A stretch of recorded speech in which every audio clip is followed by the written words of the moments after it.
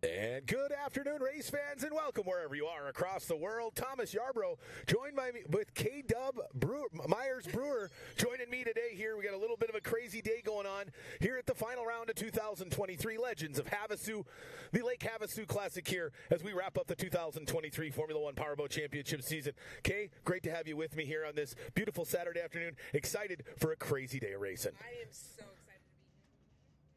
Been ideal all day yesterday, not so much. Yeah, not so much for tomorrow. We've actually got to put a whole program into one day. So we're going to start things off with, please, ladies and gentlemen, if you could please rise, remove your hats for the playing of our national anthem.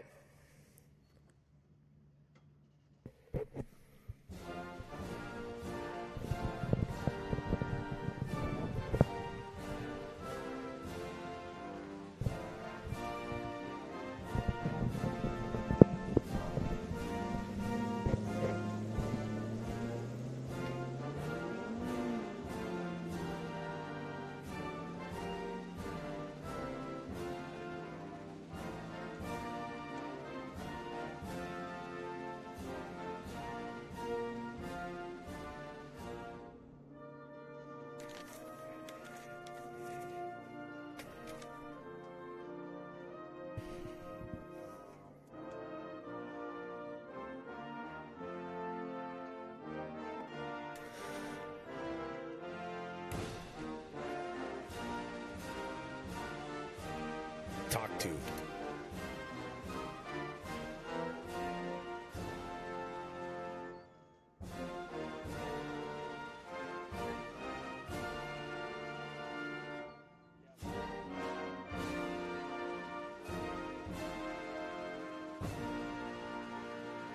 All right, Tim Siebold, fearless leader of the Formula One Powerboat Championship Series, behind the F1 Race Ride Experience. They're brought to you by Barnett Custom Marine. Barnett Custom Marine, a great sponsor here locally at the 2023 Lake Havasu Classic, here, a part of Legends of Havasu. Barrett Custom Marine, one of Havasu's premier Mercury high-performance dealers. Mercury Racing Outboards and Stern Drive, Teague and Ilmore High Performance Service Center. They do service, custom rigging, and performance upgrades. Check them out right here in Lake Havasu City, Barrett Custom Marine. Well, Kay, it's going to be a jammed day of racing. Like we said, only one day of racing. Sunday program cut from the weekend of racing due to 35 to 60 mile-an-hour winds here. Going to hit Lake Havasu tomorrow. Exactly, but you know what? Action-packed all day long. It's going to make for a fun and interesting day. We're going to have all the heat finals and the finals later on this afternoon. Thomas, check out the water conditions we've got going on right now. Yeah, I mean, it's perfect out here today. If we could have somehow mirrored today into yesterday, we would have a lot less of a chaotic day. As you mentioned, yes, we're going to run we're going to run two heats today as well as a final in every class. Normally we run 3 heats in Formula Lights and Formula One and 4 heats in Formula Lights. So we've got a lot going on here, but, you know, first, right, with a chaotic day, we've got a lot going on. I want to make sure that everybody is safe, and I want to bring in our chaplain. He's been with us for since the inception of the Formula One Powerboat Championship Series. He's been a powerboat racing chaplain for the better part of 3 decades now.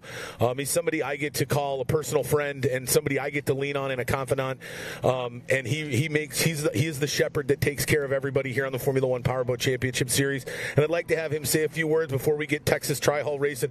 So I'm going to turn things over now to Mr. Laurie Vidal. Well, thank you, Tom. I appreciate it very much. It is great to hear the voice that reminds me of his dad, who did this announcing for many years, so I feel like I'm standing with his dad as well. So let's just say a word of prayer and just ask God to watch over us and keep us safe. We're going to condense this thing, and so we're going to pray for safety. Heavenly Father, we thank you so very much for the opportunity to be in this historic location where so much boat racing has taken place through the years, and so many guys have such great memories here.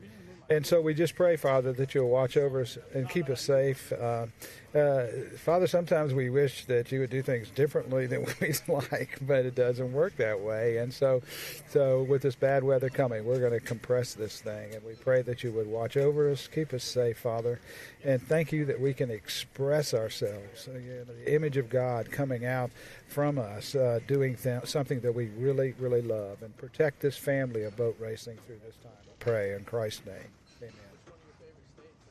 All right, thank you very much, Lori. Yes, we pray for safety for sure. A condensed day. We've got 2 qualifying heats in each class, and then a final. And with some of the qualifying that we've already seen so far, it is going to be a doozy out there, Kay. We look at Formula Lights. They came out first in their fast lap qualifiers this morning, and we had the top 4 drivers all within half a second of one another. The top 2 drivers within 6 1/1000ths of one another in those fast lap qualifiers. And we've got 3 drivers within 42 points of the series championship lead in Formula Lights. That's going to be a doozy class here coming up in just a little bit after our trials. Well, they're going to be putting it all out on the line because, as you said earlier, this is the last race of the 2023 season. They are all chasing after the same points, all want to take the top podium finish, not only here, but for the final high points. Yeah, it's going to be interesting. We got the Texas Tri-Hall in that class there. The championship already wrapped up. Defending champion, going back-to-back for the second year in a row. He's got to start a couple of heats today, which I think he's going to do, which is good. But the 17 of Neil Marsh has been a force all year long, and really the battle for Texas Tri-Hall turns to that second spot where rookie and newcomer Cole Waring, they call him, affectionately called Mullet by all his friends back home in Houston, and one of his dearest friends, the young driver who actually convinced him to get into a Tri-Hall, the 13 at Grant Schubert. We got 2 guys separated by, I think, 9 points in the season standings, fighting for those last 2 spots on the podium. Going to be a fun weekend in Tri-Hall, as it always is with bumper boats at 65 miles an hour. My first time ever experiencing them live was here 2 years ago, and I just watched this in awe with how they could not only get around the course but survive a full heat. They're running over each other, and you can see they're starting to make their way out onto the water. My fan favorite out there is going to be Scary Jerry Rinker. Unfortunately, yesterday blew a motor. Had to do some work last night. Came out this morning for testing. Got it all broken in, and that's going to be the one I'm going to be watching. Scary Jerry in the number 10. Yeah, obviously a legend in the sport. Yes. I mean, he's 80 years young, right? And he's out there, and it looks like we're about ready to rock and roll here in Tri-Halls. Yeah, and you look at that Tri-Hall lineup, on the inside of row 1, that's the 37 Sylvan Pontoon sponsored Mason Rinker. Stupid fast. Yes. Can't keep the darn thing running, right? But he's on the inside of row 1. On the outside of row 1, we got the 13 at Grant Schubert. He's in that JH Performance Hertz audio, that 4-stroke Mercury on the back. Fast but wild and tough in the corners, right? On the inside of row 2, there's the man fighting in second. So 69 of Cole Mullet Waring in row 2 behind the 13 at Grant Schubert. How fortuitous when drawing for starting order that the young 13 at Grant Schubert, who's chasing his best friend, gets to start a row ahead of him there on the outside of row 1 as we see them coming across the view here. Again, if wherever you are across the world, thanks for joining us here on our YouTube channel as we bring you the 2023 Legends of Havasu Lake Havasu Classic here, the final round of the 2023 Formula One Powerboat Championship season. Condensed schedule, 2 heats in a final today, no racing tomorrow, 60-mile-an-hour winds. Okay, you like Scary Jerry here in Heat 1. Yep. You know what? I think... Who's going to be yours? I like the 37. I think Mason Rinker's going to have one. He's due, and we'll see what happens. But it's Tri-Halls. You get them 5-6 wide in the corner. They wad each other up, and anything can happen, right? Exactly. Another one to watch out for is going to be, like you just said, our ringleader, Neil Marsh, and that blue and orange. But you know what? Jet Ski Jared is going to lead him off. Here we go. Yeah, he pulls them off, and they drop the flag, and we're underway. We are in racing action here with the 13 of Schubert. Oh, look how he goes way high. All right there on the start, side by side with the 37 of Mason Rinker. Always exciting with the 13 of Grant Schubert behind the wheel, okay? Grant Schubert just brought all of these boats out onto the course with the JH Performance, and he is going to start chasing them down, but come right through the pack. There's that number 17 of Neil Marsh. Yes, Neil Marsh working his way wide to the outside there. We see on the camera he's looking to get by the 52 of Tanner Rinker. That's a McLean Trailers. Another one of that Rinker clan, 3 deep here in Texas Tri-Hall. But there's our leader, the 37 of Mason Rinker. I've said that yellow machine has been fast all season long with that Sylvan Pontoon sponsor, but he just can't finish. So can he hang on? The 13 of Grant Schubert right up. Look at that overhead drone shot. The 17 of Neil Marsh would have moved down tight to the inside, and he picks up 2 more spots, sweeping away wide to the outside. He moves his way up into third. K, what a move there by the 17 of Neil Marsh. You know what I love about Neil Marsh is Neil Marsh comes here with his whole fan. You can hear them for miles with that turn. Straight out of Hemlock, baby. And they started to wad up. There goes the buoys. Yeah, they get wadded up down there. It looks like the 52.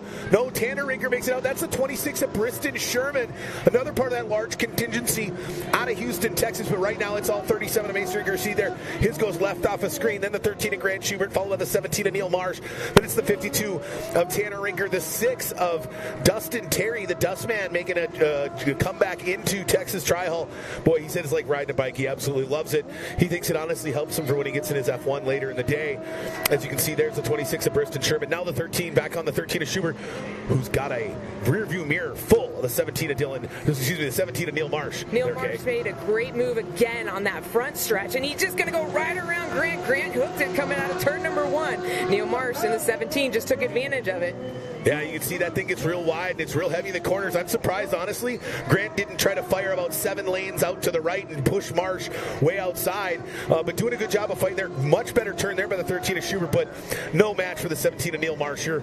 As long as he, I think, finishes this heat in the top 5, he will secure the championship, and he can put it on the trailer for the rest of the day if he so chooses. I don't suspect he will, but hard-earned, well-fought, and well-earned season championship so far for the 17, but can he bring home that hardware in the final race to kind of put the icing on the cake, right? Our leader is right now that bright yellow 37 driven by young Mason, but little does he know that now that Neil Marsh has finally made his way around Grant Schubert, he's got his eyes on that bright yellow 37. Absolutely. Most of these guys put one rear view or side mirror on the roll cage so they can see her on the front dash, and I guarantee you he can see that yellow and orange trim Texas Tri-Hall with the number 17 on the side breathing down his neck, and he knows he's got to make good lines. Looks like we lost our buoy down there at the north end of the course. It didn't even, not only did it get taken out, it got completely flattened. Oh, look how Briston Sherman almost blows it over, trying to stay on the lead lap. We see the 37 of Mason Rinker here. Then goes behind the 26 of Briston Sherman was just off camera, but he almost completely blew this Tri-Hole over. Look how rough this big body of water is getting here in the Texas Tri-Hole class. And it's only going to get worse as these start to go one more lap at a time, and you're going to see the leader, Mason Rinker, is going to be chased down. Here comes Grant Schubert real quick, but right in the middle, Neil Marsh in the 17. Yeah, but I don't think he's going to make it. Not enough time. Ladies and gentlemen, taking qualifying heat number 1 in that big yellow Sylvan Pontoons machine, number 37 out of Houston, Texas, Mason Rinker. Followed by the 17 of Neil Marsh. That might help him secure that high point championship. Absolutely, and wrapping out the top 3 here, the first of 2 qualifying heats in Texas Tri-Hall in that JH Performance Hertz Audio machine out of Richmond, Texas, the 13 of Grant Schubert.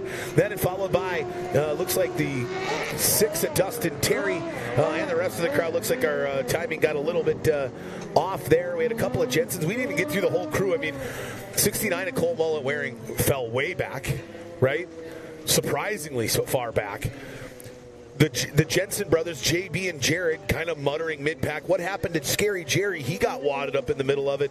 Boy, those top 3 really separated themselves from the rest of the field there in that opening heat. Like I said, Jerry blew up his number 1 motor yesterday. He's been working so hard to get his grandsons out under the lead, and I think he's giving them all the good motors, all the good props, everything. But, it's so much fun to see him out there. 80 years young, as you said, out here with these Texas not even going out in some easy class. These Tri-Halls really get beat up. Well, you have those moments in life where you know that you probably shouldn't throw somebody under the bus, but then you realize that they're your sibling. Yeah.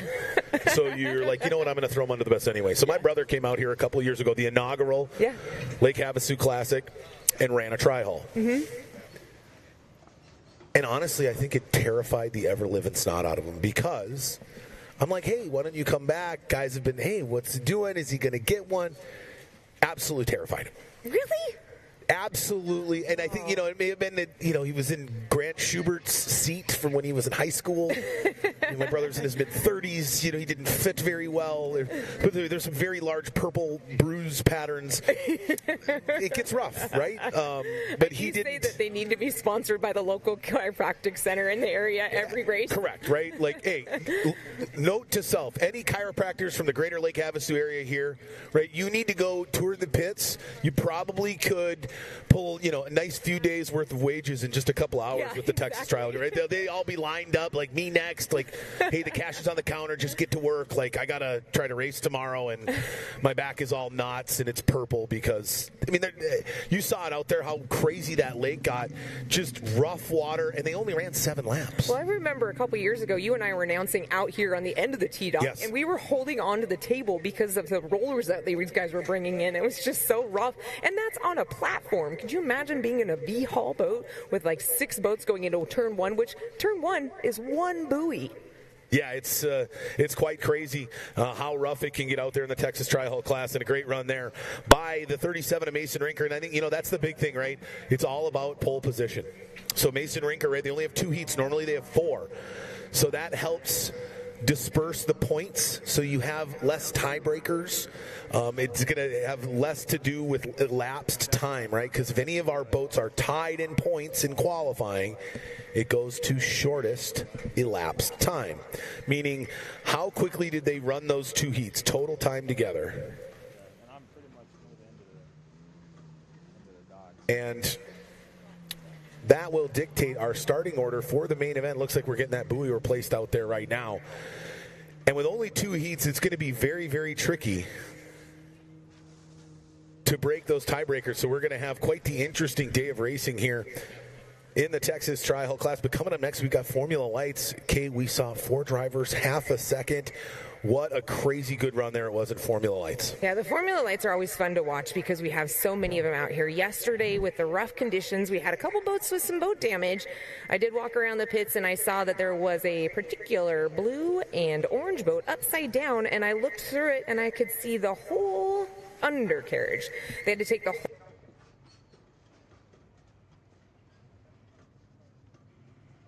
45. Well, welcome to 45, Nick. Unfortunately, hit a hole yesterday and completely destroyed the transom. I said, hey, what are you going to do? He says, I'm a boat racer. I'll figure it out. So we put a steel plate back there, threw that motor back onto the back. I saw him out here this morning for qualifying and for testing. So Nick Hoot, one of our rookie drivers in the Formula Lights, it's going to be fun to see him out there, and there's going to be a couple other Formula Lights you're going to want to keep an eye out. And we were talking about it earlier. I met some of our local fans over here from Canada. We got drivers later on this afternoon in the Formulas and the Formula Ones all the way up from Canada. You're going to see drivers out here on the shores and out on the lake of Lake Havasu from anywhere from Ontario, Canada, Florida, Texas, Michigan, California. Drivers come from across the United States and Canada to be able to race here for the 3rd Lake Havasu Legends of Havasu. We're all excited to have all of our fans and all of our sponsors. If you want to be a sponsor for 2024, make sure you reach out to us on our Facebook. We would love to have you as one of our sponsors. Yeah, check us out also at Formula One Powerboat Championship.com. Our great sponsors we've got so far right now. The great folks at Mercury Racing, committed to the pursuit of wide open, accept no boundaries, and accept no compromise. JH Performance Boats, custom handcrafted shallow water bay boats built with the highest quality materials. Kicker Marine Audio, the official series audio partner of the Formula One Powerboat Championship. Kicker Marine Audio produces real marine audio components, meticulously designed, engineered, and built with durability to withstand the harsh marine environment and the power to be heard with clarity, even in an open-air environment like an Formula One Powerboat Championship race. VP Racing Fuels, been the fuel choice of champions for decades. Now you can benefit from VP's expanded line of performance additives for your boat, daily driver, or weekend warrior. VP Racing Fuels, the official fuel of the Formula One Powerboat Championship Series. Racing Communications, their radios for racing. Seabolt Sports, world champion powerboat racing since 1939. Moto Marketing Group. Moto Marketing Group provides award-winning advertising and strategic marketing solutions to any size company or team with one-on-one service and consulting. Moto Marketing Group excels in racing and sports marketing, advertising, and design, and they have the track record to prove it. From boats to cars and motorcycles, if it has an engine, they can make it scream. Seaway Marine, your one-stop dealership for current and vintage outboard and stern drive parts. They specialize in hard-to-find and no longer available new old stock for Johnson, Evinrude, Yamaha, Gale, Mercury, Force, and Chrysler outboard motors, as well as OMC Mercruiser and Volvo stern drive and engine parts for Chris Craft. The Johnson and Evinrude distributor, located in Seattle, Washington, but will ship parts wherever you are across North America. Check them out at SeawayMarine.com. NXL Sports, the official apparel provider of the Formula One Powerboat Championship Series. Your passion drives us to excel. Well, okay, we've got the Formula Lights coming up here. Again, you were talking a little bit about that, and I apologize. I had to step away and work on some technical stuff in the background. But, boy, the last race we saw, the 21 of Jose Mendana, I mean, absolutely school the 35 of Schmierbach, which doesn't happen very often anymore. But if somebody's going to do it, it's going to be the 21 of Jose Mendana Jr. I mean, he's a veteran in his own right, multi-time world and national. I think he's got 3 worlds, 4 national titles. So he's definitely been there, done that more than once. But the wild card is the 14 of Tyler Peterson. This kid's in a Formula 4 Danish-built Molegard hull. It was built for a 4-stroke, 60-horse race motor. A lot heavier, so the boat's really light. Mm-hmm. You put that 2-cylinder, right, 45 cubic inch OMC on the back that weighs like as much as a football, or maybe something that's a little bit more familiar to you, weighs about as much as a stock outboard motor. Yes, it'd be a Johnson or an Evander. Right. Yeah. You put it on the back and that thing is fast. Yeah. But it's got a big tunnel, so it can handle rough water, right? It really can take a little bit more of a beating than some of the other Formula Lights. And I'm wondering, is that going to be the edge, right? The equalizer that young gun needs to get him on level with guys like Schmierbach and Mendana, right? Well, it does take a combination of all that, but you've got to also put in factor. You've got a lot of experience in the seat of Mendana. You've also got Schmierbach back there who runs tons of races throughout the season.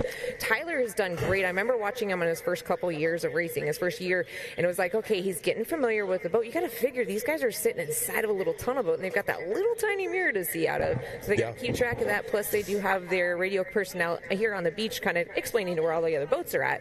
So it's not like when you're sitting out here and I see all of these lovely pleasure boats where you're in an open cockpit and you can just kind of look around. These guys have very little visual to be able to see. Yeah, you're very tight in there. You've got a very small window of vision. You've got to rely heavily on your spotters, right? Your crew chiefs to really give you a lot of information out there. They're going to be running essentially a 4-pin, but it's more like a big 3-pin course for the Formula Lights class.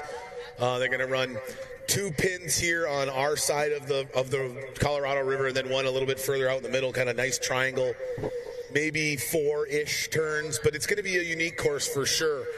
And it's all going to be, how choppy does it get? We saw tri-hulls get really choppy, but that's a tri-hull, right? Yeah.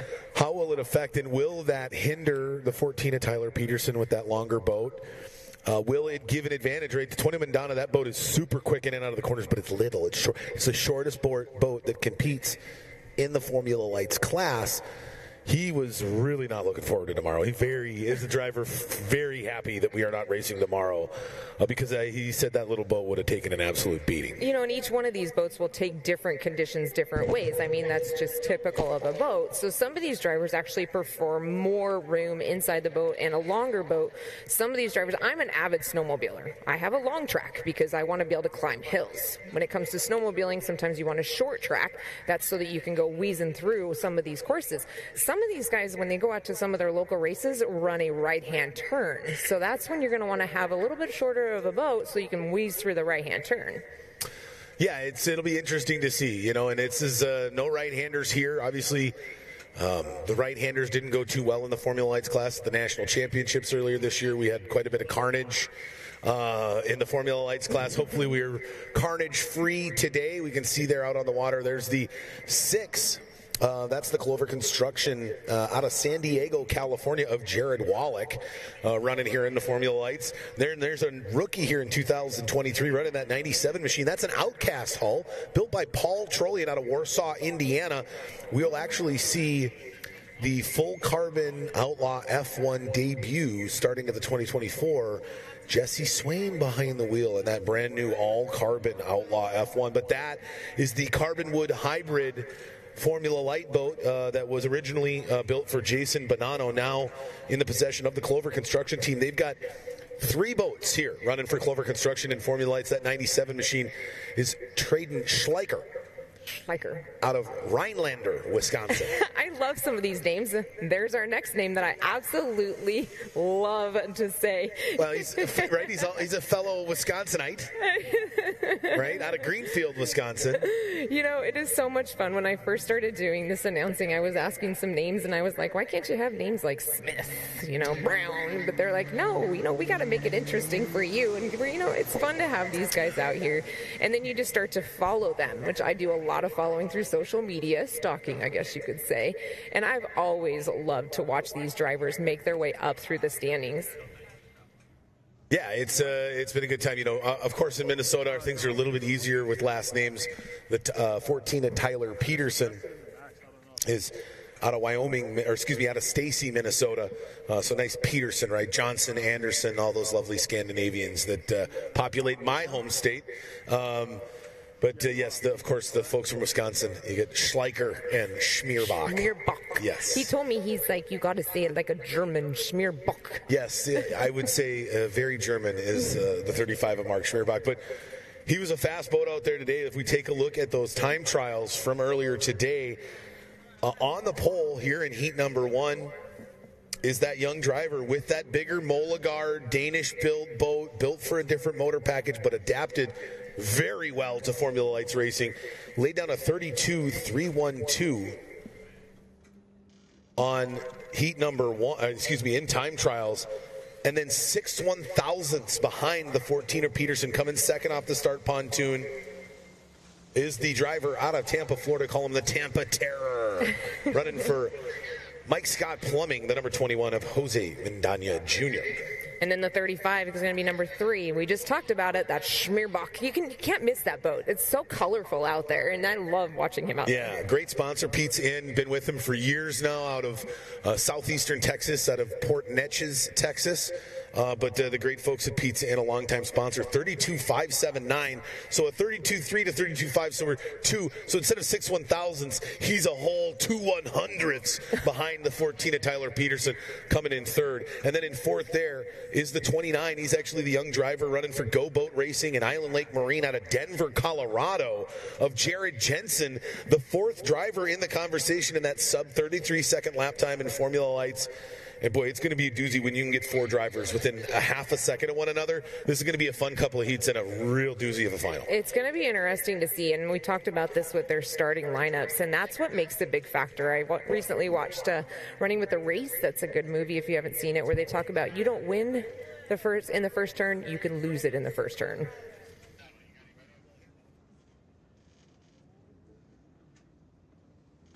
And now while we wait for the Formula Lights to get ready here, for those of you here live at the Nautical Beachfront Resort or wherever you are in Lake Havasu, pull out your smartphone, hop onto YouTube, check out Formula One Powerboat Championship. We've got an amazing highlight reel from round 3 of the 2023 Formula One Powerboat Championship Series that happened over Labor Day weekend in Grove, Oklahoma. Let's take a look at some unbelievable highlights from that Texas Tri-Hull class, who we just saw a doozy of a Heat 1 here at the Lake Havasu Classic.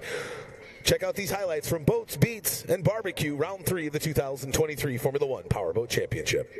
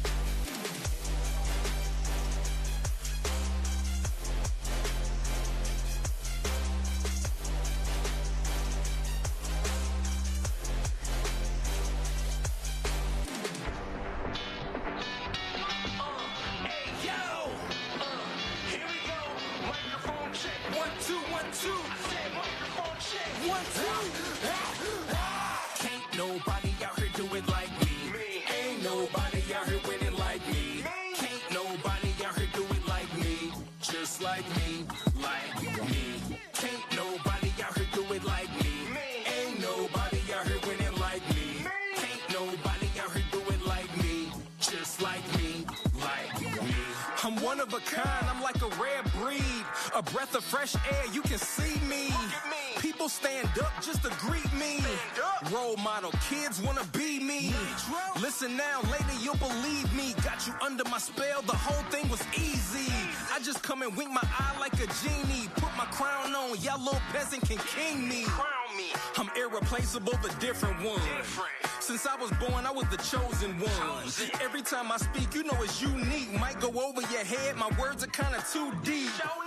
Man, I'm wise like an eyelid, summa cum laude, I graduated from college. Man, you a fool if you doubt this. Act like you know I'm the one that's about this. King me. King me.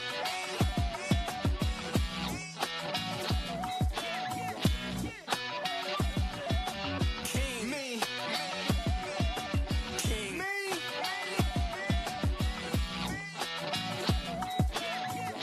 I do what I want, call me a prima donna, a capitalist, you know I'm about $1. I did it my way, no apologies, marching to my own beat, they still wanna follow me. Diamond in the rough, I'm a future star, but envy is a mother, they'll shoot your car.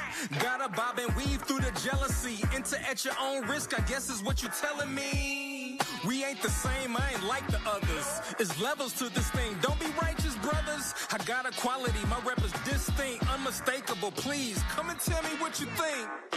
Never mind, I know I'm hot dog. Y'all need to catch up, I'm about to pop y'all. Certified rock star, chain around my neck, middle finger to the cop car. Bitch, ain't nobody out here do it like me. Ain't nobody out here winning like me. Can't nobody out here do it like me, just like me, like me. Can't nobody out here do it like me. Ain't nobody out here winning like me. Can't nobody out here do it like me, just like me, like me. Who want the smoke? Who want the smoke? Who want the smoke? Yeah, I wait. I'm still waiting. Nobody, nobody, nobody do it like me. Nobody.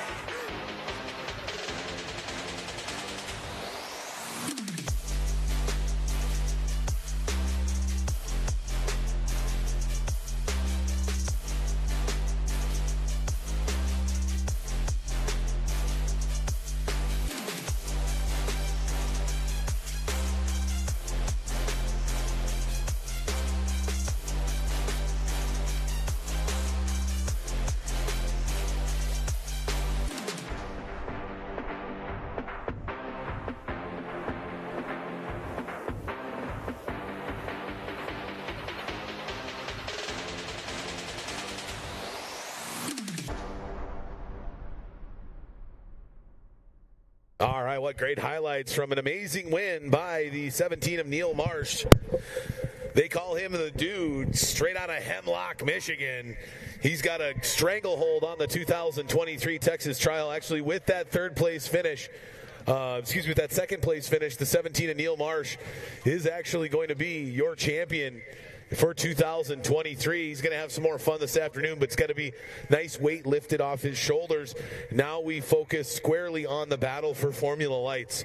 We've got the 21 of Jose Mendaña Jr., 3 points behind the 35 of Mark Schmierbach and the 14 of Tyler Peterson. Nipping on his heels, just 39 points behind the 21 of Jose Mendaña Jr. We could see a huge shakeup in that top 3. And we've got the 29 of Jared Jensen, who clearly showed speed-wise. He's right up there, could play spoiler. You know, and I saw Tyler out here just a couple times this morning when we were doing the test trials and when we were doing qualifying. And it's like, well, you would think he'd want to take advantage of getting to know this course because he's got fierce competition when he's going to be out there racing against Schmierbach. So it should be interesting to see what happens. Another one to keep an eye on is that bright green 24 driven by Shelby Love. Yeah, first time behind that boat, but a pedigree champion boat, right? That was her father's boat. Yep. Before it got sold off to another driver. They were able to acquire it back after a pretty rough go of the Nationals at Springfield. You were there, Kay. Yep. She took some some pretty nasty damage on the combing boards and into the back of the cockpit. If it weren't be for the fact that she's got a lot of room inside that cockpit, she could have been seriously hurt. So glad she got out okay, but they had to, that hull went to the scrap heap. Yes. That boat was retired. Yes. She's in this brand new boat, but I mean, when the 24 of Spencer Love, defending Formula One champion, was running that in Formula Lights, I mean, nobody could touch him. He was stupid fast. You know, and Spencer Love has a lot of background when it comes to the 45. Been racing them for years, and it's been fun to watch him just basically hand over the steering wheel of the 45 to his young daughter, Miss Shelby. And, you know, she's our lone female driver this weekend, and she's got a lot to prove, but she does a great job. A tough girl, a fierce driver. All right, here we go. We're coming up on the test flag.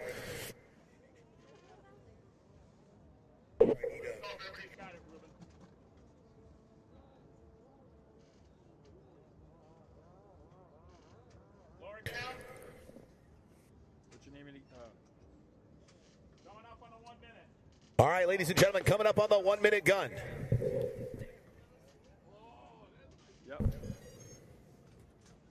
Oh, 1 minute, drivers, 1 minute. On the pole here in Formula Lights, the 14 of Tyler Peterson. Can he run his way to the top of the championship point standings with a win here in heat number 1? 50 seconds, drivers, 50 seconds. Excuse me, or will it be the 21 of Mendana, who's sitting in second in the season point standings? Can he come off the beach screaming fast and take that Mike Scott plumbing machine to the top here in heat number 1? 40 seconds, drivers, 40 seconds. Or will the 35 of Mark Schmierbach get off the Schneid from Grove, Oklahoma, and come here to Lake Havasu City and start things off wrapping the right way, winning heat 1 and wrapping up his back-to-back titles? 30 seconds, drivers, 30 seconds. Or will the 24 of Shelby Love, the 6 of Jared Wallach, or the 29 of Jared Jensen play spoiler? Here we go, heat 1 of 2, Formula Lights, 20 seconds, drivers, you're under starters orders. He drops the flag. And they come roaring off the beach there. Night jump by the 14 of Peterson, 21 of Mendana. Look at, they are all over each other. Kate deck to deck coming through the middle of the course. Jose looked like he jumped right on the deck of Tyler. Going to some paint swapping right off the bat. Schmierbach right on the outside. 3 wide going into turn number 2 as they make their way down the backstretch. Tyler's got that inside lane. Can he hold it, or will Mendana jump on the inside? Oh, Mendana goes wide to the outside of the 14 of Peterson. Peterson pushes him 3 lanes to the outside. That's good for Schmierbach. He's got a ton of speed, and we got a drag race down the front straight. Here we go. Lap 1 of this 4 minutes plus 1 lap.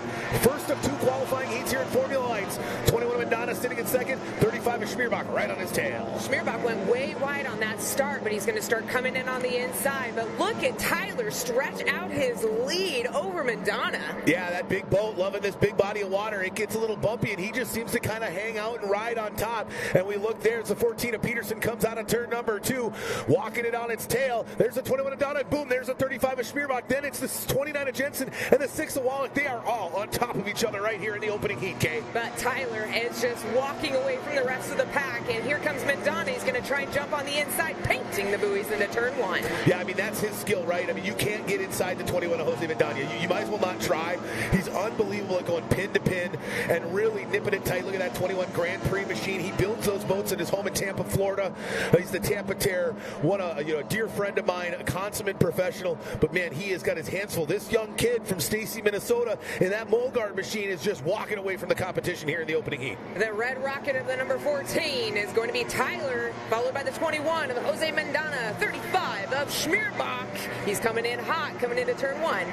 And there's 14 of Peterson sweeps wide. There's 21 off of him. Now here comes the 35 of Schmierbach, but Schmierbach better watch out because the 29 of Jared Jensen and the 6 of Jared Wallach are all over on the backside of him. We've got 5 boats within a quarter lap of one another here in this opening of 2 qualifying heats. Only one day here in Lake Havasu due to some unprecedented high winds in excess of 60 miles an hour tomorrow. We are jamming our entire race in today's Saturday action. There's the 21 of Mendana, the 35 of Schmierbach, and then look at the 29 of Jensen. He is not going quietly.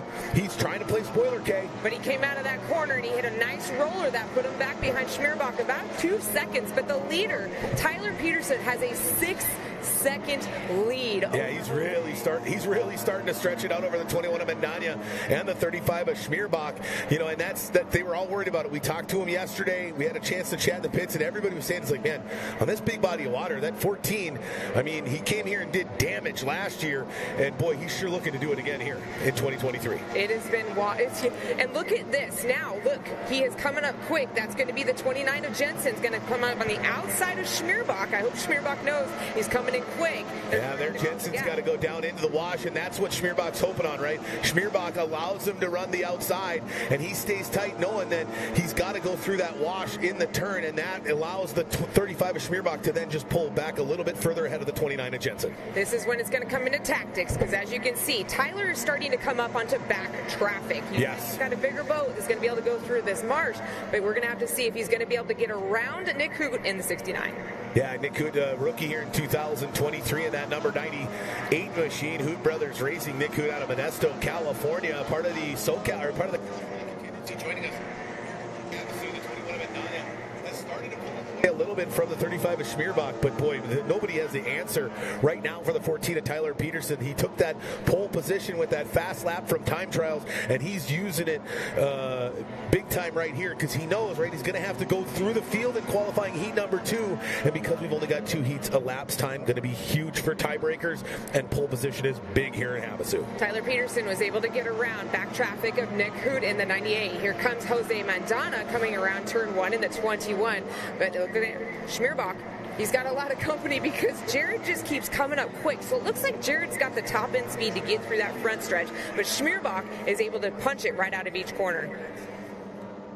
Yeah, we see that we pick up on the 29 of Jensen after keeping an eye on the 21 of Mandani, who's kind of just settled in that second spot. There's the 29 of Jared Jensen. This is a young driver out of Denver, Colorado, running for Go Boat Racing there. You see the 35 of Schmierbach right out in front of him. Jensen moving wide to the outside, trying to push the KG veteran out of Greenfield, Wisconsin, running for Pizza Inn, and the 35 of Schmierbach all over the course. As Schmierbach, we're going to see now trying to catch up to the 21 of Mandana as they all go in and out of turns 1 and 2. There's the white flag is out. Go fast. Turn left just a couple more times.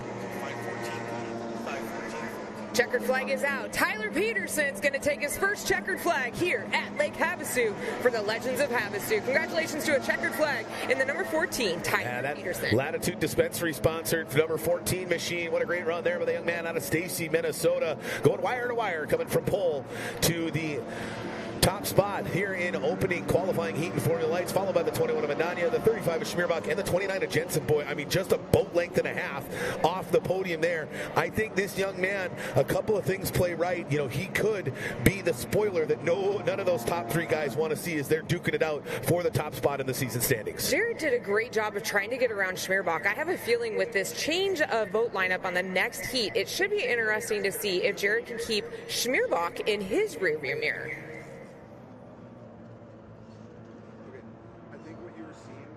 As they come back around, it looks like some of the guys didn't get the memo there. The race was over. They were just so intensely focused on not allowing any of the drivers behind them or catching the guy in front of them. We saw the 21 of Adania, the 35 of Schmierbach, and the 29 of Jensen run an extra lap.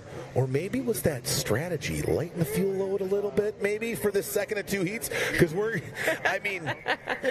I've had my fair share of my boat racing years of having strategy, after the race and giving them a nice little cool down, Right, yeah, wash a guy down, hose down that motor, it maybe doesn't start in heat number 2. And that's the thing here, right? We're doing like we always do on the Formula One Powerboat Championship season. We flip that script. First goes to worst goes to first. So now the 14 of Tyler Peterson's going to start last on the start dock as we do back-to-back Formula Lights heats. So these guys had to fuel up for 2 qualifying heats as they're doing them back-to-back right now. Can the 14 of Tyler Peterson run all the way through the class? That's going to be tough because, like we saw, the 6 of Wallach, the 29 of Jensen in 4th and 5th place were nipping on the heels of the guys that finished in the top 3. And I don't think they're going to go quietly into the night. I don't think so either. And, and Tyler had a really good jump off the beach on that first heat. Now, of course, on the inside. So he was able to just walk away in clear water and let everybody else start to battle it out behind him. Now he's going to have to try and battle his way through the rest of the field. And I'm going to keep an eye on that Jared Jensen in the 29. That would be the orange and gray boat that you see floating out there. He's going to be right in the middle of the pack once again. And I want to see if he can get his way around the 35 of Schmierbach, because Schmierbach, like you said, always collecting checkered flags one after another. I'm not sure if he realizes it, but some of these young kids are out to get him. No, reason HDMI. Okay. Whatever reason the fiber wasn't working, so I just sent it over NDI and all right. Called it a day. So, cool. Yeah, so it's going to be very interesting. especially with some of those back markers and having to work your way through them. I think it's one of the unique things that it's funny. We don't. I guess they haven't adopted it fully the way we do, where there's qualifying heats and you got a reverse order. But we're starting to see other boat racing series across the world adopt some of the tactics and racing strategy that we employ here on the Formula One Powerboat Championship Series. And it's great to see, because I think what we do really brings out the best pedigree. And the cream really does rise to the top, because you can't just be fast, right? I mean, a guy with a big wallet, we all know in any type of racing, right? Somebody with a deep wallet can be fast. They can be, but they also have to have those driver skills inside of the cockpit. You can hire the fastest driver out there. I've seen it before. We've got a couple of them that are in here. Yeah, for sure. I was talking about that earlier. But, it's going to take a whole package. It takes a prop. It takes a fast boat. It takes a good driver and one heck of a crew. Right. That's where a lot of it comes from, and I see that. I love to see how these drivers appreciate their crew every single day, giving them everything that they've got out on the course and rewarding them for all their hard work. Yeah, absolutely. And I think that team aspect, right, that cohesion that you need in that unit for everything to work like a well-oiled machine, to be the guy who can not only qualify fast, not only can win from a top 1 or 2 or 3 spot on the start grid, but can then also take 3rd or 4th, running through a field of 15 tough drivers, starting last. Yeah. Right? You see the guys who, okay, he's got a fast boat, but he doesn't have a great boat yet, because he gets back right into, he starts 14th and finishes 9th. Yeah. And you're like, okay, so you got a fast boat, not a great boat. The guy who's got a great boat will start last, and he'll get up to 4th or 5th because he's got it rolling, right? He's locked in that weekend. And I think we've got so many of those guys. Because of the format we've had for so many years, it really forces them to be great in all aspects of their repertoire, right? Of their driving, turning, traffic, overtaking, right? Playing defense when you're out in front, all those sorts of things. Learning a new boat. Yeah, they have to get used to all that stuff, right? I mean, look at 52 of Chris Rinker. He breaks his boat in half. Next heat's the finals. He's like, yep, in the backup boat, let's go. Yeah. And that's a tough thing to do. In very few racing sports do you see teams have the ability to transfer from one to another that quickly, and that's why we do a lot of that stuff, is we want to reward the team. Yes. Not just a driver, and not just somebody who maybe can go buy a fast boat. Yeah, exactly. And you see that on the podium. There's an example of it. You see all these drivers come up for their awards, and they're like, hey, I want my team up here. I want to give them that reward. Yeah, it looks like we were waiting just on the last couple to get lined up here on the start pontoon. There we see our great drone shots from overhead. There we are hanging out in all those tents on that big wooden deck. So the Nautical Beachfront Resort going to go under a transformation this winter. Brand new bar and restaurant, outdoor patio, bar, outdoor deck, docking, all going to be done this winter here at the Nautical Beachfront Resort for 2024. We're going to be very excited how great that's going to be with all these new amenities here at this beautiful Nautical Beachfront Resort. It's been a great host for 3 years, a part of a much larger event this year, Legends of Havasu. We had Brett Michaels last night with Dee Snider from Twisted Sister and Rome from Sublime hanging out with Brett Michaels, and I bet you that was a heck of a show. Unfortunately, I was locked in my room editing videos, getting prepared for today, and good thing I got them all done last night. Yes. Because there is no tomorrow, so we can hopefully use all that great footage today. Had some great conversations with drivers in a little bit more of an intimate setting, one-on-one, to get their insights into this weekend as we get crown champions here in all 3 of our classes. All right, and one of those that I had a chance to sit down with was the 21 of Jose Mendaña Jr. You can check this out on our YouTube page at Formula One Powerboat Championship. Check out this one-on-one interview I had with the 21 of Jose Mendaña Jr.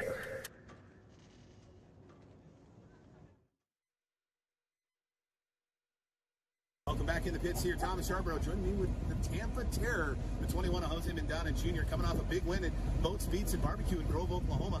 3 points off the lead here for the season point standing. So I figured first thing you're going to do is go chop Mark in the first corner, take him out, so you can take home that title, huh?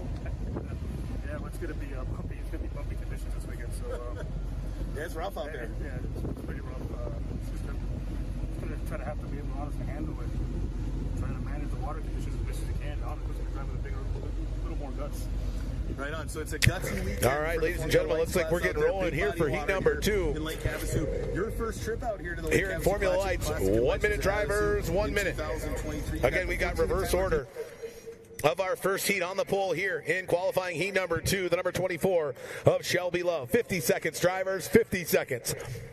Coming second off the start pontoon, another part of that Clover construction team, the number 6 of Jared Wallach. 40 seconds, drivers, 40 seconds. Then third off the dock is the 29 of Jared Jensen. Then the 35 of Mark Schmierbach, the 21 of Jose Mendana, the 14 of Tyler Peterson. 30 seconds, drivers, 30 seconds. And then our 2 rookies, the 98 of Nick Hoot and the 97 of Tridon Schleicher, moving to the back of the grid here for qualifying heat number 2. Let's set our main event for Formula Light starting grid with qualifying heat number 2. 20 seconds, drivers, you're under starter's orders. He drops the flag. What a quick jump there by our flag man. Fast. Look at Tyler right off the beach, right smack dab in the middle. He is going to be taking it out quick, but here comes Miss Shelby Love on the inside, and that's Clover Construction, number 24. Yeah, it looks like the 6 of Wallach has to lay off the gas. Shelby Love lays it off. Now watch out. Here comes the 29 of Jensen. He's going to go side by side with the 21 of Mendana and the 35 of Schmierbach and the 14 of Peterson on his outside hip as they go 4 wide into the corner. Oh, Peterson just gets doused by the 21 of Mendana, but great avoidance there. He didn't run into the 35 of Schmierbach. Looks like he tried to jump on the inside, and all of a sudden Schmierbach was right there. But Jared Jensen, like I said, I told you earlier, it's going to be one to watch. That's that orange and gray 29. Jose Mendana right on his inside hip. Tyler Peterson, looks like Wallach's going to have to go way wide. Look at Shelby Love in with the boys. And yeah, she's hanging tough there in fourth, trying to hold her teammate at bay. The 6 of Jared Wallach with the 14 of Peterson, the 21 of Mendana, the 29 of Jensen now in an absolute dogfight. Look at Mendana just shot the 14 of Peterson. He's like, listen, young man, I'm going to teach you a thing or two here in heat number 2. I am going to walk you all over the course. He's going to be so tired by the end of this 4 minutes plus 1 lap Formula Light's qualifying heat. He's going to think he ran a marathon. And watching these two go back and forth, and he keeps jumping up on the back of his rooster tail, trying to get around Jose Mendana. But where did Schmierbach go? He dropped way back, and once again, going to drop back in about 6th position. Not something you usually see. But Jared Jensen, the 29, our leader. But the fight continues for second and third as Tyler jumps on the inside of Carlos Mendana. All right, the 21 of Jose Mendana Jr. hanging on to second place and holding off the 14 of Tyler Peterson. There you see the distance. Our leader, the 29 of Jared Wallach. You're right, the 35 of Mark Schmierbach is back in 7th position. Something is definitely wrong, and the door is open, Kay. Ladies and gentlemen, the door has just been opened. The 35 of Mark Schmierbach is mired way back in second to last place as the 29 of Jared Jensen is cruising through that clean water, and the 14 of Peterson and the 21 of Mendana continue to slug it out for second and third. And we got now a move by the 6 of Wallach on the 24 of Love. Tyler Peterson a couple times tried to jump on the inside of Carlos, but then Carlos would slam the door. So on this last heat, or this last lap, you'll see that he went on the outside trying to find some clear water. Is he going to do it again? Once again, sits right on the outside rooster tail. And look at the fight we have going back here with Miss Shelby Love of Clover Construction in the 24. Yeah, and the 97 of Tridon Schleicher, they're going side by side. Oh, she goes tight down to the inside, trying to go short way around the course. She got a little squirrely on the other end. The 6 of Jared Wallach was able to get by her, but now they go through the backside turn number 2, and it looks like that 97 Outcast haul with Tridon Schleicher in the behind the wheel is just too much for the 24 Love. Again, her first time in that boat, a new setup for her, and I know they were having some issues yesterday, but good battle there between those two. And there you see the 35 of Schmierbach just flash. He's behind them. What is going on with the man from Greenfield, Wisconsin? I can't remember the last time I saw him outside the top 3, even in a qualifying heat. Exactly, that's what I just said. It was like, okay, maybe the rough water, he had a hard start, but we've got an issue out in the middle of the course. Tyler Peterson has gone dead in the number 14 in the middle of the course. That's going to give our second place of Jose Mendana a free ride to go chase down the 29 of Jared Jensen. Yeah, we see that there, and that's exactly what it's doing. I can guarantee you that crew chief Jose Mendana Sr., father of the 21 on Jose Mendana Jr., is leaning saying, go, go, go, get him, because he's got to lay down that fast elapsed time. He can't allow the 29 of Jared Jensen to string out a big lead here. There's the 35 of Schmierbach, who's now sitting back in sixth position. The 6 of Jared Wallach has moved up onto the podium here in qualifying heat number 2. Jared Jensen continues to roll down that front stretch as he's going to start coming up to back traffic of the 98 of Nick Hoot out of Modesto, California. But we're seeing that the 21 of Jose Mendana still taking chase, but way back from one end of the course to the other is going to be Wallach, your third place. Yeah, Wallach's quite a bit away. There's a 21 of Mendana. There we go. They see the 21 of Jose Mendana Jr. now on the backside of the course, trying to track down the 29 of Jensen. As you mentioned, Kay, trying to get by the 98 rookie of Nick Hoot. He goes through turn 2. Now you're probably going to see Hoot, and there's the 29 of Wallach, our leader, out in front, just able to get by the 98 of Nick Hoot and that Hoot Brothers racing machine as they go across the start-finish line. That's the white flag out, so go fast, turn left. Just 3 more times for the 29 of Jared Jensen. This would be his first heat win ever in that Go Boat Racing Island Lake Marine machine. What a great accomplishment for the young driver out of Denver, Colorado. And he did not get handed that very easily. He did have to fight right off of the beach all the way down that backstretch, but he's only got one more turn left to go. Is that orange and gray 29 Jared Jensen comes down to see the checkered flag. All right, as the 29 of Jensen walks it down on a turn number 4, ladies and gentlemen, winner in heat number 2 out of Denver, Colorado, running for Go Boat Racing and Island Lake Marine, number 29 Jared Jensen, followed by the 21 of Jose Mendana Jr. And rounding out the top 3 as he makes his way across turn number 3 down the front stretch is that number 6 Clover Construction machine of Jared Wallach, the young man out of San Diego, California. Well, that wraps up Formula Lights qualifying. Man, it was quick, over in a flash, just like that. And what a great day it's going to be in the Formula Lights class. We saw 2 heats, 2 different winners, and the guy who won the first heat didn't finish the second heat. Boy, that's going to stir the pot quite a bit when we shake up all of the lap times and points accumulated through these 2 qualifying heats as we get our final set for later today in Formula Lights. I'm really curious what happened because we did back-to-back. All of a sudden this morning, the whole schedule changed. I want to see inside that fuel tank. Yeah, I don't know. I mean, I really... Seen it before. Hey, let's put it this way. That boat's fast enough. Let's hope that's the problem. Yeah. I'm worried that they might have to go to a backup power head, and that could be disastrous, as you know, for any boat racer. You've got your main power head. It's your baby. You take care of it. It's dialed in. You know, all the new fluids changed in it. Everything's... gaskets. Correct. Everything's ready to go, and you've got the backup. You know, you've checked it. It's good. It's solid. Check it's the there. plugs one more time. You always have right? to check For the sure. spark plugs one more time. But it's there, but you hope not to use it, right? And exactly like you just said, if he has to change a power head, does he have to change a prop? Does he have to change something? Is there something else that was it an electrical issue? Was it a steering issue? There's so many different components that could be happening out there on the course, and unfortunately he's sitting inside that cockpit and he cannot figure out what's going on. Going to bring that back in. We're hoping that the Red Rocket of the 14 of Tyler Peterson is able to get that back out on the water later on this afternoon. Yeah, you can see him there being pushed in by jet ski Jared Whitehead, part of our great sport marine or sport rescue team, the best in the business, hands down, bar none. I think our longest diver in the water from wreck is 17 seconds, is our longest all season. The longest it has taken any diver from our rescue team to get in the water after a boat, after a wreck by one of our drivers is 17 seconds. Well, my goal is to keep jet ski Jared dry. That is my goal, is to keep him dry. I mean, he does get a little. I talked to him earlier, and he's like, "Hey, how you doing?" I go, "I envy your job right now. I'm from Seattle, where it was 35 degrees.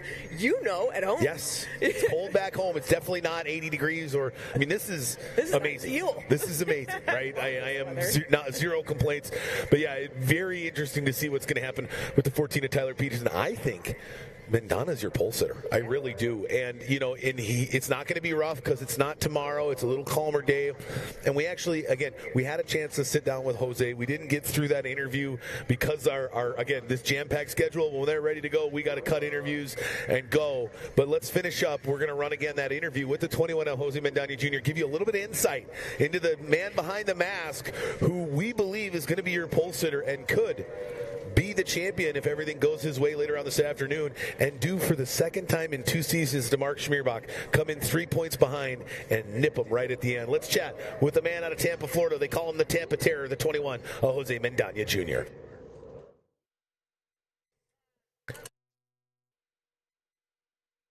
Welcome back back in the pits here. Thomas Yarborough joining me with the Tampa Terror, the 21 of Jose Mendana Jr. coming off a big win at Boats, Beats, and Barbecue in Grove, Oklahoma. 3 points off the lead here for the season point standing. So I figured, what, first thing you're going to do is go chop Mark in the first quarter, take him out, so you can take home that title, huh? Yeah, well, it's going to be bumpy. It's going to be bumpy conditions this weekend. So yeah, it's rough out there. Yeah, it's pretty rough. It's just going to try to have to be able to honestly handle it. Trying to manage the water conditions as best as you can. Honestly, driving a little more guts. Right on. So it's a gutsy weekend for the Formula Lights class out there. Big body of water here in Lake Havasu. Your first trip out here to the Lake Havasu Classic and Legends of Havasu in 2023. You got the 14 of Tyler Peterson nipping on your heels, 3 points behind the defending champion. It's got to feel good to be right there and have an opportunity to knock off one of your toughest foes that you've had in your career in the 35 of Mark Schmierbach. Yeah, it's odd. So the ironic part about this is the same situation we had in Powerboat Nationals last year. I went 3 points behind in the last race, and we nicked him by 1 point. So maybe we could see if we can do it again. But yeah, he's a hell of a competitor. I always say it's tough to beat. We beat him. We've had a really good weekend. I think we respect each other really well. We know, I think either one of us on a good day can outdo each other, but yeah, you can't count out some of these other guys here, especially Tyler in this ocean that we're racing in. Weekend, you know, we were talking to Tyler Peterson, and I told him that. I go, hey, you're 42 points back. I go, first things first. I go, take out Mendana and Schmierbach, right? And then it's smooth sailing from there. But you're right, he's going to be running hard out there, and I think that bigger boat can handle this rough water a little bit better than some of the other boats. Yeah, he'll definitely be at the advantage here. I'll probably be at the most disadvantage of my little Grand Prix, but again. Yeah, that's where the skill comes in, right? Driver in the cockpit's got to make up for it, right? Absolutely. Well, hey, you were the Miami Madman. You moved your way up to the middle part of Florida, hanging out in Central Florida now in Tampa. The Tampa Terror, looking to take home another title, add some more hardware to the trophy case back home. Jose, it's always fun hanging out with you, man. So glad you're here at Lake Havasu. Best of luck this weekend. Thank you. Jose Mendana, can he be your 2023 champion and knock off our defending champion, Mark Schmierbach? Let's find out.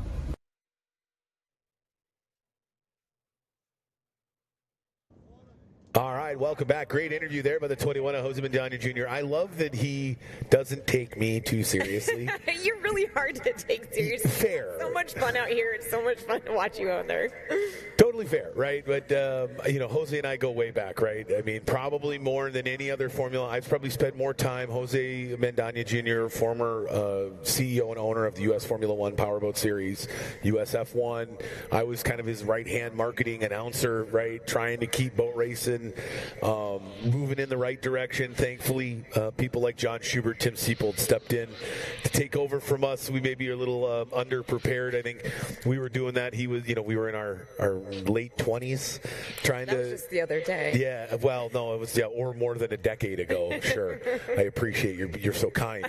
But so, Jose and I go way back, and you can tell when we do interviews, right? It's very natural, right? It's very like two buddies just hanging out talking. And I love that he just, he allows me to push him a little bit, poke fun, like, hey, you gonna go chop Schmierbach? We know he's not, of course, but it's always good to get behind the visor, right, inside the helmet, understand how these guys think, how they tick, and really what sets them apart. And it's with the 21 of Mendana, it's precision out on the race course. I mean, flawless out there, right? Maybe not the fastest boat. I think everybody knows, right? The 14 of Peterson's probably in a straight line the fastest, but the fastest boat doesn't always win. No. Just like the fastest car doesn't always win in the races, it's about that complete package, right? Yeah, exactly. And like you were talking about him knowing his competition, that's a huge factor. When I'm racing, because I race the smaller boats, much smaller than these, I know where people are going to go. I know their lines. I've driven with them, against them numerous times. That's the thing, is that Jose knows exactly where Tyler's going to go. He's going to go on the inside, and he saw that Schmierbach went out on the outside. That's just their given lane that they like to choose. So you know when you can tuck on the inside of one of the other competitors. Yeah, absolutely. And we've got the big boats coming up here. The Formula One class, it's going to be a doozy here in Formula One. I'm very excited for this. I mean, we had in Boats, Beats, and Barbecue, in the final, we ran, 33 laps. No, it was nuts to watch. I was in that final. Yes, and I think the top four were 1.72 seconds apart at the end. I mean, I was putting together the highlight package. Hopefully we'll get an opportunity to share everybody as a part of our live stream. Again, if you want to see the awesome highlights from Boats, Beats, and Barbecue, the interviews with all of our great drivers, you can find all that on our YouTube page, not to mention some unreal overhead drone shots and great close-up racing action shots of the live races going on here today at the Nautical Beachfront Resort. Find us on our website, F1PowerboatChampionship.com. That'll bring you right to our YouTube page at F1 Powerboat Championship. You can also find us on Instagram and Facebook. But that's where we've got that streaming, and we can see the great highlights. I mean, I was putting together this highlight video, and it's almost double the length of the other two because there were just so many moments. I'm like, oh my, there's 4 of them in the corner. Oh, I'm putting these highlights together, and my wife's like coming out. She's like, is everything okay? Like, are you sure you're going to be fine? And I'm just losing my mind while I've got headphones on editing a video that I was there for. I've already seen it, but it was so exciting, so thrilling because they were so on top of one another. I just couldn't help myself. Well, and I've rewatched reels over and over and over of many of these races that we put on. I've even actually went back and watched 2022 of here, 2021, just to see the camaraderie and see how everybody finished. You know, you got all these top finishers, and it's like, okay, so now we're into 2023, and things have changed. We've had some driver changes. We've had some boat changes. We've brought some new boats into the system. So it should be interesting to see how these guys are going to finish out the whole rest of the year for the 2023 F1 Powerboat Championship. Yeah, we are looking to crown a champion here. We could have back-to-back like we did in Tri-Hull, which that championship, he's going to go out and have some fun. But the dude, Neil Marsh, securing the Tri-Hull championship for the second year in a row. Can Spencer Love do the same in the Formula One class? He's right at the top points-wise here in the Formula One class on the season standings. I think he's sitting in third position right now in the overall season standings. Second, 30 points out of the lead, right? 30 points is not very much, but it has been made harder by the fact that we don't have a third qualifying heat, right? They get points in every first place in each qualifying heat's 50 points. Right. Second's 42, I think third's 36, right? And they have a schedule that goes down every 4 or 6 points per 8 points per position. Well, 50 points for a third one, that's, hey, you get first, somebody gets fifth. That's a nice move. But with only 2 and a final, you get 150 points for winning the final. It's going to make it a little bit of a tougher road for all these guys that are not in that top spot. So Terry Rinkert loving 2 heats, right? But Spencer Love, he's so close. And we've got 6 drivers within a second of one another in qualifying. Yeah. Ideal conditions out there earlier this afternoon continues today and later on for these heat races. That's going to make a factor. A lot of these drivers were out here all day yesterday testing new props, testing different setups, but the water conditions were completely different. So this morning, they went back into the trailer, a whole new mindset with the ideal conditions out here. Yeah, and, we take a look at those lap times. 6 drivers within a second of one another, or less than 1 second. The entire field, less than 2.5 seconds. 2.5 seconds. The top 10. So 2.5 seconds from first to 10th out of 15. That's pretty darn good in my book, and I think that's going to make for some unreal racing. They've some weird corners here. We've kind of got a parallelogram of a 4-pin course here. So we've got some really sharp angled corners, and we've got other corners that aren't true 90-degree turns, but almost more of a chicane, right, or a bend in a straightaway. We're going to see some really high speeds, possibly see some really great passing, and some deck-to-deck racing for sure here in Formula One. Exactly, and like you just said, there are some of these corners that are extremely sharp, but these boats are made to turn on a dime. When you go over to Italy, you see them driving through little tiny canals. It's like F1 racing on water, and it's fun to watch these guys as they pop them up coming out of the corners, and then they bring them back down to bring them through the corners. It's going to be all up to the speed that they can get out of the corner and down the front stretch. It's also going to come to a factor of being able to see who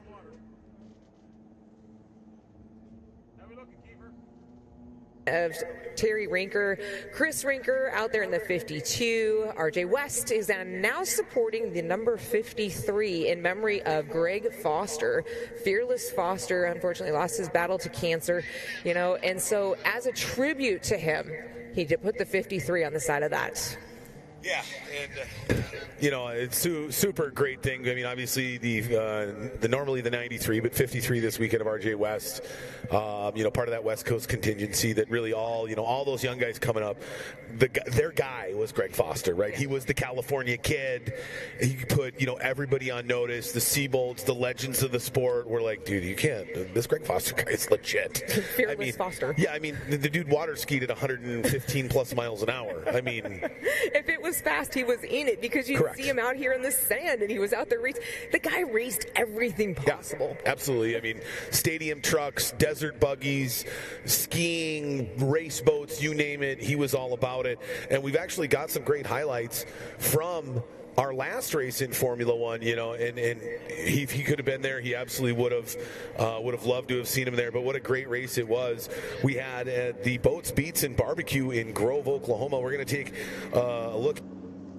But first, from our sponsors, we can't thank the great folks at Barrett Marine for sponsoring our F1 race ride experience here at the 2023 Legends of Havasu event here at Lake Havasu for the Lake Havasu City Classic. Barrett Custom Marine, one of Havasu's premier Mercury high-performance dealers. Mercury Racing Outboards and Stern Drives, Teagues and Ilmore High-Performance Service Center. They do service, custom rigging, and performance upgrades. Check them out here at Barrett Custom Marine in Lake Havasu City. VP Racing Fuels, the official fuel of the Formula One Powerboat Championship Series. Of course, Mercury Racing, committed to the pursuit of wide open, accept no boundaries, and accept no compromise. Mercury Racing, JH Performance Boats, custom handcrafted shallow water bay boats, built with the highest quality materials. Seaway Marine, your #1 Johnson and Evinrude distributor, located in beautiful Seattle, Washington. Check them out at seawaymarine.com, shipping well over 1,000, not well over 1,000, thousands of packages nationwide every year. Your #1 dealer for special and hard to find, no longer new old stock for Johnson, Evinrude, Yamaha, Gale Force, Chrysler, Mercury, as well as OMC, Merc Cruiser, and Volvo Stern Drives. We see there, that's talk about tributes, right? The 53 Greg Foster, that tribute right there to the great Bill Siebold. And it was great to talk to Dustin Terry because I was like, you did such a wonderful job. He goes, I spent hours mimicking the side of this 190 to be able to tribute to my fans and my friends, and of course to the Siebold family for everything that they have done for Powerboat racing. And it's great to see that out there. When he came out with that, I was like, what is this boat? And then I heard and I looked up a little bit about the background of that boat, and it's great. I love the fact that he has done that in the 190. That's Dustin Terry. Yeah, we see there the Dust Man running that Ameristar. I mean, he just, he rocks the old school 70s jackets that he's got. He loves everything retro. But boy, we call that thing the Black Beauty. And man, that thing's a fast with that APX 4-stroke competition, 200 horsepower Mercury outboard on the back. Right, one of a handful of 4-strokes that have made their appearance in powerboat racing across the world here and over the last couple of years. Huge shout out to Merritt Stromoy of the Stromoy Racing Team over on the Formula One H2O Series in Europe and the Middle East and Asia.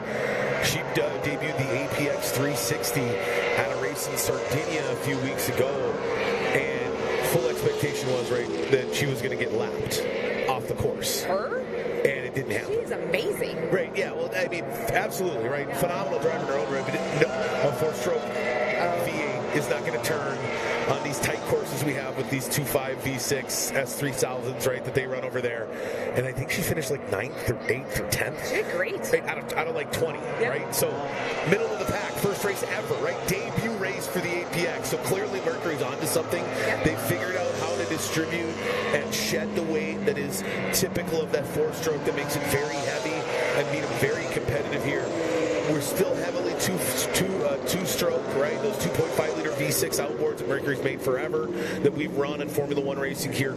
But I think the future is here, and I think over the next handful of years, you're going to see a big migration to that 4-stroke. We saw Dylan Anderson picked up his brand new APX purpose-built Hoffman Formula One hull for the 2024 season. So he's making the conversion. I think we're going to see more on the way. Well, it looks like we got a little bit of an issue in Sean Love in the number 12. You'll see that bright orange thing on top. That's called an airbag, and we've seen that pop out before. Unfortunately, Sean Love of the Clover Construction in the number 12 going to have a little bit of an extra cargo weight going on up that back there. It might slow him down. Might make the boat handle. Yeah, I don't know. I don't know what they're going to do. I mean, they're all heading to the start dock, right, to line up. Well, I'm gonna step back. I'm gonna step back to, I believe it was 2019, when the person we were just talking about, Fearless Foster, came off of the beach. That thing went pink, and he raced the whole race with that. And he actually, I think, finished like 3rd or 4th. Yeah, Dylan Anderson had that last year at the Battle on the San Jacinto just outside of Houston. He didn't fare nearly as well as Greg. That's probably more has to do with Greg just not caring, right? Yeah. Greg's like, I'll be fine. They're like, no, dude, it's going to make it more kitey. It might blow over. He's like, trust me, I'll be fine. Yeah, exactly. Do you know who I am? I'm Greg Foster. He's going to be missed, man. One of the most unique individuals I've had the pleasure of spending my entire life around. I think the first time I met Greg Foster, let's put it this way. I can tell you the first time I met Greg Foster, I don't remember it because I wasn't old enough to remember. Oh, yeah. Back in the La Victoria Salsa days and the Sherwin-Williams or Pioneer Casino, right? Running one of the first original Lee all composite Formula One hulls in the United States. We're talking probably 89, 90, 91.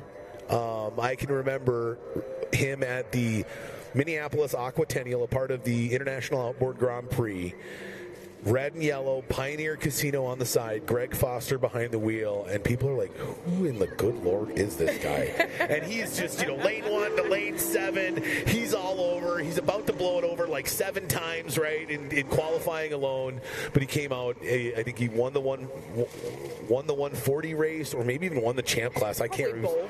Yeah, maybe both, for sure, right? There's a couple of guys like him and Felix Serrales who have done things like that, where they go out and one weekend win both races, like, well, it was a good weekend. Yeah. I got 2 trophies. I did attend his funeral service. That was about a month ago down in California.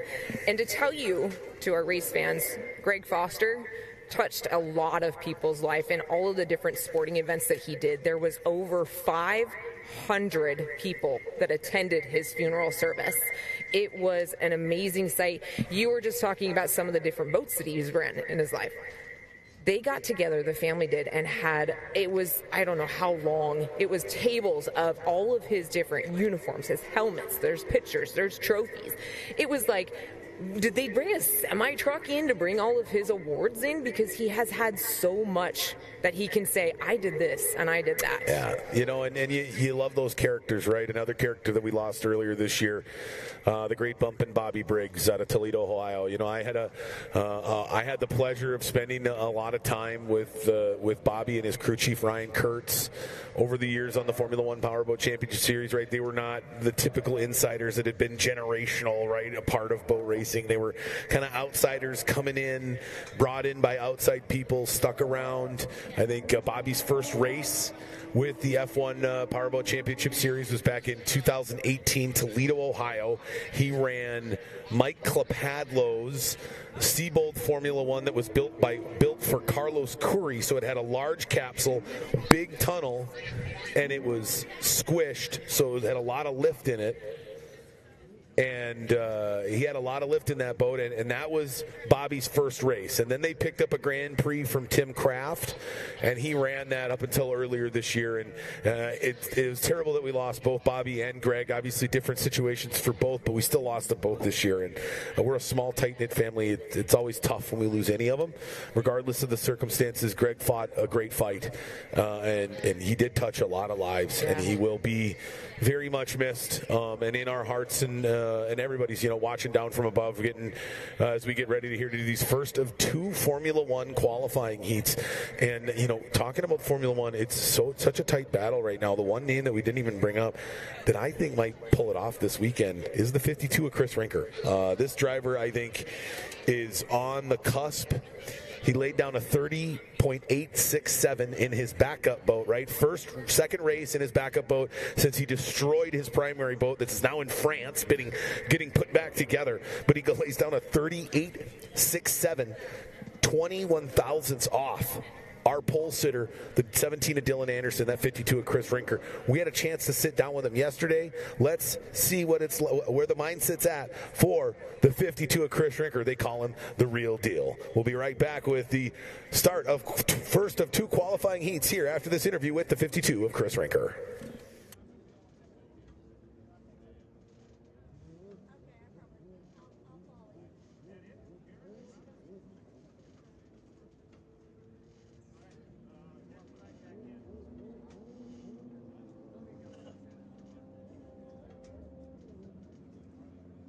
All right, looks like we are a lot closer than I thought, so we're going to hold off on that interview.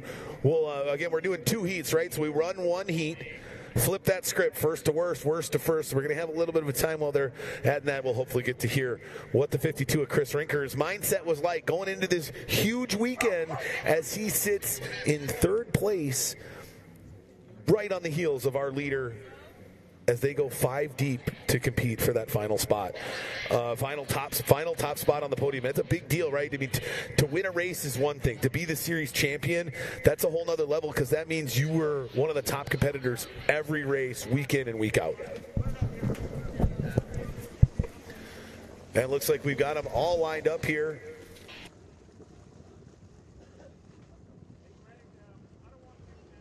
All right, let's take a look at our starting lineup for qualifying heat number 1 here. Qualifying Lake Havasu.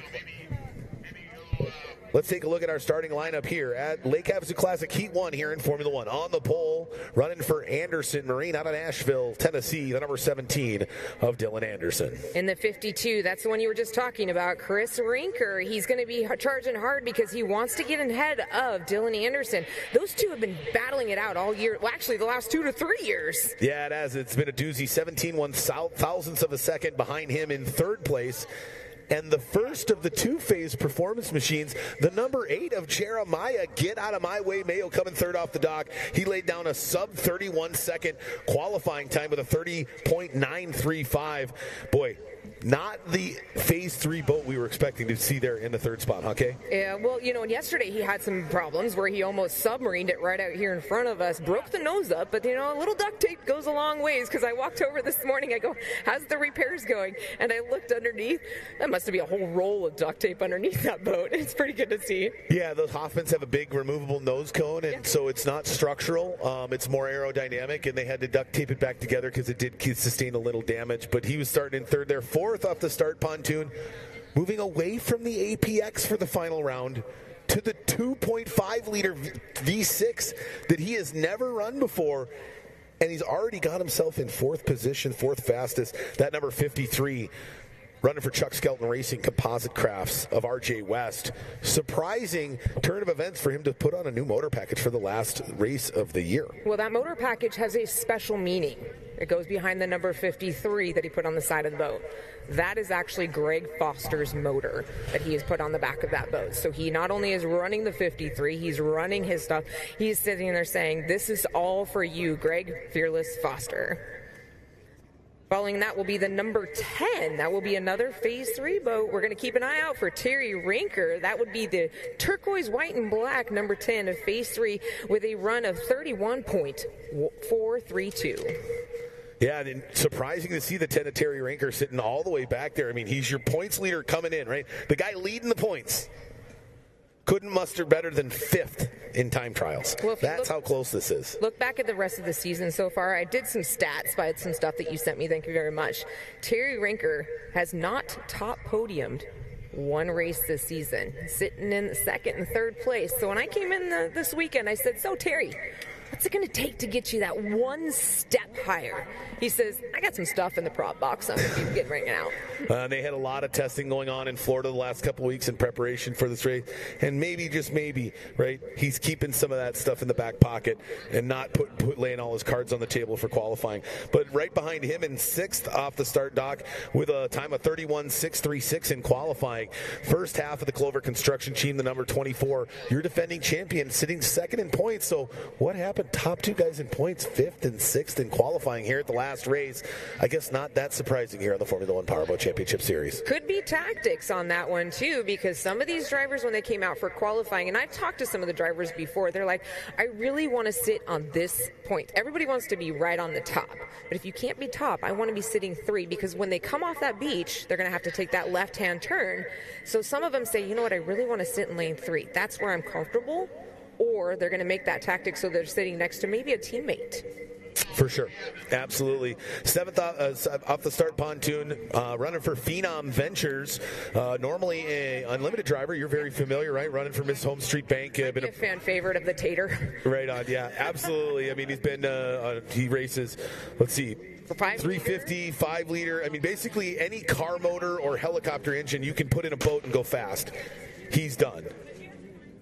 And it looks like we've got it up ready. 1 minute drivers. All right, here we go. We are about underway here. 1 minute here at the opening qualifying heat in Formula One here at the Lake Havasu Classic. 50 seconds, drivers, 50 seconds. On the pole, the 17 of Dylan Anderson. Can he come from fourth in points to win the series championship here with a great performance at this Legends of Havasu? 40 seconds, drivers, 40 seconds. Or will it be the 52 of Chris Rinker? Can the real deal be the new king of the Rinker clan? 30 seconds, drivers, 30 seconds. Or will it be the 53 of RJ West, the 10 of Terry Rinker, the 24 of Spencer Love? Let's find out what's going to happen here in heat number 1. 20 seconds, drivers. You're under starters orders. The flag is up. He drops the flag. Nice jump there.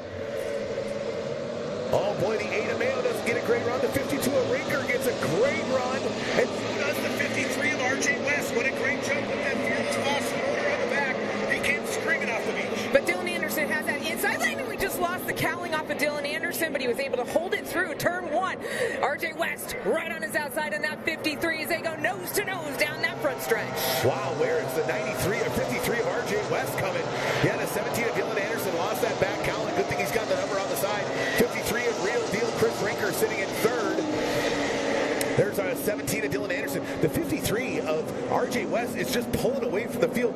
I did not see this coming, Kay. That machine is absolutely dialed in and screaming. Maybe it's an omen for what's come in his honor and homage to the 53 of Greg Foster. Well, it looks like the cowling of the 17 has finally made its way off the course. I was wondering if that was going to become an issue, but RJ West is screaming down the front stretch, followed by Dylan Anderson in the 17, Chris Rinker in the 52.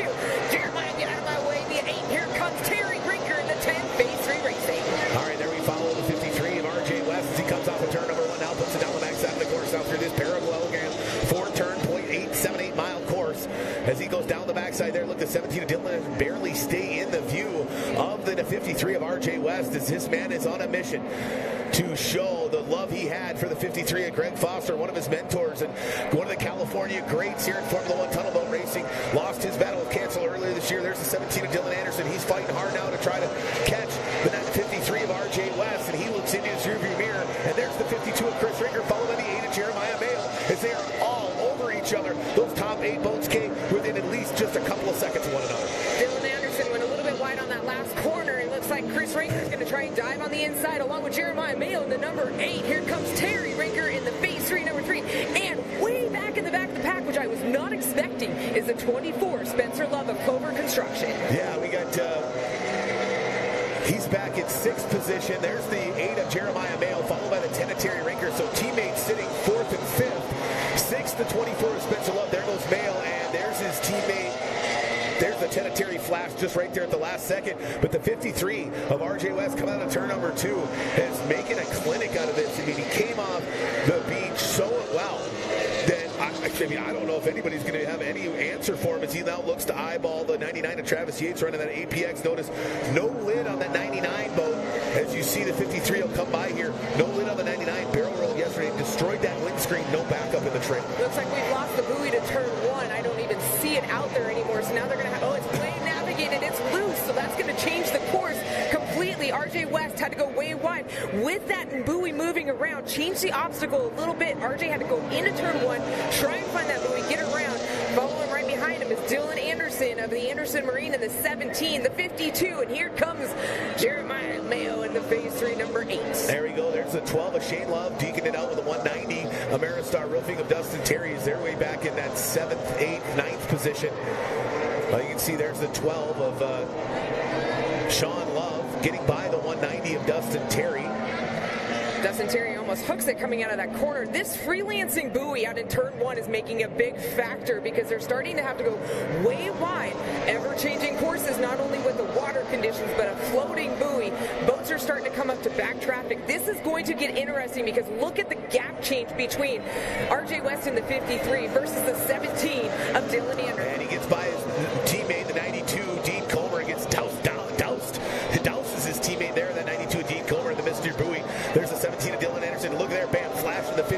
Chris Rinker on the screen. He just can't close the gap. The 17 of Dylan Anderson has no answer for the 53 of RJ West, as 17 Anderson's able to get by that 92 of Dean Comer again as he's continuing to fight hard. We've got 2 minutes plus 1 lap left in this 6 minutes plus 1 lap qualifying heat. There's the 52 of Chris Rinker. He's trying to find some clean water, but it is so rough out here with these drivers. It's just keeping the water turned up, really making it really hard to get by the 17 of Anderson, but the 52 of Chris Rinker is fighting it. All he's got out here, we see the 17 of Anderson come off turn 1, now work his way down the backstretch. Anderson Marine, he's going to have to fight a little bit of a stability difference with that without having that cowling on there, but he's doing a great job. One of our younger drivers out there, soon to be Papa, we all found out. Very excited for him. But we're going to December, I believe. Yes, and so we'll see our leader come across in the red, white, blue. Chuck Skelton racing in the number 53, RJ West, followed by the Anderson Marine out of Nashville in the 17. Chris Rinker had a great front stretch, and he's starting to catch ground quickly on Anderson. There's the 10 of Terry Rinker. He's fighting with his teammate, the 8 of Jeremiah Mayo. He goes down into turn number 1. Terry Rinker sitting back in 5th position, 1.8 seconds behind the 8 of Jeremiah Mayo as they keep fighting down the backstretch. He pushes it hard down through turn number 2, that chicane on the backstretch, and he goes firing down the backside. 105, 110, 115 miles an hour. Now he puts on the brakes. Actually, no brakes there. He just turns the motor in, sets that boat down in the water, turns it off in turn 2. There you see the flash of Spencer Love. Love has moved up right behind Rinker. He's closing the gap, but we've only got 1 minute plus 1 lap remaining here in this first of 2 qualifying heats. That's not much time, especially with how this water conditions are starting to get really rough. Can Spencer Love be able to take over the 4th place away from Terry Rinker in the 10? Or will we be seeing some teammate challenges between the number 8 of Jeremiah Mayo and Terry Rinker in the number 10? Phase 2-3 racing.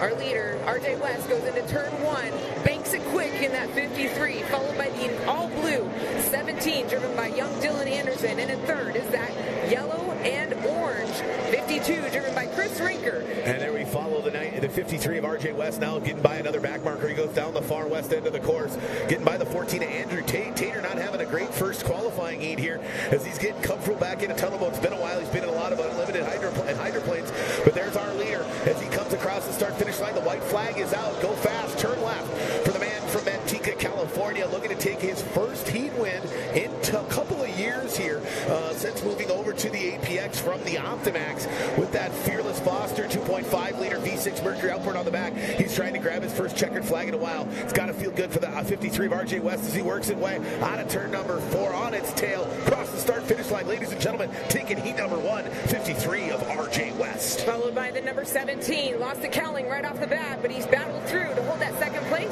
Dylan Anderson out of Anderson Marine in the number 17. And rounding out the podium, running for Rinker's Boat World out of Houston, Texas, the 52 of Chris Rinker, followed by the 8 of Jeremiah Mayo, the 10 of Terry Rinker, the 24 of Spencer Love, the 94 of Rusty Wyatt, the 12 of Sean Love, the 22 of Mike Maskell, the 190 of Dustin Terry, the 92 of Dean Comer, the 14 of Andrew Tate, the 13 of Grant Schubert, and Travis Yates was out there, but it doesn't look like his transponder was working.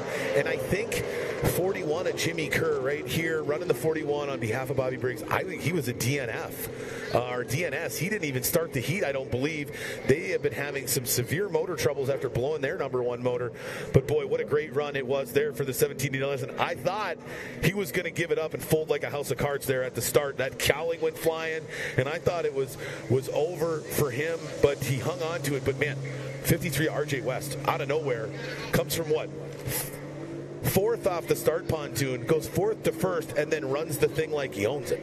Well, and that's a lot of testing time. That man is out there testing every single weekend. He's been battling with the APX motor. He's been, working with different setups, different props. He's constantly on the phone with the prop guru, as we will call him, Dave DeWald. He is always out there testing because he knows he's got a lot of close competition. We talked about it earlier, how close the standings were just in qualifying times, so it comes down to that start. start, he just flew off that beach. Yeah, he did. And a great run by the 17 of Anderson and the 52 of Chris Rinker. That real deal. Telling you, man, he's going to be there. And, we talk about how great this last race was. While we get these guys lined up for qualifying heat number 2, let's take a look at some highlights. So, again, those of you here at the Nautical Beachfront Resort, pull out your smartphone, go to YouTube, check out F1 Powerboat Championship, right? F is in Frank, the number 1 Powerboat Championship. You'll find us on there and check out these unbelievable highlights from round 3 of the 2023 season back on Labor Day weekend at Boats, Beats, and Barbecue in Grove, Oklahoma.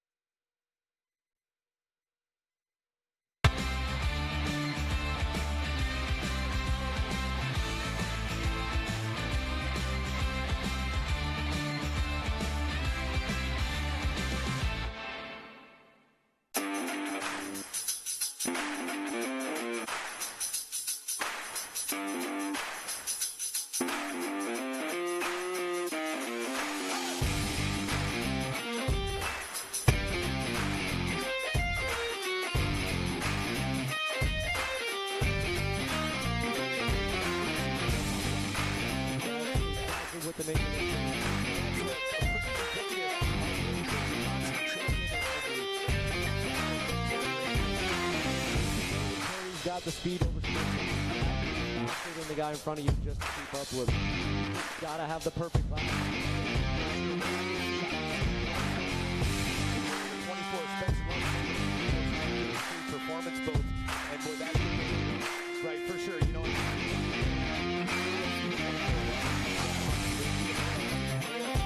One it is.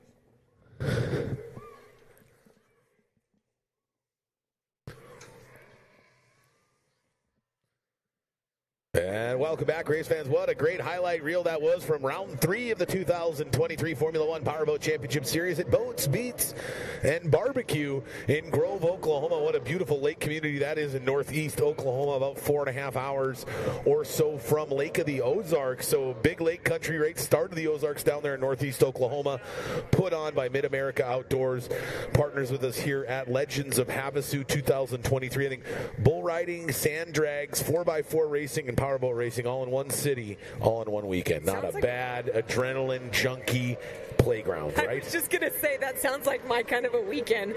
I'm always after some kind of speed. We were talking about it earlier with a couple of the fans about, so, you know, some of these boats just kind of he's like, I just want to go sit out in the middle of the lake and chill. And I'm like, dude, I can't do that. I need to go fast. I need to go fast. Right, like Ricky Bobby said, I want to go fast. I just want to go fast. Absolutely.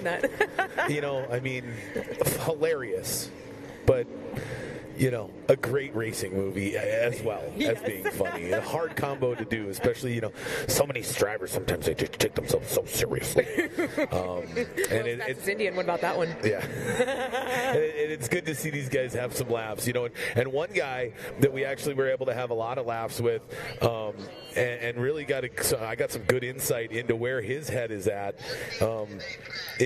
we had a chance to sit down and chat with the 52 of Chris Rinker and where he's at with his opportunity to be the 2023 Formula One Powerboat Championship Series champion.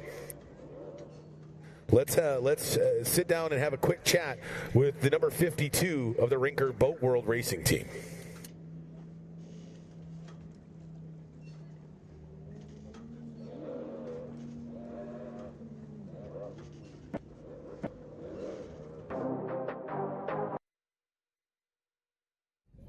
Welcome back here in the pits with the real deal, Chris Rinker, here at Lake Havasu, Legends of Havasu, the final round of 2023. Boy, got a big weekend ahead of you. Third place, 3 points behind defending champion Spencer Love, who's in second, 30 points behind Terry Rinker. Coming off a bit of a rough outing last time. You got to send Big Bird back to France. She broke her in half, blowing it over in Grove. That was spectacular. How are you doing since then? Actually, we've been doing really well. Nice. Fortunately, my backup boat is extremely good, and it runs almost as good as the one that we just shipped back. It is being unloaded off the container ship right now. Right on. That's good to hear. Yeah, the guys were telling me earlier that you got that on its way back to France, and Mr. Morta do his magic on that boat. But honestly, maybe a blessing in disguise a little bit, right? This boat a bit heavier, a bit bigger. Boy, it's going to be rough out there this weekend. 5 of you guys going for that top spot. Defending champion Spencer Love in the mix, right? You trying to take the Rinker crown away from the reigning champion Terry Rinker and the Rinker family. It's going to be a fun weekend, huh, Chris? I'm absolutely looking forward to it. You know, I mean, Rinker racing is is up for the challenge. I think we're going to be competitive, if not a little bit better. So I'm looking forward to getting out there and rumbling with the big boys, and hopefully it continues to be rough. I like it. Yeah, Spencer Love was hoping you guys were going to underestimate him, although, the weird thing is he didn't mention anything about you. You're only 3 points behind him. You're sitting in third place, and, if it weren't for you having to jump in that backup boat, you'd probably be singing a different tune because you would be standing on top of the heap right now. But, boy, it was a battle last race. I think you finished in 5th or 6th place, but you were only a couple of seconds off the pace. Everybody was grouped together. You expect it to be a really tight race this weekend as well? Yeah, I mean, actually the restart, or the second run, I actually slung a blade about 5 laps in, so everything that we did out there was basically limping. And I think we're going to be very, very competitive. Obviously, this is the boat we just set the world speed record with. Right. It's not afraid of speed, so all sure. I got to do is hold on to the lead. He's the real deal for a reason. He's looking to take home that top spot and become the new king of the Rinker clan.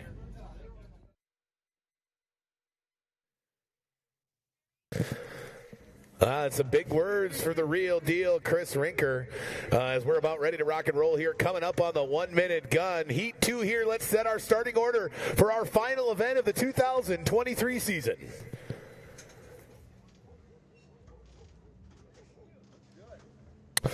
Waiting on that 1 minute gun from head referee Doug Ray out there in front of the start. Judges stand right here in front of the Nautical Beachfront Resort.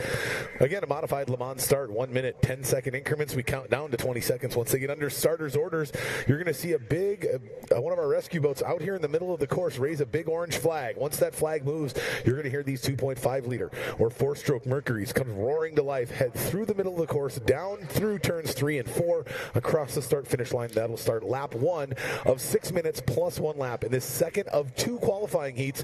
As again, we are condensing an entire weekend of racing into one day here with 60-mile-an-hour winds projected tomorrow here on Lake Havasu. It's not conducive for us to be running, so we're jamming it all into one amazing Saturday here at Legends of Havasu 2023 here at the final round of the Formula One Powerboat Championship Series.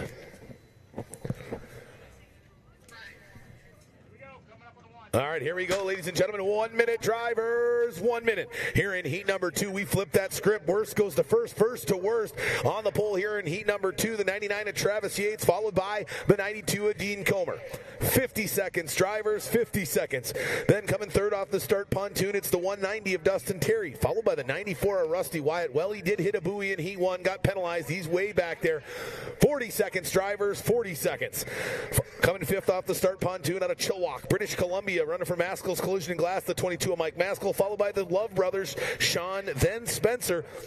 30 seconds, drivers, 30 seconds. And coming ninth off the start pontoon, the 10 of Terry Rinker, 10th, the 8 of Jeremiah Mayo, and then our top 3 of Rinker, Anderson, and West. Here in heat number 2, let's set our starting order for our final main event of the season. 20 seconds, drivers are under starters' orders. He drops the flag and they come roaring to life. That was a quick drop one more time, so they came flying off of that course. And look at the Canadian in the 94 for cleared. Wiper, he's going to be out there in front, out of Ontario, Canada. Yeah, out of Innisfil, Ontario, Canada, the 94 Rusty Wyatt in that crystal clear Wiper Blade sponsored entry. He had a brutal run in heat 1. Oh, look out down there. We got a wad of them up down at the end of at the far end of the course. That looks like the 24 of Spencer Love, and the 22, that's the Chilliwack, British Columbia native of Mike Maskell. Might have got together. I don't know what happened with the 24 Spencer Love. He kind of like got stuck and spun all around, and boy, one of those 5 guys might just have had their championships dashed here in qualifying heat number 2. Looks like Kyle Maskell, the 22 out of British Columbia, British Columbia, is able to bring up the hood, or the latch. So we're going to have. All right, he's okay. And it looks like we've obviously got some damage there. The 24 Spencer Love pulling away. Hopefully he can get his boat repaired. But let's take a look at some replay we've got of what happened down there at the far end of the course here on the opening lap of qualifying heat number 2. They're going down in there. The 22 of Maskell just doesn't see the 24 of Love, and he just comes riding up on the side, much like that happened with the 8 of Mayo and the 24 of Love at the National Championships in Springfield, Ohio a couple of years ago. The 24 of Love, I don't think the 22 of Maskell saw him out there. He was squeezing in, and then all of a sudden, there was the 24 Spencer Love. Maskell had nowhere to go. Yeah, exactly. And I've been in that situation with my driving. When you go into that wall of water, you are basically just driving like down the freeway with no windshield wipers at 70 to 80 miles per hour. So you really have to glide your way through there. And unfortunately, it looks like Maskell's boat, it might be taking on a lot of water.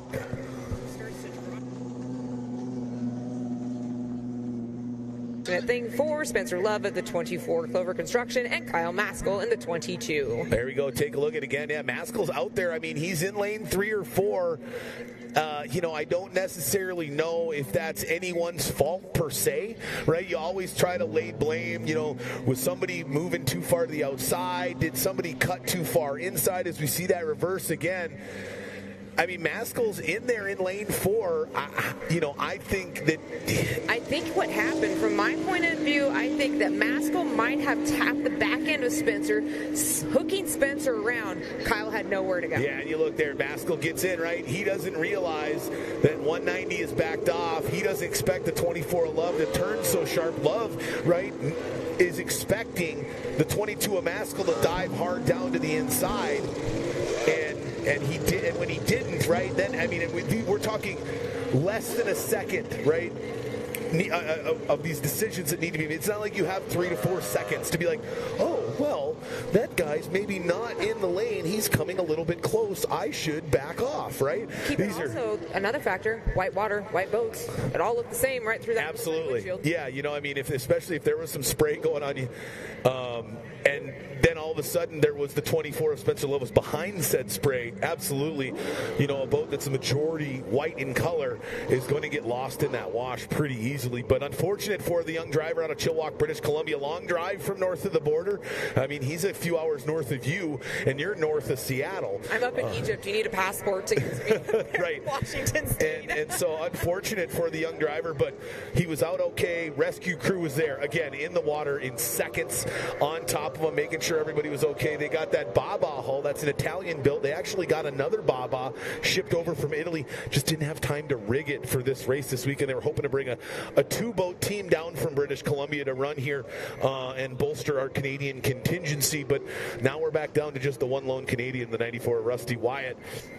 Who's going to be running here in this finals. Had a great run there. Yeah. But he needed it, right? I mean, he punched that buoy, got a penalty. He's in 5th in points. He's got the most outside chance. He really couldn't afford to do anything but do top 1 or 2 in Heat 1. That didn't happen.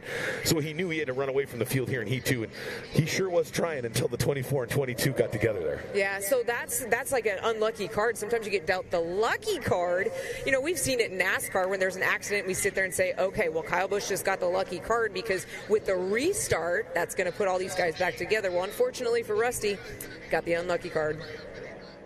Yeah, I mean, you can hit it on the number once, right? But to hit it on the number twice back-to-back, it's a hard thing to do for anybody. Now, do I think Rusty can do it? Sure. Does he need to? His life depends on it. His racing life, that's for sure. And he's got the likes of Chris Rinker, who has come flying up there, right? I mean, Dylan Anderson was moving, 53 of RJ West. I mean, they were all moving on him, and they were going to be coming quick. And so we'll see what happens here on the restart. Here in the Formula One classes, we get them all lined back up. We had a couple of incidents here, taking a little bit longer to get everybody back together on a day where we are jamming an entire weekend's worth of racing here into one day. We have 2 qualifying heats in each class, followed by the main event later on today. We've already got the 2 Formula Lights, right? And we think Jose Mendaña Jr. is going to be our pole sitter in Formula Lights. In Formula One, no, looks like the 24 of Spencer Love. Oh, no. It looks like the 24 of Spencer Love. I thought he had driven away from that, but he's on top of the cockpit. He is out. Boy, that's got to be frustrating for the driver out of Santa Rosa Valley, California. He comes in today 30 points off the lead. Behind the 10 of Terry Rinker. Only 30 points off the season standings. He won in Grove, Oklahoma, and who knows? I don't even know if he'll be able to make the final. It's a problem with one day. You get in one little dinger, you don't necessarily have enough time to get your equipment back right. It'll be curious to see what the Clover Construction team is going to have to do once they get that boat back in the pits, being towed in right now by our sport rescue team. Well, as you say that, I was just about ready to say, have you met the Clover Construction team? I mean, they're deep. They got a roster. That's for sure. I'm sure that they will get him back out here because Spencer Love, he's got a lot of contingents out there. He's got a great crew behind him. Unfortunately, you never like to see him come in on a rope, but Spencer Love. And they're extra deep here, right? I mean, this is their home race. Santa Rosa is only about, I think, 3.5 to 4.5 hours from here. Could right? they run home and get a spare boat before the Well, I don't know if Chris Rinker did it with his spare boat. Yeah, true, right? But he already had it there, luckily, with him. We'll have to see. I mean, this is the second heat, so even if he can't run in the final, I could see maybe just in case, right, something happens to Rinker or either Rinker, right, or Dylan Anderson, who's 41 points out of the lead, or Rusty Wyatt. I could see him being like, "Hey, bro, you're a rookie. You're in. Let's see here. You're in 13th place in points. You're 464 points out, or excuse me, 434 points behind me. So I'm going to be taking your boat this afternoon, and you're going to get to watch from the shore." That very well could be a scenario. Now, if they can get the boat fixed, I couldn't see Spencer doing that unless he had no other option. And they were like, "Hey, for the team, this is the best move," right? But what does that mean when he jumps into a backup boat? All new scenario. All the way to the end, right? Yeah. So now he starts no matter how many points he got, he starts last. Can he move up with all these stupid fast boats that we have here, right? And still fight for that title? I don't know. It might, right? His title hopes may have just gone up in air and vanished in thin air right down there in turn number 4. All right, here we go, ladies and gentlemen. Restart, ready to go. 1 minute, drivers. 1 minute. On the pole again here in heat number 2, the 99 of Travis Yates. Then this is the 92 of Dean Comer, the 190 of Dustin Terry, the 94 of Rusty Wyatt, who came out like a rocket here on the first start in qualifying heat number 2. 50 seconds, drivers, 50 seconds. Then it's the 22 of Mike Maskell. Scratch that. Move up the 12 of Sean Love. And then the 10 of Terry Rinker. He now moves up into 6th position. 40 seconds, drivers, 40 seconds. Then it's the 8 of Jeremiah Mayo, the 52 of Chris Rinker, the 17 of Dylan Anderson, the 53 of RJ West, your winner from heat number 1. 30 seconds, drivers, 30 seconds. And then the 14 of Andrew Tate and the 41 of Jimmy Kerr. Let's set our starting grid for our main event later on today here in Crown of Champion of Formula One. 20 seconds, drivers, you're under starters' orders.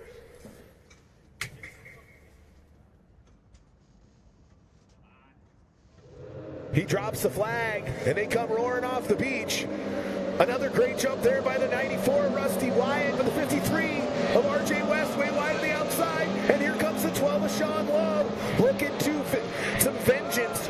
Oh, look out, we lost a rear cowling there on the 92 of Dean Comer. That Mr. Bowie-sponsored rear cowling flew off, and you thought it was a lot more than that, okay? I did, because all I saw was a bunch of color coming out, and I thought for sure. But we have got these guys just going all over the place out there.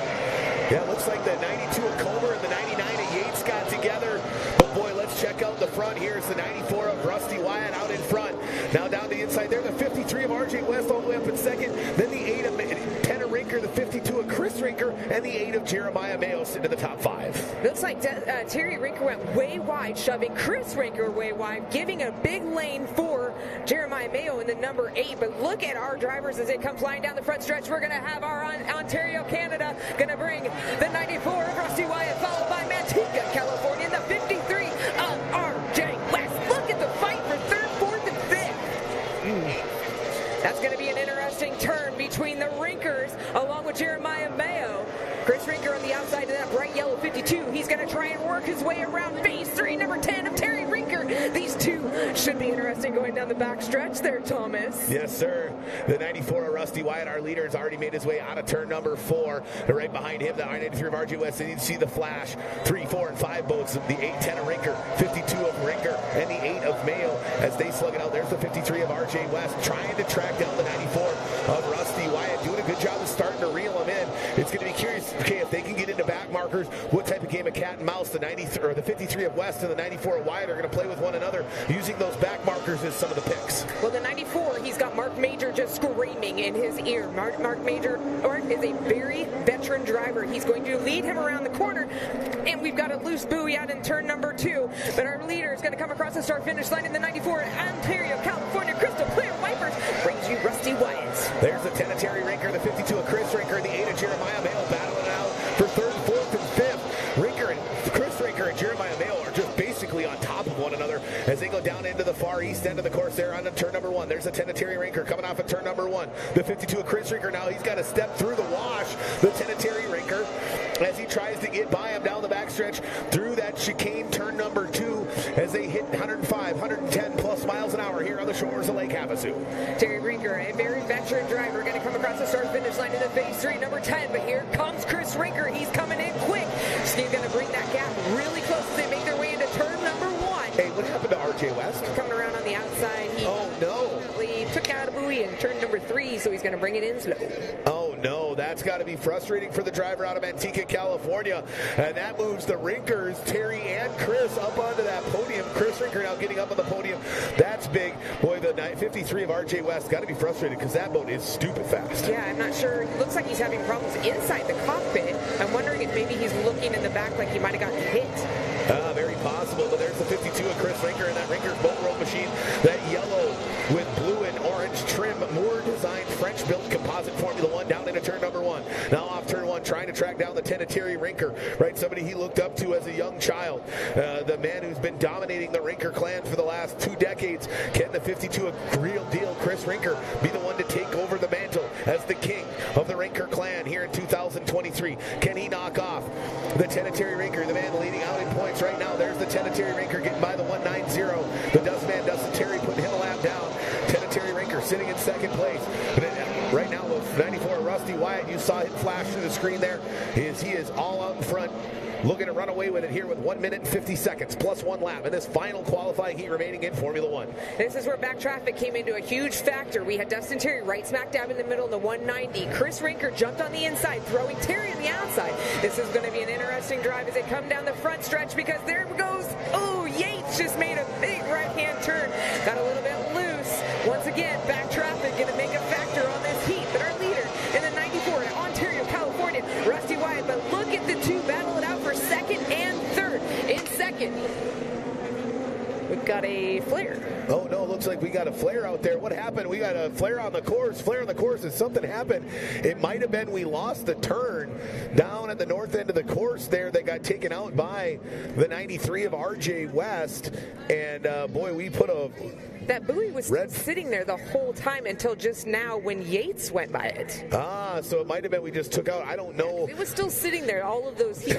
Yeah, and unfortunate for the 92 of Dean Comer there. He's sitting in the middle. He lost the rear cowling, and I think he might have had something happen with his suspension because he hooked hard into the infield and decided to just park the composite craft machine with Mr. Buoy on the side right there. But, yeah, I don't know if we're going to redo any more of qualifying heat number 2. We've got 1 minute plus 1 lap remaining. We might try. Looks like we might go to a rolling start here to wrap up qualifying heat 2. A totally different animal here in heat number 2, but something that we do here on the Formula 1 Powerboat Championship. We had to do it at Lake of the Ozarks earlier this year. This could really shake things up if we do kind of a 3-lap dash for cash here, 1 minute plus 1 lap to round out qualifying here in Formula 1. And that rolling start can make a big difference because a lot of these drivers, if you noticed yesterday or here earlier this morning, were doing some test runs where you could see where they would go from one end of the lake and they would power it through it and go down to the other end because they want to see how fast they can punch it off of the beach. All right, we're going to go ahead and bring in, it looks like Dean's going to come in on by jet ski Jared. We also have the 99 of Yates going to make his way in, and it looks like they have now put a little bit of extra duct tape on that 17 to keep the cowling on there for the Nashville Marine. There we go, and I just talked to race director John Schubert, and that's actually, we're going to call it with 1 minute plus 1 lap remaining. The 94 Rusty Wyatt going to take heat 2. He had to, right? I mean, if he doesn't win heat 2, it's over. It's done. Yeah. He's got no prayer. Oh, really frustrating, right? The 24 Spencer Love goes out. The 53 of RJ West goes out. I don't know what happened after he may have hit a buoy or he might have blown that. I mean, what happens when power heads, right, in boat racing, when a guy's scary fast, right? One of two things happens. Either A, he's going to dominate the whole weekend, or he's going to grenade the motor, have to go to a backup, and things are going to be a struggle from there on out. I'm concerned that the latter might be what just happened to the 53 of RJ West. Fearless Foster loved to live on the ragged edge, and sometimes he paid the consequences consequences for that. I would say the 53 of RJ West, normally a more conservative driver than Greg Foster, and let's just hope it wasn't a blown motor that was the cause of him having to pull off, or something that is catastrophic that he can't fix before the main event. Exactly. Hopefully it was something very simple, as that maybe even a steering issue or a trim issue, that, you know, because he did come in on his own power, which is a good sign. Right. Because if it does get too hot, ping, there goes a piston. Yeah, so we'll see what happens with the 53, but when we lost the 22 of Maskell, he's done. I mean, that boat was sinking, so you can't imagine that they're going to have time to put any fix there. They had to tow in the 24 Spencer Love. It was upright, right? He was floating, but when two boats get together like that, we don't necessarily know how much damage, steering bar, lower unit, midsection, right, all those power plant components in the back of that boat that could have taken some damage. We'll have to see. Does he jump into the number 12 boat? It's just so many scenarios. I mean, right now, Terry Rinker's done the best thing. He just stayed out of the way, yeah, right? Exactly. He's like, I don't need to win anything. Just don't run into me. I won't run into you. I'll finish top 4. We'll go home with the title in hand. Thank you very much. Have a good Saturday. And I think, honestly, right, that's not a bad plan for the 10 of Terry Rinker. It'll just be curious to see if he can execute in that main event, because that's a whole other dynamic, right? You get back markers for laps upon laps, and you can sometimes get the same back marker twice in one race and really, you know, play that game of chess, right? That long game of chess throughout the Grand Prix on, hey, I'm going to catch this guy here. I'm going to put him between you and I in the corner, so it's harder for you to get around him. Yeah, absolutely. Saw it. We just saw how it happened, and, you know, Chris jumped on the inside. Terry was forced to the outside. So it's all into the back markers is what's going to, well, actually, it's right off here off the beach. And did you notice that last flag start was a little delayed compared to what he was doing earlier? I mean, they are the holder of the card sitting out there with that flag. And he's told to vary it up, right? Because these guys are here every race. They get to know him, right? And what race director John Schubert was just here tells them is, don't provide them a predictable cadence, because that's what they're looking for, right? So he'll purposely sometimes, like, all right, I'm going to go, he'll do like 2, 9, 14. First heat, 2 seconds, I'm going to drop it. Next one, 9 seconds, I'm going to count in my head, drop it. Third one, 14 seconds. And he mixes it up. He doesn't tell anybody. And I love that he does it, because it keeps the drivers on the toes, right? They're always ready and have to have that ready, that finger on the trigger, right, to fire that motor and breathe life into that 2.5-liter V6 Mercury outboard. It comes roaring to life, 0 to 100 in less than 3 seconds, right, through the middle of the course. And we got a doozy of a final. I'm curious to see how things end up, you know. I want to say you're probably looking at 52 or 10 is your pole sitter, right? I mean, the consistent finishes, I think they both finished on the podium, 3-2, 2-3. So it's going to come down to, right? Like, I got the stats right. A lapse time. Ooh, you guys got the printouts. I got the printout, but look at this. Terry has 3 heat wins, but no top podium final. Spencer, 1 heat win, 1 final top podium. Chris Rinker in the 52, 2 heat wins. Dylan Anderson, don't forget that number 17 of the Anderson Marine.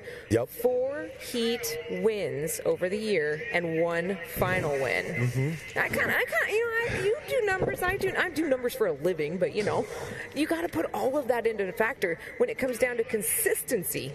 That's when you're talking about Terry Rinker with no top podium finishes this year, but look where he's standing in points. Yeah, you know, consistency is the key, right? You see Dylan Anderson, he's won 4 heats, but you look at the other heats, he's finished like 7th, 5th, right? He hasn't finished. So that's why he still finds himself 41 points back on the outside looking in, right? And you look at Terry Rinker, hasn't won anything basically all year, but like every time he's 2nd or 3rd. Yeah, like, right there. Doesn't matter, right? Every heat race, every finals, every event of the season, he's in 2nd or 3rd. And out now, some of the fan favorites, we call them bumper boats at 65 miles an hour. Texas Trials brought to you this weekend by C&M Concrete, your #1 concrete choice in the greater St. Louis metro. Check them out at C&M Concrete online or on Facebook at C&M Concrete. The presenters of the Tri-Hull division of the Formula One Powerboat Championship here at Legends of Havasu, the final round of the 2023 Formula One Powerboat Championship Series. Boy, what great sponsors we've got on our series that make this thing work week in and week out throughout the season. The great folks at Moto Marketing Group, providing award-winning advertising and strategic marketing solutions to any size company or team with one-on-one service and consulting. Moto Marketing excels in racing and sports marketing, advertising, and design. They have the track record to prove it. From boats to cars and motorcycles, if it has an engine, they can make it scream. Axel Sports, official apparel provider of the Formula One Powerboat Championship Series. Your passion drives us to excel. VP Racing Fuels.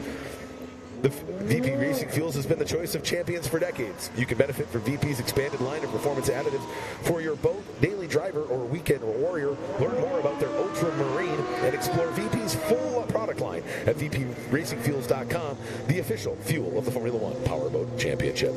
Mercury Racing, committed to the pursuit of wide open. Accept no boundaries and accept no compromise. JH Performance Boats, custom, handcrafted, shallow water bay boats built with the highest quality materials. Kicker Marine Audio, the official series audio partner of the Formula One Powerboat Championship. Kicker Marine Audio produces real marine audio components meticulously designed, engineered, and built with durability to withstand harsh marine environment and the power to be heard with clarity, even in an open-air environment like a Formula One Powerboat race. Seaway Marine, bringing you the Formula Lights class all season in 2023. Seaway Marine operates out of a 62,000 square foot warehouse packed with current OEM parts, aftermarket parts, and vintage hard-to-find parts. They ship over 100,000 packages all over the United States and Canada every year. They provide same-day shipping on in-stock orders. Their staff is arguably the most knowledge in the industry with decades of experience. Seaway prides themselves in excellent customer service. Make Seaway Marine your first call or text for any marine parts, 425-412-4006, or online at seawaymarine.com.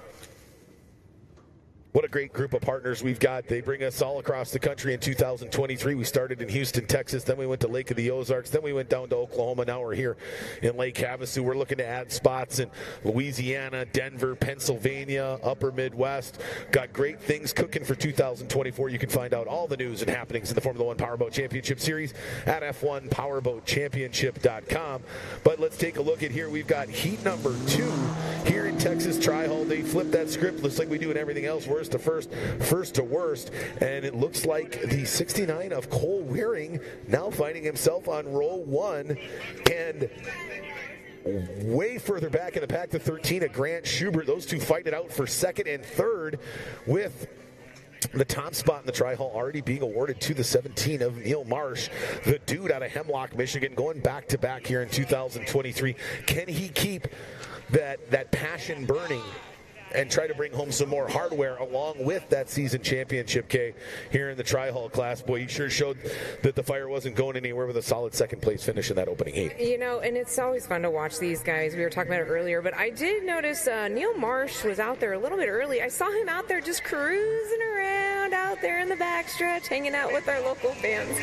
We also want to remind our fans, thanks for coming here this weekend. If you want to be one of our sponsors for the 2024, once again, reach out to us at F1 Powerboat Championship. That's also where you can see lots of live coverage, all of the links, and to all of our sponsors. You could be our next sponsor here for the 2024. All right, looks like we've got them lined up at the far end of the course.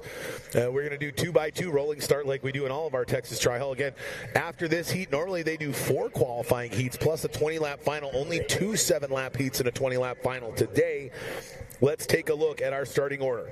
On the inside of row 1, a part of that outlaw F1 team that's about 5 or 6 drivers deep roster every week.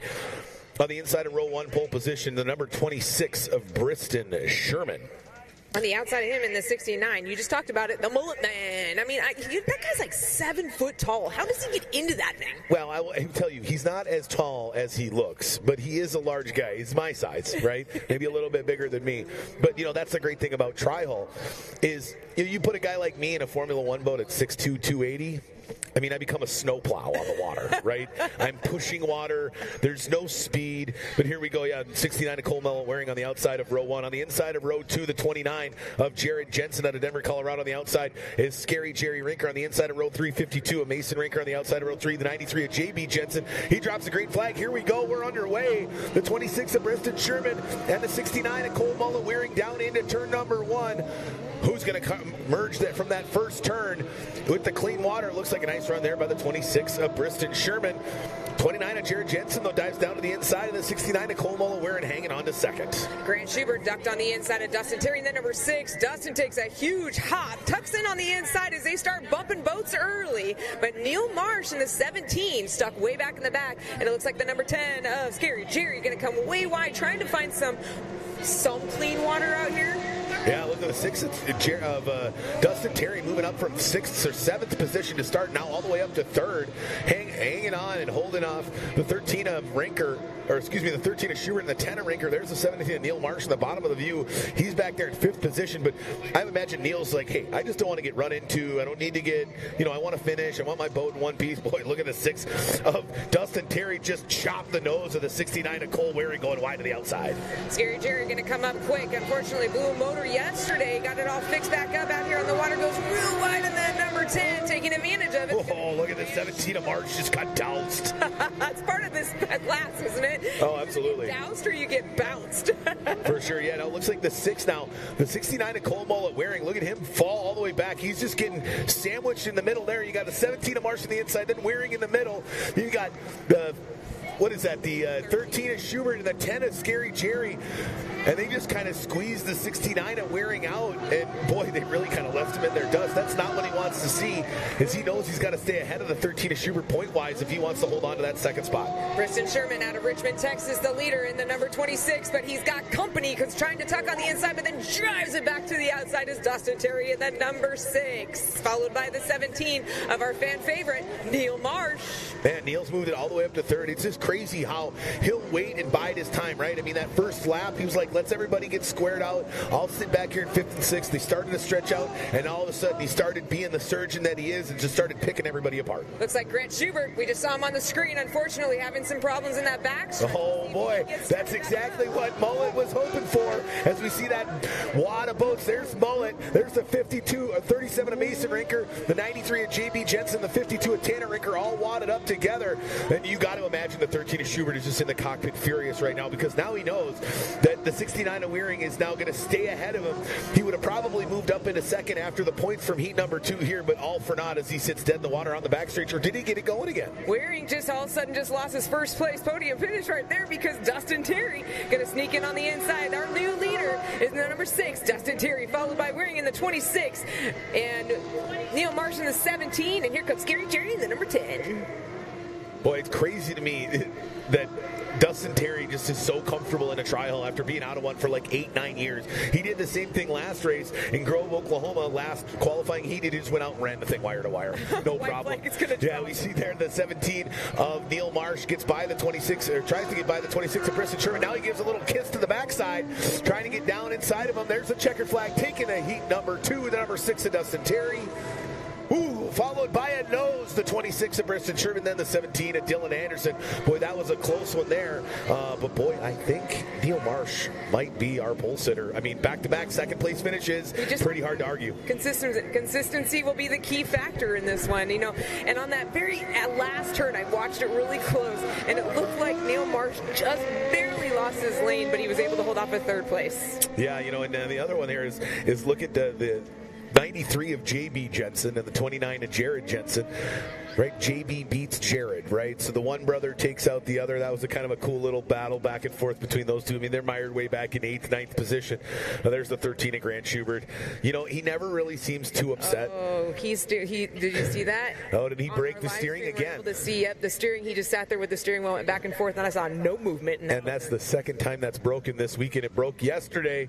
So, I'm gonna say, hey, young Mr. Schubert, you might need to tighten your stuff down a little tighter when you replace your steering system, right? Because it's all cable-driven steering. And I know that they spent a couple of hours last night. I was talking to a couple of his teammates. They were working on the boat. They brought the boat back to their house that they're staying at here and worked on it last night at the house, I think till like 10:30, 11 o'clock at night, and they got it all done. Well, clearly not done enough because he was cruising, and then all of a sudden it just went loose on him. And you got to imagine the 69 of Cole Waring has got to be absolutely stoked because now he finds himself really in that catbird seat to hang on to that second place, right? 17 of Neil Marsh, that's a foregone conclusion. That ship has sailed. But for a rookie to show up every race, finish every heat, right? Maybe not in the best position, but finish every heat over 6, so that's 6 races, 4 heats, that's 20, so 24 races throughout the year, and he finished every single one of them, and that is why the 69 of Cole Waring finds himself in second place. Well, when I talked to him in Springfield, Ohio, he said I spent many hours in the Schubert clan, sweeping up floors, and he decided it was going to be his turn to go out there, and that's what he is. He helped out the team, and I'm sure Grant has helped him out to get to where he's at, and that's what's so much fun to see. Grant Schubert and the JH Performance have done so much for this class. They have built this class year after year after year, bigger and bigger, and it's one that I might have to try. Yeah, I mean, it's a lot of fun, right? I mean, you're talking a couple $1,000, you get yourself a good rig. We actually had a guy who used to race offshore. He was supposed to be here and run in the tri-hull class, and he had something happen back home. He actually ran in Grove, Oklahoma, which is where he calls home. His name's Andy Miller. He runs the DD1, and he picked it up because he's like, wait a minute, I used to race offshore boats. There's a boat race in my hometown? So he starts looking it up. He's telling me, right? And I see this class called tri-hull, and I was like, man, that looks like a bunch of crazy people doing crazy stuff. He's like, that's a program I can get with. So we moved from offshore racing to tri-hull. Was supposed to be here, but something happened with the DD1 of Andy Miller. But, boy, we got the Formula Lights coming up next. Mendana, Peterson, Schmierbach, can Jensen or Wallach be the sleeper? But I think, boy, as bad as Schmierbach looked in that last heat, he might be out of the equation. But boy, Peterson's so far back, right? I mean, I think this might be Mendana's to lose. But I will give and we take a look here. Stats on Mendana. Unfortunately, disqualified. Disqualified for a cowling. So let's jumble some more points there, Tom. Okay. Wow. All right. So it looks like we had, and I'm going to try to get better clarification of what happened to the 21 of Jose Mendana Jr.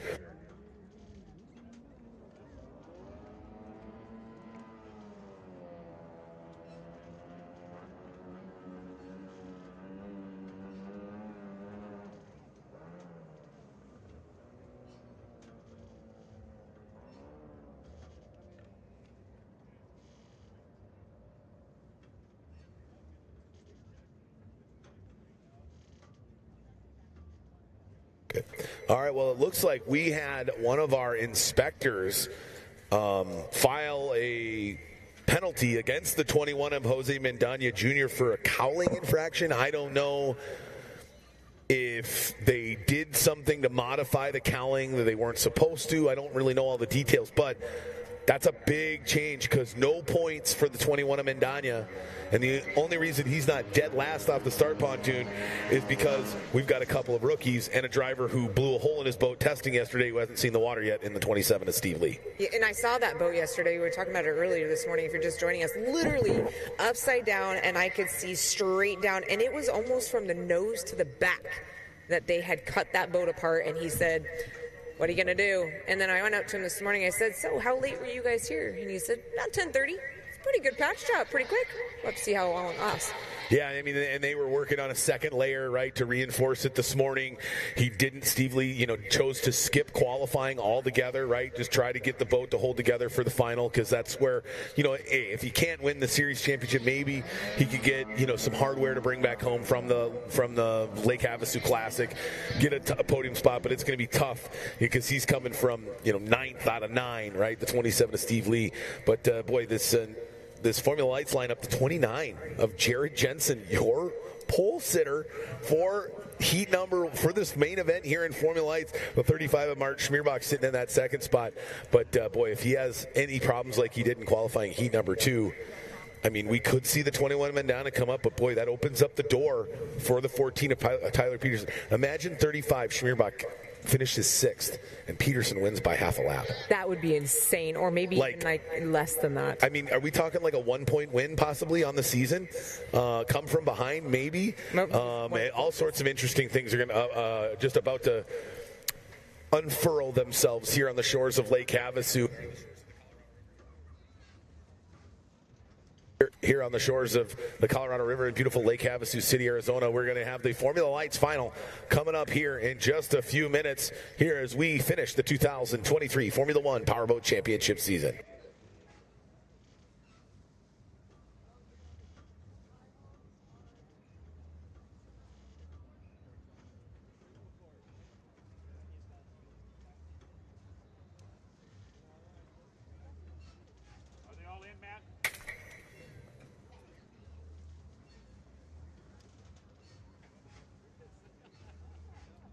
All right, well, it looks like we do have a couple of our Texas Tri-Hull drivers, the likes of Jared Jensen, our pole sitter, to be one of them. They race in both classes, so we got to give them a few minutes to get out of the Tri-Hull, into the Formula Light, get strapped in, all that sort of stuff, get the boat in the water before we can run them. We're going to run a hot lap. We're going to line them up, run that modified Le Mans start we've been doing all day long today. Countdown from 1 minute to 20 seconds. These heats a little bit longer, though. Instead of 4 minutes, plus one lap here in the Formula Lights main event, we are going to be running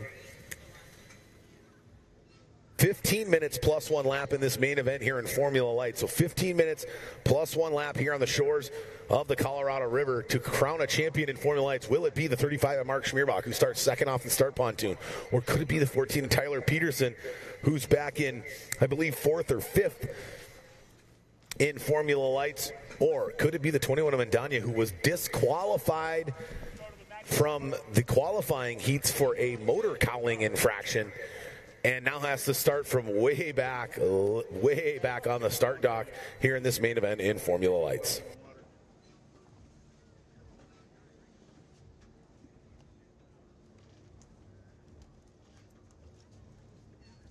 We just had the Formula Lights are going to come out here. We just had the tri-hulls on the water, and we were talking about the 69 of Cole Waring and how fortunate it was for him that the steering cable broke on the 13 at Grant Schubert. We had a chance to sit down with Mullet yesterday in his Mullet machine. Let's see what the 69 of Cole Waring had to say about his chance to finish in the top three here in his rookie campaign in the Texas Tri-Hull class. Back in the pits here at the 2023 Legends of Havasu with my man Mullet, Cole Waring. Man, sitting second in points. Cole, you're a rookie in 2023, and here you are, you find yourself in second, man. Is this something you expected coming into the season? Absolutely not. Got lost somewhere at the top somehow. Before I started racing, he begged me for months to get in one. I said, no, I don't want to get started doing that. Don't want to get started doing that. And I think he's starting to regret his decision now. I was able to run every race, make every heat, didn't really have many breakdowns. I just really, truly got lucky. I was able to get up to the top by staying consistent. Hey, man, consistency is the key. The Mullet machine, looking to bring some hardware back home to Houston, man. Yes, sir. Congrats so far on your rookie year, but best of luck this weekend. Thank you, sir. Appreciate it. Get the 69 of Cole Waring, lock up that number 2 spot, and knock down the 13 of Grant Schubert to that 3 spot. Let's find out. Final race 2023 coming up.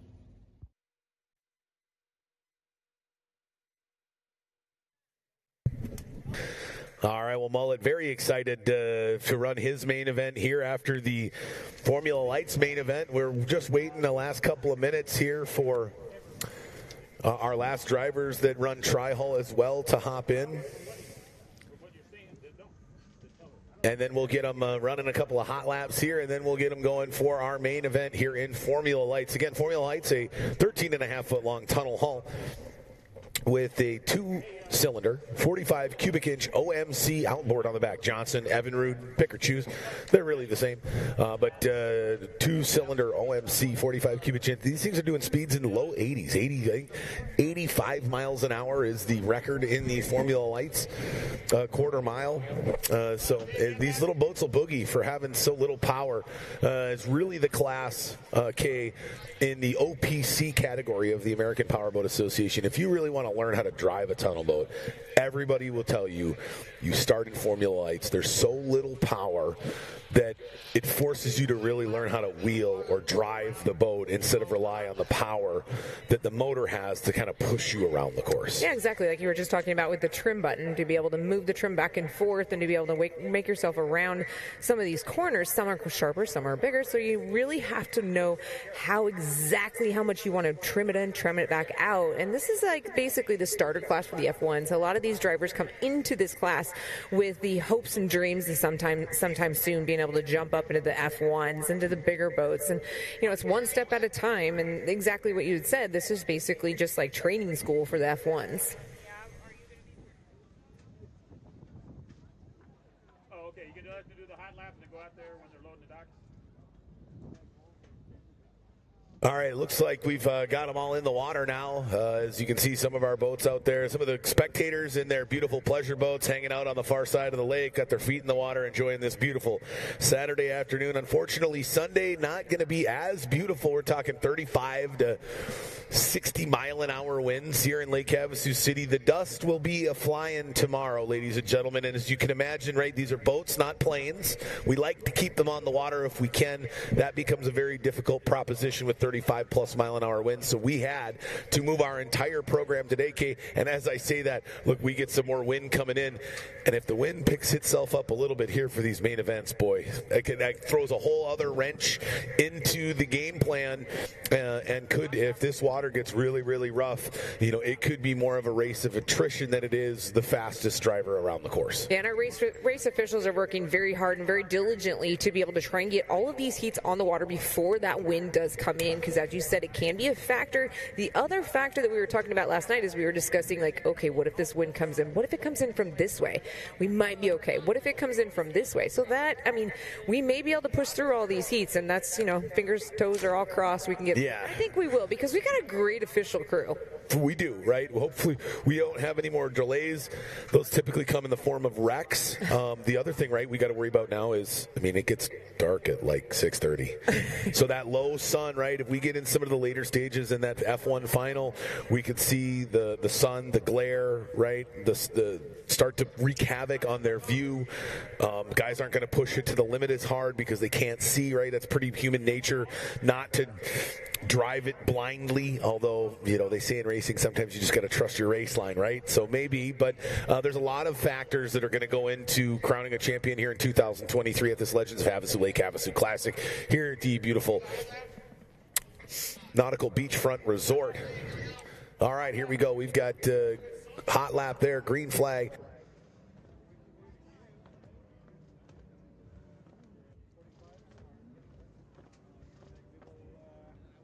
While we let them run their hot lap, let's take a look back at the highlights from the third round of the 2023 Formula Lights campaign. Boats, Beats, and Barbecue back at Labor Day weekend in Grove, Oklahoma.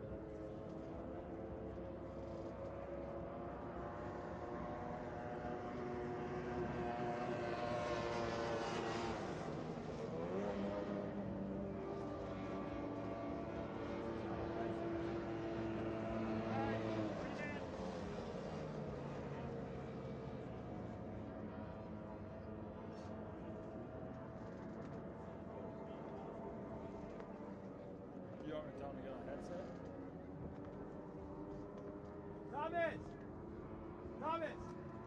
Put on the headset. Alright, he's on headset.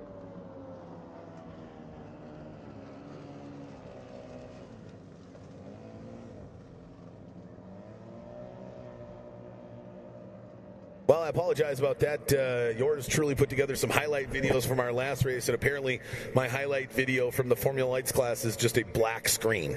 Don't necessarily know why, but I do apologize. Was hoping to give you guys some great highlights. We had a great race in Grove, Oklahoma in Formula Lights. 21 of Mendana drove, the 14 of Tyler Peterson, and the 35 of Schmierbach all over the course. Schmierbach ended up relinquishing second place to Peterson late. That's what put us in the situation we're in now, where we've got three drivers, 40 points separating three drivers in Formula Lights. Schmierbach finished sixth in qualifying, heat number 2. Mendana gets disqualified. Peterson blows a power head. He's got to go to his backup power head. He's got to move back. I mean, who would have thought Mark Schmierbach finishing in sixth would have been the best result out of the top 3 points, the top 3 points getters so far coming into this final round. It's almost like you want to take all the numbers and throw them into a hat, jiggle it up, and start drawing numbers, because everything is just getting so jumbled right now. I would hate to be our chief scorer right now. She has so much work going on with these disqualifications, these lane infractions, all this different stuff is going on, and then you have to sit there and compile all of those points for the whole season to be able to crown a national high point winner. Yeah, it's going to be crazy. You know, we had them in here. We look in the Formula Lights. We take a look at how things have shaped up, right? Mark Schmierbach in the lead with 543 points coming into Lake Havasu. In second place with 540 points, Jose Mendana. With 501 points, 42 points back, the 14 of Tyler Peterson. And then the group shuffles, right? Those three really separated themselves from the field. Fourth, the Steve Lee, the 27 of Steve Lee, with 156 points back. In fifth, the 78 of Marshall Gildermaster, who was here before blowing 2 power heads testing in preparation for this race. Didn't have a good power head left, so unfortunately testing to prepare for the race caused him not to actually be able to go to the race. But he sits in fifth. In sixth, who I think could move his way up to fourth in points after a late start to the season with 238 points, 305 back, is our pole sitter, the 29 of Jared Jensen. You know, a part of that Go Boat Racing team, Island Lake Marine out in Denver, Colorado. They had a brutal spring. Massive flooding in Colorado. The foothills flooded all. Well, they run multiple marinas on the foothill lakes, the reservoirs built right outside of Denver. Big part of their business. Well, everything flooded, right? Denver County cut power, so these guys couldn't even work on boats. Their shops didn't have power because it was all power provided by the reservoir run by the state of Colorado. Yeah.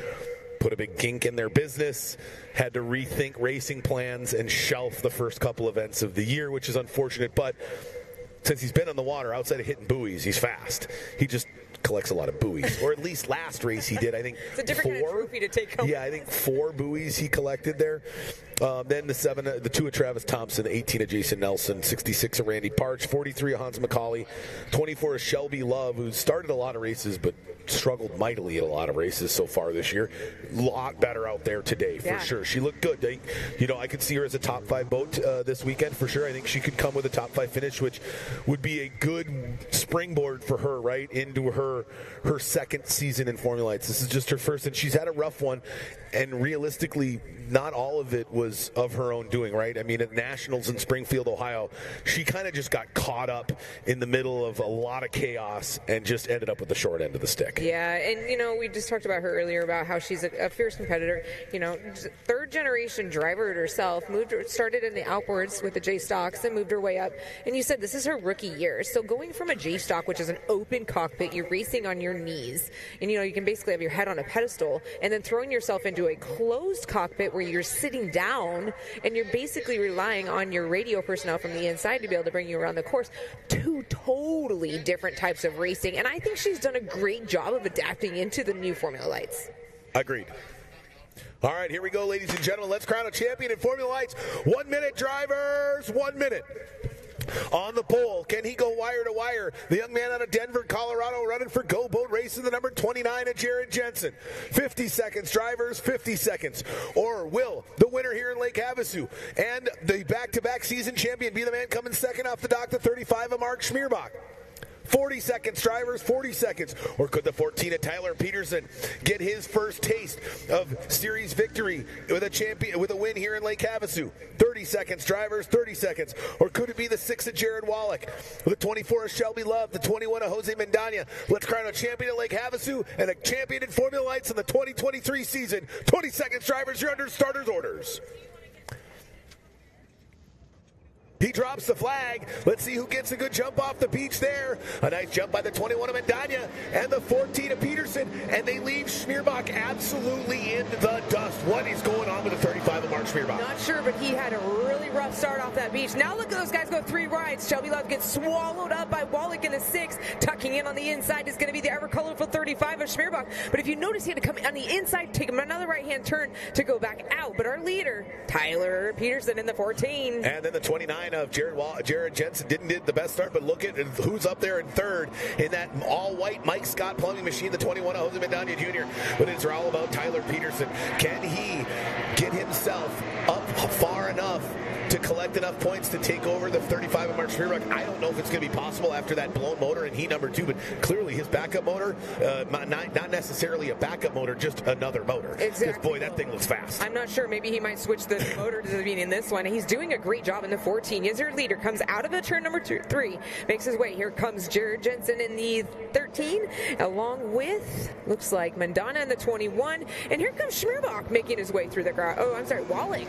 Yeah, Wallach holding on in fourth there. The 29 of Jared Jensen doing a great job in that Go Boat racing machine to hold off the 21 of Mendana, and that's exactly what the 14 of Peterson's looking for, right? Peterson wants the guy right behind him to be in a dogfight because that just allows him to stretch out that lead. But what he really needs to do is make sure that that 35 of Schmierbach stays in 5th. He's sitting in 5th right now, and that's where he's got to keep. Oh, look at there, the 24 of Shelby Love just gets chopped by the 98 of Nick Hoot, that Hoot racing machine, as they battle it up for the last spot. But yeah, it's all about the 14 of Tyler Peterson. Can he outrun and collect enough points to get by Schmierbach? Because, boy, hey, look at there, the 21 of Mendana got by the 29 of Wallach and moved himself up into 2nd, and that could be huge because he was only 3 points behind Schmierbach. I think he's got to catch the 14 of Peterson. I don't know if he's going to be able to do it, Kay. Yeah, with that disqualification earlier, that really hurt the point standings for Carlos Mendana in the 21. But, you know, in the 29 of Jared Jensen, doing a wonderful job. But look at the red, white, and blue coming up quickly out of San Diego, California. That's going to be Wallach. But our leader just stretching out his lead. Look at him there. You can barely see his rooster tail. And then you look behind 21, and it's like boat, right? They're all right there. There's Wallach. There's Schmierbach, who's back in 5th position. I don't know if, I can't remember the last time I announced a race where Mark Schmierbach was at 5th. I know, exactly. So, like you said, he had a really rough start off the beach. So I'm not sure if he's had some starting issues or what he's got going on there. But, you know, he's got a lot of ground to make up for with almost a half a lap behind the lead driver of Tyler Peterson in the 14. Yeah, and you know what I'm really frustrated about and super bummed about? The 27 of Steve Lee didn't even get to see the water this weekend. He went out in testing, went over on his head, blew a hole in the boat, and that finished the weekend there. You see the 29 of Jared Jensen hanging tight with the 21 of Mendana. He's not going quietly into the night, K. He is fighting hard, the young man from Denver, Colorado. And again, that's exactly what the 14 of Tyler Peterson wants. He's like, you guys just keep fighting with one another. I'm going to just disappear further and further into the distance, hoping to run away with this thing here. And some, I believe, back-to-back hardware winning for the 2nd year in a row here at Lake Havasu. For a brand new driver in this class, he's doing an amazing job. You just talked about what was going on for 2nd and 3rd. Carlos is going to tuck on the inside. Jared just keeps on sitting on the outside. Carlos moves out just a little bit in the 21. And you said Tyler's just hoping that they battle it out. But I have a feeling that Tyler's just hoping that Carlos is able to keep Jared behind him because Jared had a great heat the last heat. Yeah, you know, and I mean, at the end of the day, right, the 29 of Jared Jensen's doing a great job. Now you see him move wide to the outside. There's the 14 of Tyler Peterson. He's already working his way down into turn numbers 3 and 4, looking to put the 24 of Shelby Love a lap down. But there's that battle for 2nd and 3rd, the 29 of Jensen and the 21 of Mendana. I just don't know if the 29 of Jensen has enough experience. I mean, Mendana, dude, that's not a guy you get around very easily, right? He makes it very, very difficult to get around. So I think this cat and mouse game is going to be at play here for the rest of this. This 15 minutes plus 1 lap main event here in Formula Lights.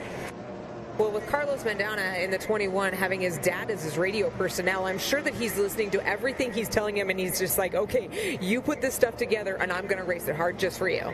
Oh, absolutely. And I'm super excited for them to be out there, and especially I love seeing Jared Wallach. Obviously, his dad's a big leader in the West Coast contingency of the OPC, and they've got the Parker Enduro going on this weekend. We were kind of out of our control when this event got moved down to the end of October. We wish all those guys could have been here with us racing. And I tip my cap to Jared, right? He likes the OPC racing. He's like, hey, Pops, flat bottom's cool, but I'm going to go run a Formula Light. See you later. I'm going down to Lake Havasu. So his dad's, 30, 40 minutes upriver in Parker running a lot of flat bottom stuff at the Parker Enduro. He's here running hard and looking to bring home some hardware. It doesn't seem like he can close that gap. But who knows? This battle between 21 and 29 is going to rage on through the rest of this, and 6 could just slowly creep into that window, and all of a sudden, out of nowhere, boom, he's on the podium. Exactly. It's like a sneak attack, and he's doing great trying to keep up with him. But it looks like our first place is right down the backstretch, but catch what's going on in the backstretch. Schmierbach. Where is he? Is floating right in the middle of the course in the 35. No. The 35 of Mark Schmierbach looks like the motor went away, and so did his title hopes. Yeah. See you later. I don't know. I know he gained some points, right? But he's going to get, 20, 30 points for running a few laps. Oh, it looks like he's trying to get it started. And he's trying to get it fired. I don't know what's going on with the 35 of Schmierbach. Normally, right, the technical stuff is never an issue with these guys. They're meticulous in their setup, their preparation, their tear down, right? They've got processes, they've got routines. They've been doing it for years, but boy, unfortunate for him. And right now, 14 of Tyler Peters, he's like, backup motor, please just, I don't care if you crap out on me, just do it after the checkered flag, please, because he's got one of those leads that if something like that did happen, I think the eventual winner would probably feel bad. Yeah. Right? Clearly I wasn't the best in class today, but your motor didn't last. Sorry, buddy. Tyler Peterson is almost a half a lap ahead of the second place boat. That is a huge lead as Tyler makes his way down the backstretch, just now crossing the start finish line in the 21 is our second place boat, following the 29 of Jared Jensen, the 6 of Wallach. And those two are, and even those 3, right? Because Wallach's starting to get into the mix, and he might get into it. But boy, I think if you talk to the 29 and the 21 after they'd be like, man, that was a hell of a race. Yeah, because they are all over each other. You talk to the 14 of Tyler Peterson, he was like, I was out for a country Sunday stroll. As he looks to get by the number 99 of Traden Schleicher. Schleicher, the rookie, goes wide to the outside as he should. You see that big orange X on the back denoting that he's a rookie here in 2023. 14 of Tyler Peterson just kind of sets it down on the inside and boogies his way by. But the 29 of Wallach just will not go quietly, the 29 of Jensen will not go quietly into the night. Obviously, that's a fast boat. That boat, orange and gray, for the Hertz Audio that used to be on the side of it, run by Grant Schubert to a national title in Springfield, Ohio, over the 35 of Mark Schmierbach. I believe you were there and called that blow-by-blow with Jeff Doan, and that was a heck of a race. Those two were all over each other. 13 earlier because I'm so used to calling it that. Exactly. It was like, okay, I got to remember 29 with all these boat and motor swap or with these driver swaps. I got to get it straight. Shelby Love's going to make a key factor right here. She keeps on the inside and is going to force Carlos Mendana in the 21 to go the outside and starting to get a little bit more of a gap between him and Jared in the 29. Yeah, we'll see what happens here. Mendana going wide to the outside there. Jose trying to get... But again, I appreciate, what Shelby Love said, hey, listen, there's 2 of you. I don't want to cut across both of you. I'm just going to hold my line. And they said, all right, that's fine. You hold your line. We'll move to the outside, and we'll run outside of her. So I commend her for holding her line. Looks like the 98 of Nick Hoot calling it today after some transom issues yesterday. I know that boat was a little beat up, and it looks like they might be having some more trim and motor issues on the back of that 98 Hoot racing machine. Yeah, it looks like it's sitting in the wrong position, and that's not a good... Yeah, it makes it pretty hard to turn and go fast when the motor's all the way kicked out. Oh, there you go, the 29, and Jensen now getting by. Now here, look at that. Now 6 of Wallach. Look at him, watch out. Wallach, bang, down to the inside. There he goes. I saw it. I knew it was coming. Now we got a drag race between the 6 of Wallach and the 29 of Jensen as they go down through turn number 2. See, and this is exactly that cat and mouse game, right? Wallach knew, hey, if they can get Love in a turn and Love forces him to go outside, I'm far enough back where I can set it down to the inside, and he might be able to take advantage of it. Now he's getting caught up in the wash on the 24 of Shelby Love. Shelby Love moves to the outside, going to give these guys a little bit of their fun out here in the water too, which all of that in one lap made a huge key factor between the gap between Carlos Medina in the 21 and the 29 of Jared Jetson, and it also closed the gap of the number 6 of Wally. I mean, now they're starting to go for a fight for 3rd, 4th, and 5th. Yeah, that's the farthest we've seen the 21 of Jose Mendana Jr. and the 29 of Jared Jensen apart all day. But, I don't even know where the 14 of Tyler Peterson is. Tyler making his way down that backstretch in the number 14. He's got to be getting tired. I'm sitting out there in this heat, and he's still running it all the way to the end just as fast as he can, because you know what his next goal, I think, is? A lap the number 3 boat. Well, it's been done before. It's super hard to do, but, boy, I don't know if he's going to make a whole straightaway. We got a little over 5 minutes plus 1 lap remaining in this main event here in Formula Lights, and it is all Tyler Peterson. That beautiful all-red Molagard Latitude Dispensary, right? Peterson Racing on the side. Peterson Racing, right? His name is Peterson, but he doesn't own the boat. Another Peterson, right? That's not even related. And no, not related. They live here, yeah. Right? The Latitude Dispensaries is their company here. I think they've got them here and in Phoenix. They set up dispensaries here across the state of Arizona, and they've done some work in Colorado and California as well. But oddly enough, they just happen to have the same last name. Tyler's from Stacy, Minnesota. These guys are from from Lake Havasu City, Arizona. How they met, I don't even really know. But it's been a great marriage, right? Young Tyler Peterson, very hungry, very deeply embedded in boat racing back in Minnesota. He's run multiple different classes. They decided to take this flyer on this Molagard boat, and boy, has it paid dividends, because this kid is just dynamite behind the wheel of that machine. And I have a feeling we might hear a few guys call up Christian Molagard over in Denmark and be like, hey, can you ship more of those things to the U.S.? Because nobody thought it could work, and he is proving them all wrong, and he is out here just absolutely outclassing the field. He's 3/4 of a lap ahead of everybody here with just 4 minutes to go in this finals here in Formula One, and could be potentially our new series champion, although I think it might be Mendana when it's all said and done. I don't know. That disqualification jumbled up some points. It really did. It might have really hurt him. And with this lead, you were talking about it earlier, if it comes down to like a tie points, let's just say it comes down to the tie. Really, look at the lead. Our lead driver is coming out of turn 3. Our second place is going into turn 1. That's a 1 straightaway difference. Yeah. So it might come down to that. Yeah, and so you figure Hoot pulled off after Schmierbach did, so Schmierbach's going to get 8th. Versus first. That's a lot of points to give up. Right now, Schmierbach probably got Peterson in points. Oh, look out there, 24, Shelby Love spinning out down in turn number 1 there. Looks like she's now going to be kind of in the way. Oh, there she goes. She finally gets that green machine with Clover Construction on the side going. That happens when you're a rookie, right? Especially in Formula Lights. You overset into the corner, and this is why Formula Lights is such a great learning class. So many Formula One drivers cut their teeth there, because it really forces you how to drive here. And we got a battle now brewing back up. That would be down the backstretch in the number 21, the all-white Carlos Mendana fighting out the 29 of Jared Jensen, which is the orange and gray boat. Those are 2nd and 3rd place boats. They've been fighting it out basically since they jumped off the beach. Back and forth, and it looks like Carlos is going to lead them in out of turn number 3 down the front stretch. Keeps holding on to that inside lane, shortest way around the course. And the 21 of Jose Mendana Jr. does like to go inside line around the course, and boy, they had such a big gap. I don't know what happened there, Kay, but it was like the 29 of Jared Jensen said, hey, I got another gear in here. I'm going to catch back up. Now he dives down to the inside, and they're trying to go deck to deck. Nose to tail coming out of turn number 1, now through turn number 2, the chicane on the backside. And now the 29 of Jensen's got to go back to the outside. And that's, I think, that cat and mouse game of what Mendana's been doing so well. Is he's just forcing the 29 of Jensen to cross back over his wake. And as you know, Kay, right, crossing through somebody's wake is about the most detrimental thing you can do speed-wise in a tunnel boat. And he just did that twice. When they went in out of turn number 3, he tried to duck on the inside, didn't have enough room, had to jump back out onto the outside, which is going to be what we call going through churn water already. So you're going through a roller, you're going through churn water. It could be very hurtful. And unfortunately, sometimes with these boats, we just saw that with Shelby Love, it can actually make you spin out if that chine just hits that roller just right. Now it looks like the 29 of Jensen now backed off a little bit off the 21 of Mendana Jr., but it was a lot bigger of a lead before.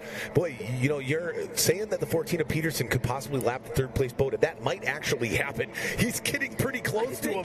It's going to be close here. We got 2 minutes plus 1 lap. I appreciate the 98 and Nick Hoot out there staying out and collecting points, right? He's rolling around the outside, but he's collecting points. He's going to make sure he goes back home to Modesto and says, hey, you know what? Mark Schmierbach, guys won like 5 world titles. I beat him. Don't worry about it.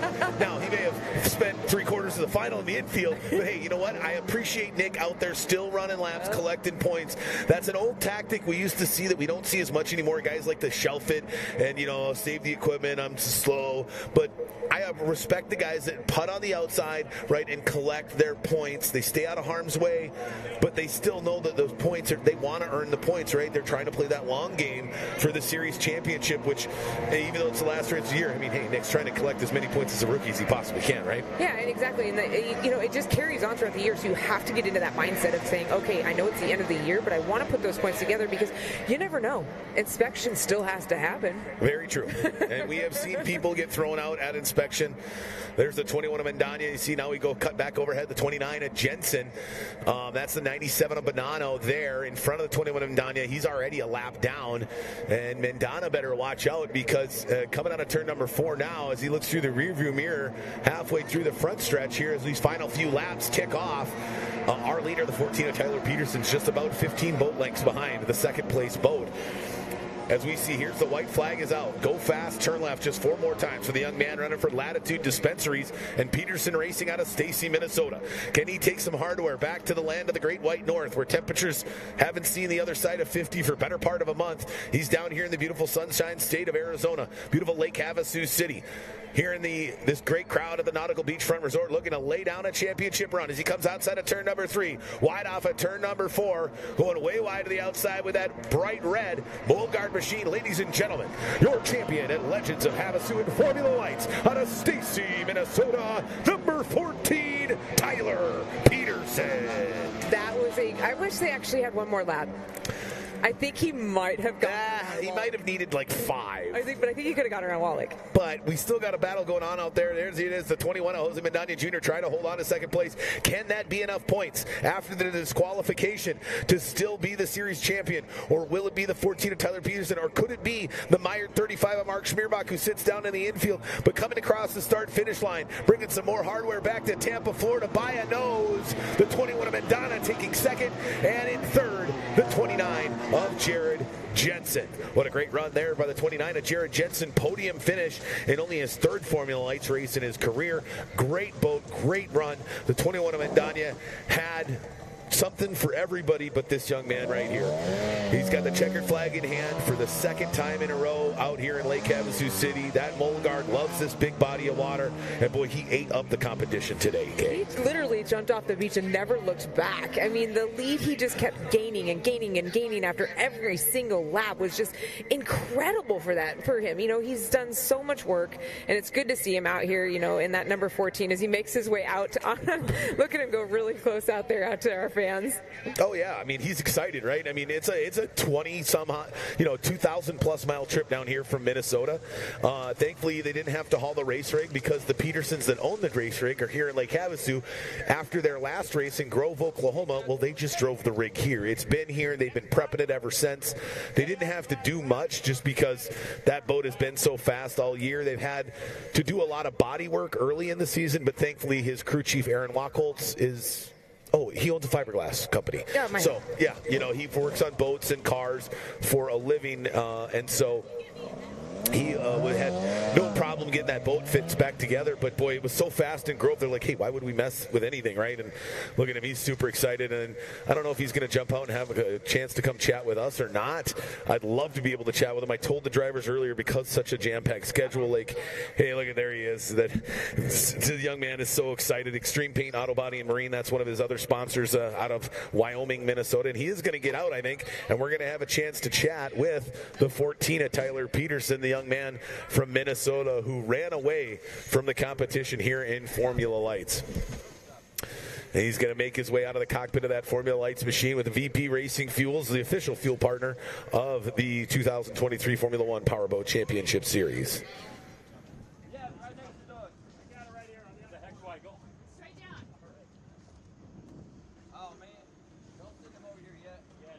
And it looks like coming up next year, we're going to have the Texas Tri-Hulls with us here in the to wrap up the 2023 season in their class. The 17 of Neil Marsh has already locked up the season championship there in Formula Lights. And coming to join us is the 14 of Tyler Peterson, the young man from Minnesota. Pop that on there. Boy, Tyler, did you blow a motor in the heat number 2? Are you sure? It was a shear pin, but oh, okay. Well, that's a lot better. I thought it was a little birdie told me it was a blown motor. Shear pin is a lot better, man. You went out there and you drove that thing like you stole it, ran it wire to wire. And I believe this is, 2 years in a row. You love Lake Havasu, don't you? Yeah, Lake Havasu and the boat that we have, they work real good together. Can't say enough for the team. After the shear pin went, we had to fix a few things, and they worked their ass off to make that happen. So got to thank all of them and the Peterson family, and it feels good. Yeah, and today might have been just your kind of day, Tyler. So Mendana gets disqualified, so he collects no points in qualifying. Schmierbach finishes 8th, and you win. Now, I'm not a mathematician, and you can't trust what I say because I'm just the announcer. But I believe you may have just not only won yourself the Lake Havasu City Classic, I think you might be the 2023 Formula Lights champion. Year 2 in that Molagard, jumping into a tunnel boat after a few years in some other classes and some V-bottom stuff back in Minnesota. I mean, if it did come to fruition, how would it feel to be the 2023 F1 PC Formula Lights champion? Oh, it would mean a ton. I mean, Mark Schmierbach and the Mendanas, there's a lot of guys out here that run really, really hard. So it definitely means something running against guys like that. For sure, yeah. And you guys, I mean, there was 4 of you within, I think, half a second in qualifying today. But, boy, nobody had anything for you, man, out there. Congratulations. One benefit of squeezing 2 days into one is you get an extra day in the warm-weathered Lake Havasu City before having to go back to Minnesota. But congratulations, man. You get to drag a whole bunch of hardware back north of the Mason-Dixon line. Hey, thank you. All right, ladies and gentlemen, your winner of the Lake Havasu Classic, the number 14 of Tyler Peterson. Coming up next, the Tri-Hulls are on the water, bumper boats at 65 miles an hour. Crowned champion in the Lake Havasu City Classic. And will Cole Wearing hang on to that second spot in the season standings, or will the 13 at Grant Schubert knock him down a peg? We're going to find out right here in just a moment with the conclusion of the Tri-Hull class here at Legends of Havasu in the final round of the 2023 Formula One Powerboat Championships here at the Lake Havasu City Classic. We'll be right back. Good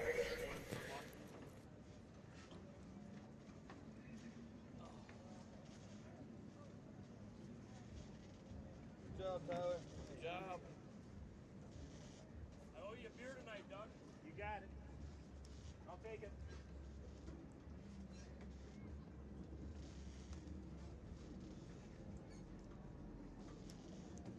All right, well, that was the 14 of Tyler Peterson, and I don't know, okay, she's doing the math right now. I'm not a mathematician, but, I mean, I think Tyler Peterson might have just driven his way all the way to a season title, yeah, which is a pretty big deal. That is, and it should be interesting to see. And like we said, still have to pass inspection.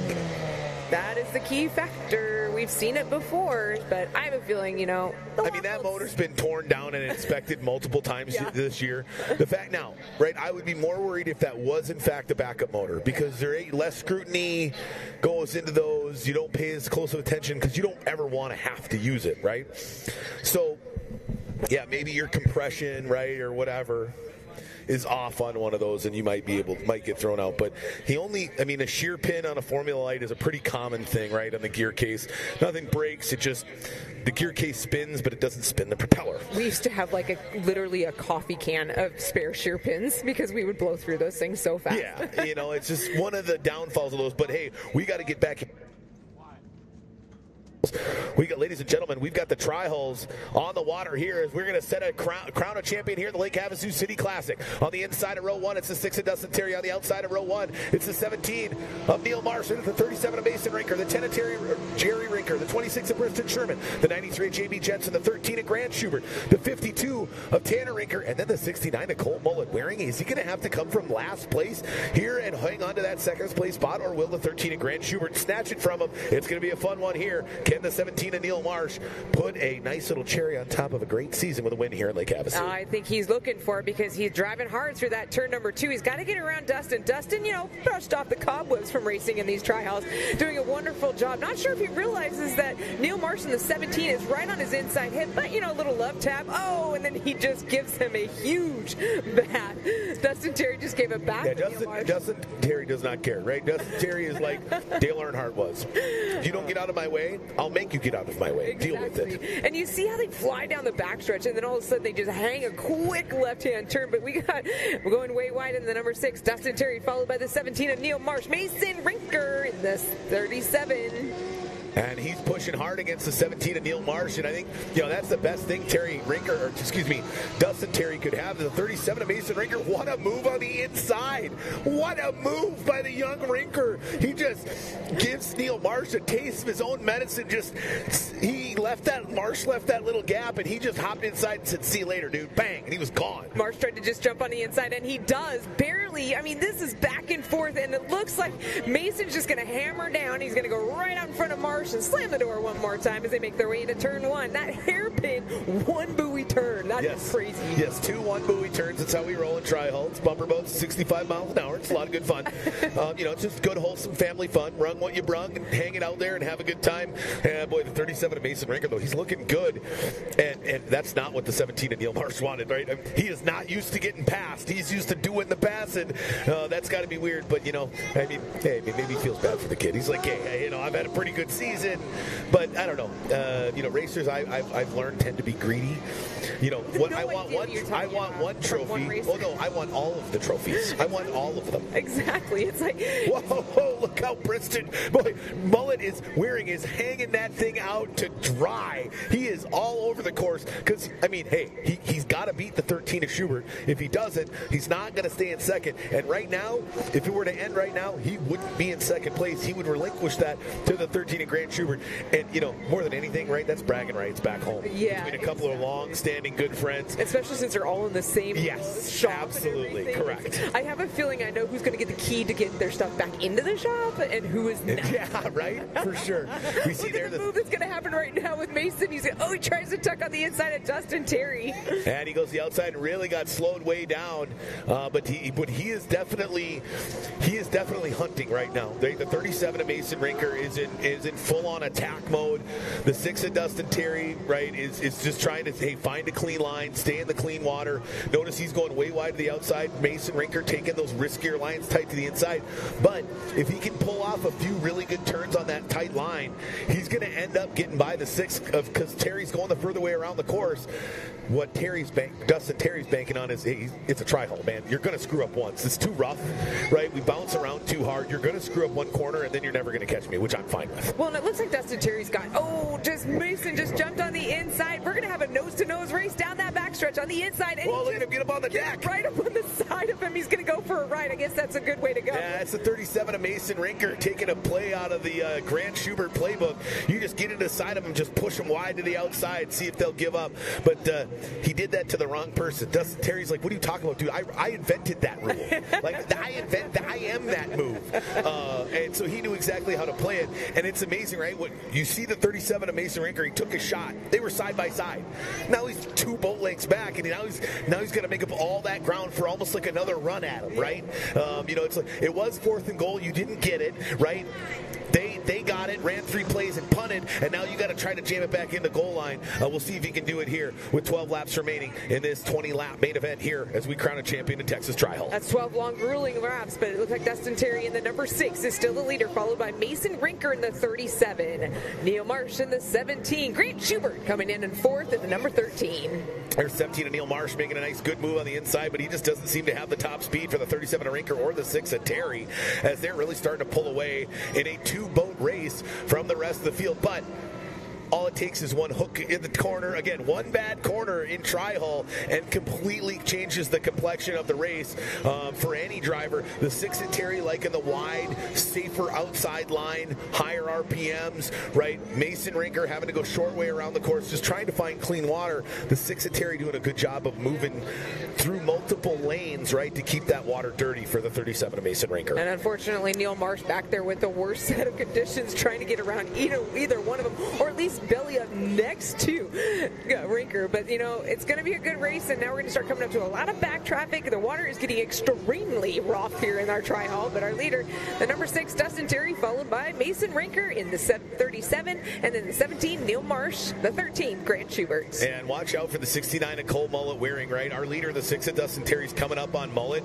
He's not going to let him go by easily, right? He's not going to move back. He's like, hey, man, I'm fighting for a top 3 season points. I'm going hard.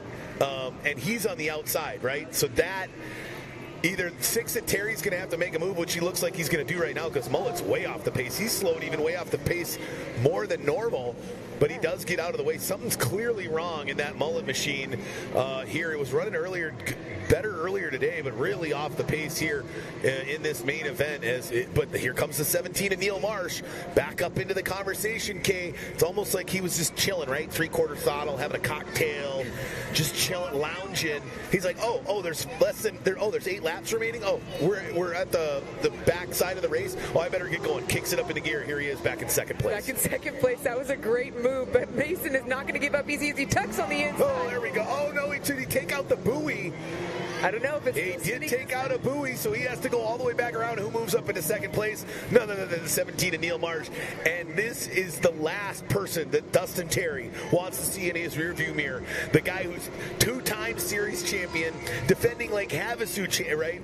He came here, I think he may have won or got second last year. I can't remember, but he won the season point standings. And now here he is sitting in second, ready to pounce on the 6 of Dustin Terry with just 6 laps remaining. Does he have enough time, Kay? That's the real question. I don't know. I think Marsh, he's got the speed, he's got the drive, he's got the skill, but does he have the veteran driving that Dustin Terry does in the number 6? As now they're going to start to move up to more back traffic, which is going to be Scary Jerry Rinker. But look, Dustin Terry goes wide, and Marsh moves right on the inside. Here he goes. He's going to set that thing on the back of his Coming straight out of Hemlock, right to the top spot on the podium, because it's the only place he knows in 23. He has been an absolute dominant performance so far this season. Can he do it again here and catch our leader, who's led from lap 2, the 6 of Dustin Terry, as they go down the back stretch with 4 laps remaining here in this 20-lap main event in Texas Tri-Hall. Dustin Terry, I'm not sure if he even knew how close Marsh was until all of a sudden he got a little love tap from that number 17. Dustin Terry's your leader in the number 6. Here comes Neil Marsh in the 17. And look at him just rock and roll that boat trying to get around Dustin Terry in the number 6. And Dustin Terry's not an easy guy. Now here we go. Here's Marsh's patented move. Nope. He's got to go wide to the outside. Douses down the 69 the 26 of Briston Sherman, who's fighting with the 69 of Cole Mullet, wearing both way off the pace here. But the 17 of Neil Marsh now goes down to the inside. He keeps having to go through the wash, right? That's smart. Terry's not giving him like a full lane to the inside, right? He's giving him like half a lane. So he thinks he can stick his nose in, but then he's got to run his nose across the wake in the corner, and he just can't seem to catch up to him down the straightaway then. Well, then he gets a huge wall of water in your face, and your first reaction is to kind of let off. But look at him. He's just going to roll right up on the back transom of the number 6 of Dustin Terry. And he was down to the inside. Dustin started to move down. Now he's taking that wide line, and now he's going to try to come off the pin. See, but Dustin knew he was going wide, and so instead of going wide early, he stayed on the pin to scrub up the water. But the 17 of Neil Marsh has got a ton of speed, boy. 2 laps remaining here in this dogfight for the championship here at the Lake Havasu Classic, a part of Legends of Havasu 2023, brought to you by Mid-America Outdoors, the great partners of the Formula One Powerboat Championship in 2023 out of Jay, Oklahoma. Check them out at MidAmericaOutdoors.com. Find us at F1PowerboatChampionship.com. And here we go, the final 2 laps of Texas Trial. The 17 of Neil Marsh slams into the back of the 6 of Dustin Terry, our leader, who's trying to go wire to wire. There's a white flag out. Go fast, turn left, just one more lap around this 2-pin course here in Texas Trial. Can the 17 of Neil Marsh knock off the 6 of Dustin Terry as they go down in to the penultimate corner of the Tri-Hall main event? Down the outside, here we goes the drag race. On the outside, it's the 17 of Neil Marsh. On the inside, it's the 6 of Dustin Terry.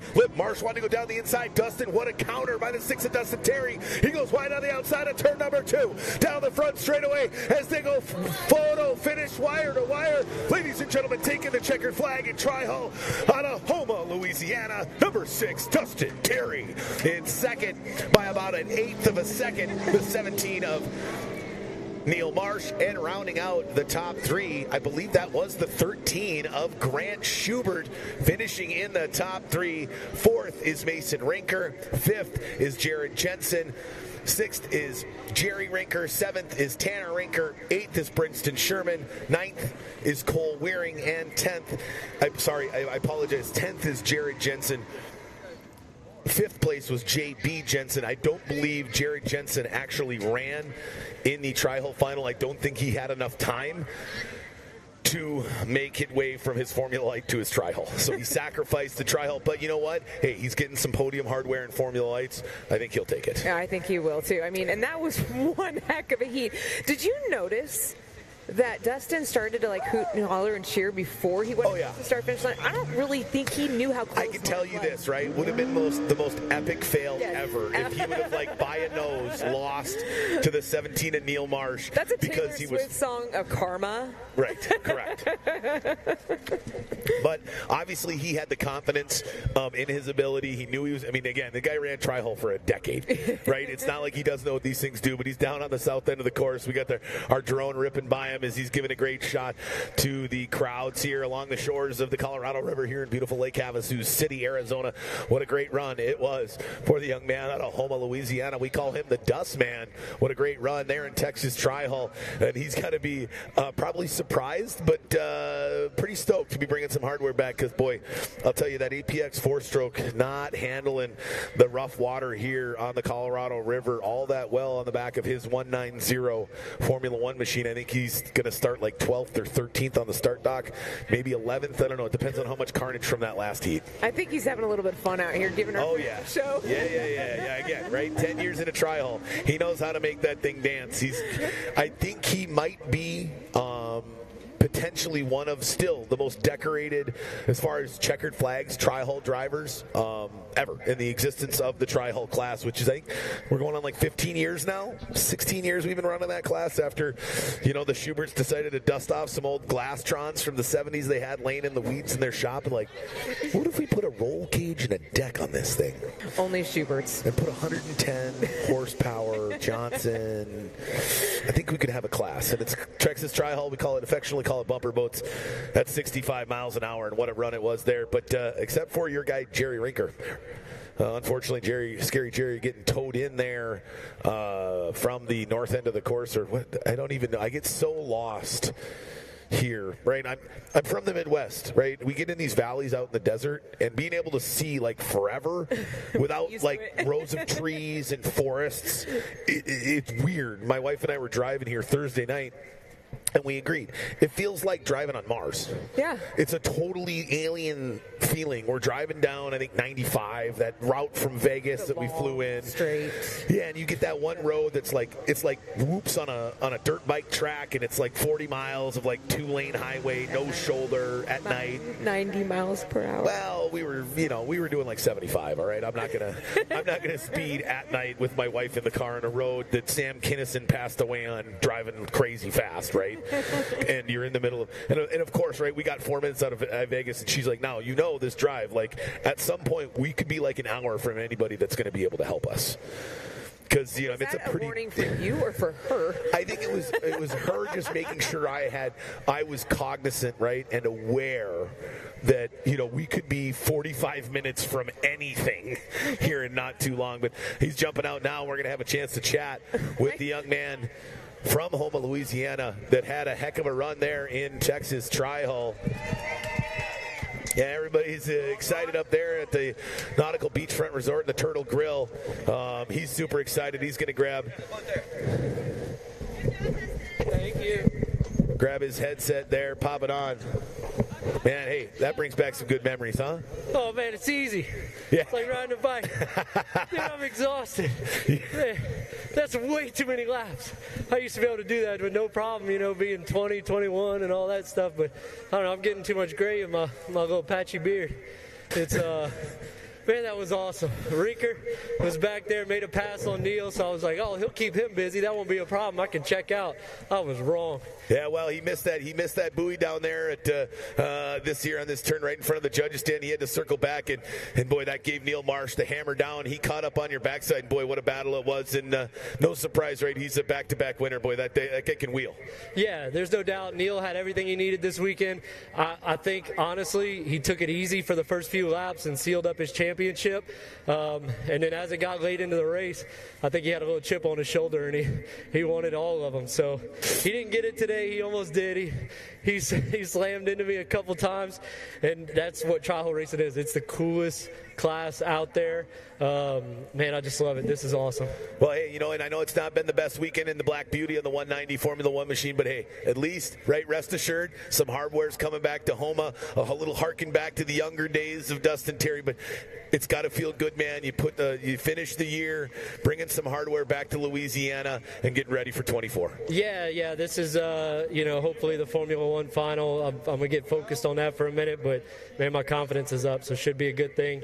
I just want to thank JH Performance Boats for getting that ready for me, Ameristar Roofing for supporting me and everything. Those guys just delivered the boat. The Outlaw F1 team, those guys filled it up for me all weekend, had it sitting on the beach ready to go. Whenever I came down, I would just get a thumbs up from Mullet and Briston and all those guys that you're ready to go, just jump in and get it. And so this is really their win. And then I just want to say hi to my wife and kids back at home. Right on. And the 13 of Grant Schubert kicks his good friend Mullet back down a peg and moves up into second in the series standings, all thanks to you. Oh, man, bummer for Mullet. What did Grant finish in the final? Grant finished third. Okay. Well, so he worked for it. He earned it. He moved his way back up there. No, good for him. Good for everybody. It's a great class. Special thank you to Havasu F1 Powerboat Championship. This is a great time. I know we're kind of bummed out we can't have 2 days of racing with the weather rolling in tomorrow, but hopefully we can put on a show to make up for it today. Right on, man. Well, hey, get back in the pits, get that tri-hull on the trailer, go enjoy yourself and get ready for the Formula One race. Ladies and gentlemen, your winner in Texas tri-hull, the Dustman out of Homa, Louisiana, the number 6 of Dustin Terry. All right, well, that's going to wrap up 2 of 3. You know what that means? That means the 6 of Dustin Terry's got to bust his butt, get all the way back down there, hop in his Formula One boat, because we've already got about half the boats on the water, because we're going to run this 17 minutes plus 1 lap main event here in the Formula One class to crown a champion not only for the Lake Havasu City Classic, but for the 2023 season. 5 drivers with inside of 100 points came into Lake Havasu. We've had some carnage in qualifying, K, and we're going to have a doozy of a main event here in Formula One. Yeah, it was definitely, if you're just joining us, one heck of a morning. We had a collision this morning between Kyle Maskell out of Vancouver, BC. Unfortunately, had a little bit of an incident with Spencer Love out of California. So, California versus Canada. We're going to have to see if they were able to get Spencer Love's boat fixed back up and bring it back out onto the water. Unfortunately, I have a feeling that Kyle Maskell is not going to be able to make the call for the final. We did have a couple other incidents earlier this afternoon, but I'm planning and I'm hoping with this great weather conditions that we've got going on right now, we're going to have a phenomenal final. Once again, I want to remind you to go to F1 Powerboat Championship. Make sure that you look at all of the videos. This will also give you videos and insight on how the powerboat racing works. We are looking forward to coming back here in 2024. If you want to be one of our sponsors or be involved in the race, feel free to reach out to us. We're always looking for volunteers and sponsors. Once again, that is F1 Powerboat Championship. We are getting ready for our final heat here to happen in just one moment.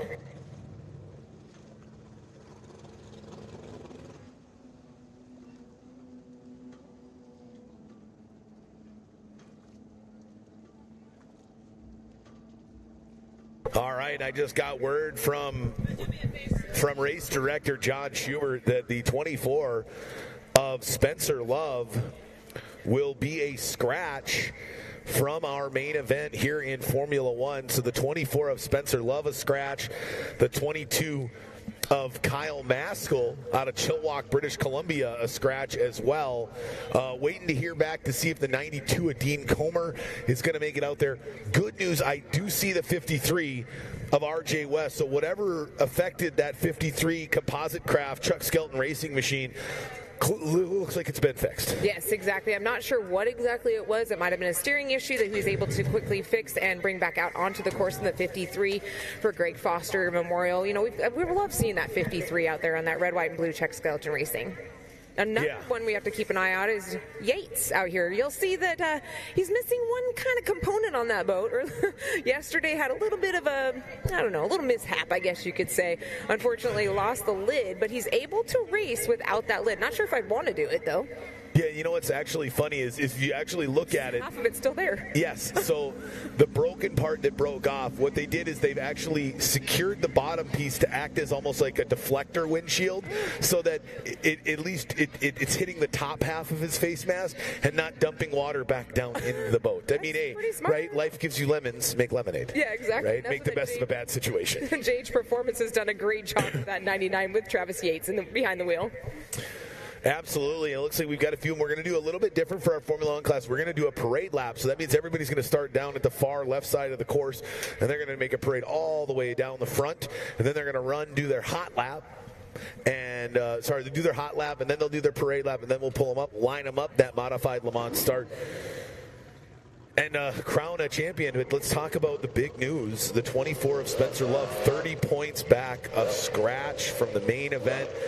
Title hopes for going back-to-back dashed for the 24 of Spencer Love after getting together with the 22 of Mike Maskell. But, I mean, again, it's a racing accident. That stuff happens. It does. I've been there before. I've been chasing points. I've driven across the states to Michigan where we have Wakefield Nationals for our outboard nationals, and I have been fighting to get into the final. I get into the final, I go into turn one, and I don't make it back out. I mean, it happens. It's part of racing. You look forward to the next year. Unfortunately for Spencer Love, he's going to have to look forward to what could be his year, 24 for 24. Hey, there we go. There you go. I don't think he'd mind that too much. 24 winning and 24. But I know that everybody, right, nobody wants to see Terry Rinker win another title except for me, Terry Rinker, and Kay, and his team owner, Jim Slack, right? Jim really, he wants that title bad, real bad. It was Spencer Love's last year. He wants it. He wants that season trophy in the shop in Houston, the headquarters of Phase 3 Performance, and he's hoping he's going to get it. You know, let's take a look at that starting lineup, and we'll harken back to it a little bit later. But on the pole, right? I called it yesterday. I told my wife, she's like, who do you think's going to win? We were watching the baseball game. She goes, oh, who do you think can win? I'm like, I don't know, man. It could be Rinker. It could be Rinker. She goes, no, idiot, the baseball game. Oh. I was like, and I told her, I gotta give it up to the Arizona Diamondbacks just for the simple fact that I don't need to hear any crap from my friends in Texas about another Texas team beating a team from Minnesota. I mean, you trade away basically, right, like 3 first-rounders for Herschel Walker in the 1980s as the Minnesota Vikings, and people from Texas never let you live it down. It's the plight of every Minnesotan when it comes to dealing with our counterparts from the opposite side of the country. Yeah. Starting on the pole, this is the 52, the real deal, Chris Rinker. He comes in 33 points. 10 of Terry Rinker qualified 6th. So if I do 1st to 6th, right, we could be talking 20, 30 points. He's already accumulated. Yeah. On the 10 of Terry Rinker. That puts them basically level par coming in. You scratch the 24 of Spencer Love out, so there's nobody else between him. It's the John Rinker clan versus the Jerry Rinker clan. It's the Florida Rinkers versus the Texas Rinkers. And I think we're going to have an interesting showdown here, I think right? It's going to be really I mean, and my problem is I'm such a fan of all of these drivers. If you get a chance to walk through the pits and talk to these drivers, they are all so personable. But I mean, that's going to be an interesting little point. I mean, imagine, right? Family reunion time. If they were planning a family reunion, depending on how things go, I don't know if there will be a Rinker family reunion this winter. Fair enough. We'll see. But, you know, then you can't count out, right? 17, Dylan Anderson, he starts second. Weird. He's only 8 points behind the 52 of Chris Rinker, who's sitting in 3rd. So he could jump off the dock, right? Go wire to wire. Rinker falls back to 3rd. And Dylan Anderson's our series champion. I mean, there's so many different scenarios here. Rusty Wyatt, 5th in points. That last one kind of the outside looking in, right? I mean, Jeremiah Mayo's in 6th, 106 points back. Rusty Wyatt was 100 points back. But, I mean, Mayo's in 3rd. Now, I think both Rinkers and Dylan would probably all have to die within like the first 5 laps of the race for Mayo to actually win. But, I mean, could he go from 6th to 2nd, 6th to 3rd, finish 3rd in the season standings? This is a close race coming down It's the wire. the closest I've ever seen it, right? Usually we come in, we're like, he's going to win the first heat, and then it's game over. I mean, he could... Like what happened with Neil Marsh, right? Yes. Like Neil, he got 2nd in the first heat, 2nd in the second heat. Like all he had to do was start the final, and it's over, right? So there's no real juice at the end of the year, right? And I mean, of course, the drivers, right? Guys like Neil, they want there to be no juice. They're like, I want this to be such a foregone conclusion, right? Because I have beaten them down all year that they, half of them don't even want to show up to the final race. But as fans, right, as the spectators of the sport, what we love to see is 6 drivers 100 points apart. One of those drivers gets knocked out, right? Another guy is starting 6th and, I mean, didn't finish better than 5th or 6th in any of the qualifying heats so far. The guys who are back in those 4th, 5th, and 6th, they're 2nd, 3rd, 4th, right, coming off the dock. So we see we've got them coming down here, doing a bit of a parade lap here, and we're going reverse order.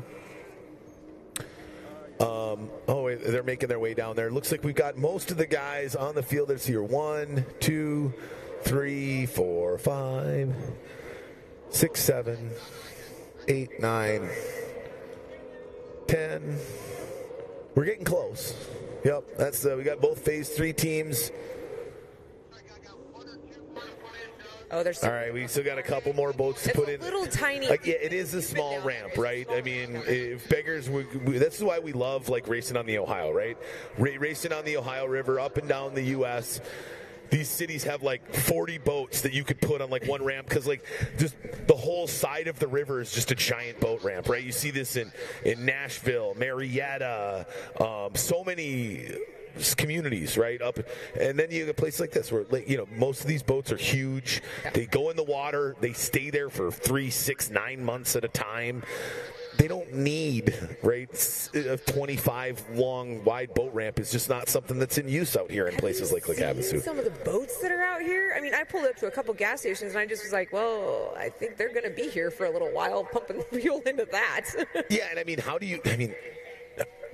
I can back a boat in the water just fine, right? I'm a kid from Minnesota, land of 10,000 lakes, yada, yada, yada.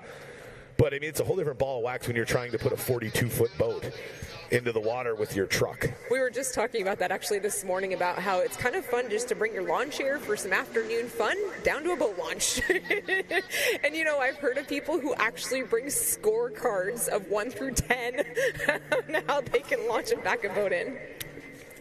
All right, looks like we've got an updated lineup here. Yeah, looks like, so let's see here. Let's compare. We got an updated lineup, so let's check our lineups here. Force back in her lineup. It looks like, we were told that the 24 was a scratch, but he might be back in the lineup. We'll just have to wait and see. I don't know if he's on the water out there, but we'll have to see.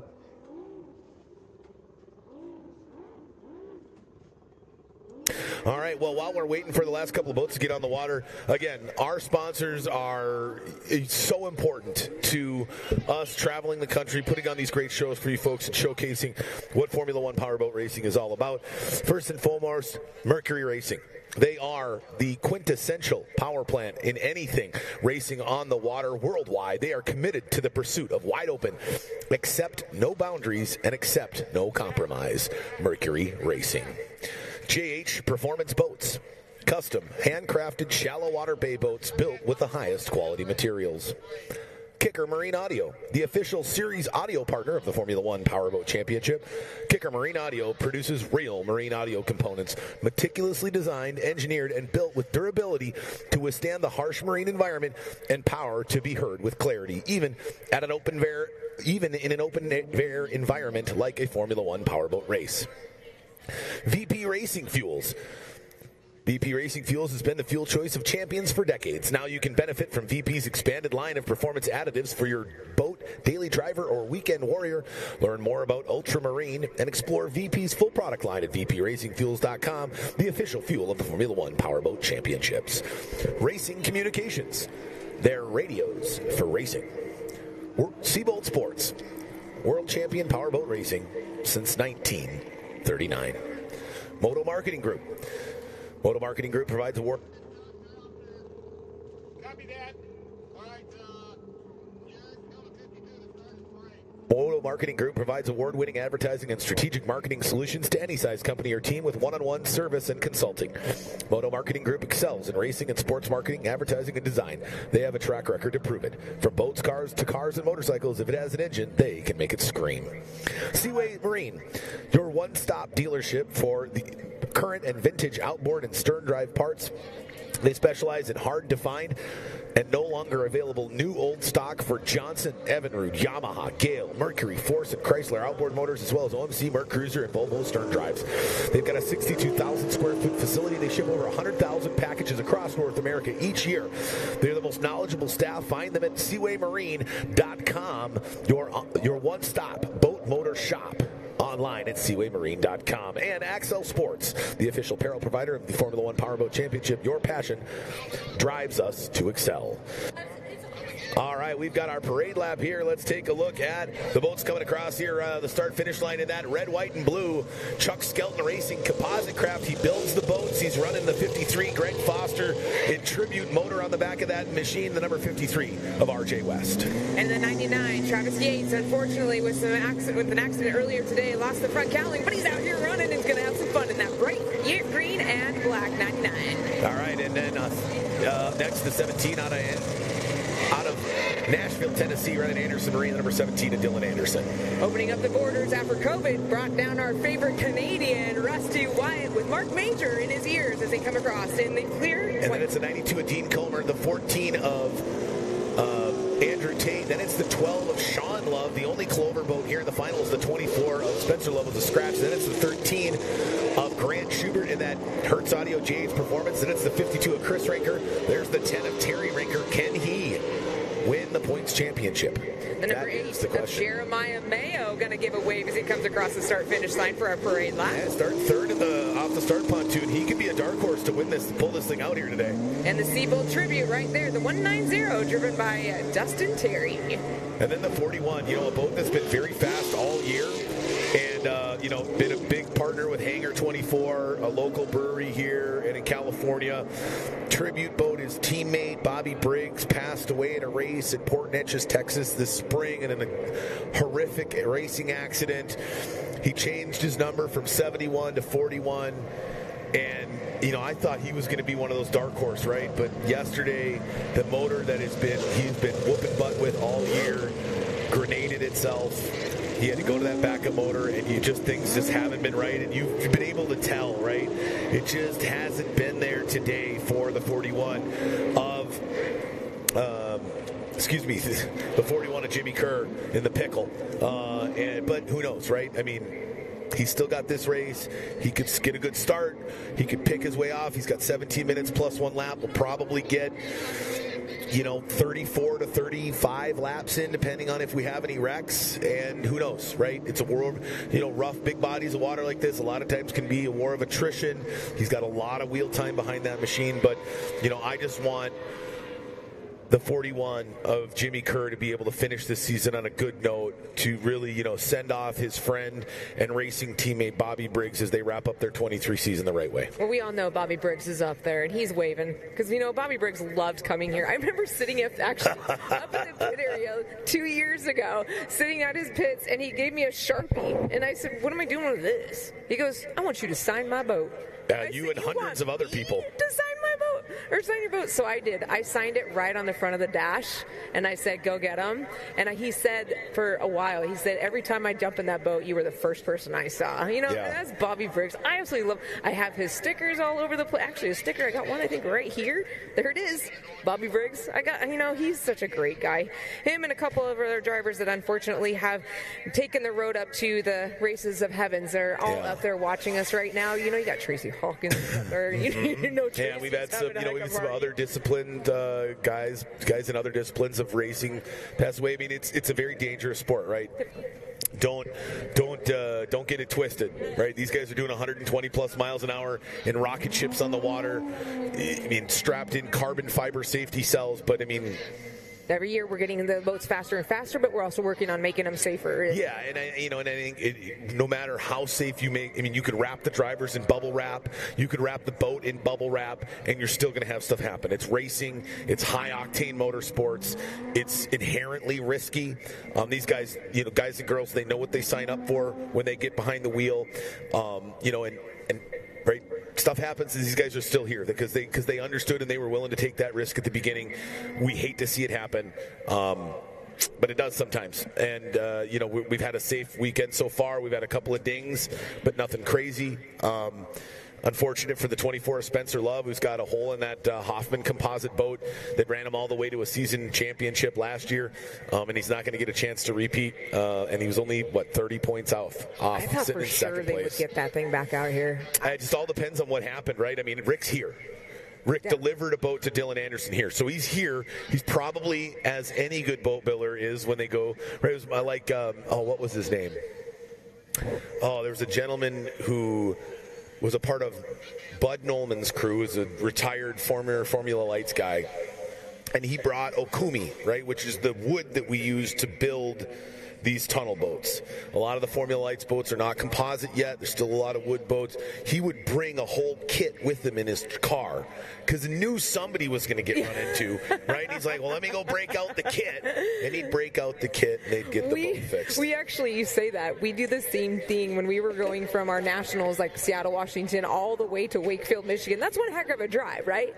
We literally would have an extra sheet of plywood because my boat is made out of plywood.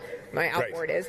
We would literally bring an extra sheet of plywood just in case, because we have a great picture of my brother walking through the pits with the cabinet door of my mother's cabinet of her camper. So he literally took the door off of the camper and went down and patched his boat. It's a necessity, right? It's a thing of necessity sometimes. I mean, a lot of times we see at the Nationals, right, on the stock outboard side, you'll see a lot of the guys that are running 2-3 classes, they'll bring an extra boat, and they hope that it sits on the little trailer or on top of their car or truck all weekend. They don't want to bring it down, but they know, especially at Nationals, when you get 12 heats, 6-7 boats deep, it's not a matter of if, right? It's a matter of when. It's who's going to hit who when. And so looks like we used to actually, my dad and I, it was kind of a joke. In our trailer, we would go to nationals with like 6 boats between my brother, my dad, and I. And we would have at least 8 motors in the back. And my dad's like, okay, well, if you blow this motor up, we can use this as a backup.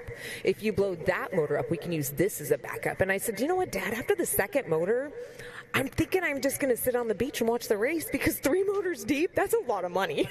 Yeah, right. And obviously there's something maybe else going on, right? It's kind of like an omen, right? Like, hey, maybe it's not your day. Yeah, I've never gotten that. I have blown a few motors up in my days. I will say I have spent many hours sitting on the downstairs in my dad's garage, resanding pistons and rebuilding motors. Best time of my life, I can tell you. I have so many stories. You have tons of stories with your dad at the boat races. Yeah, but it's different, right? We weren't elbow deep in grease, tearing apart motors. It was, him with his book, much like you and I have now, going over, stats and which drivers won what and who did well in qualifying so that we can be prepped for announcing the race next day because, right, you were racing, your dad was racing. Well, my dad never raced. Well, he did, but long before I was even a twinkle in his eye, the plight of being a big guy, right? I mean, he was a college football player. He played at Texas Tech. He was an offensive lineman. He's a big guy like me.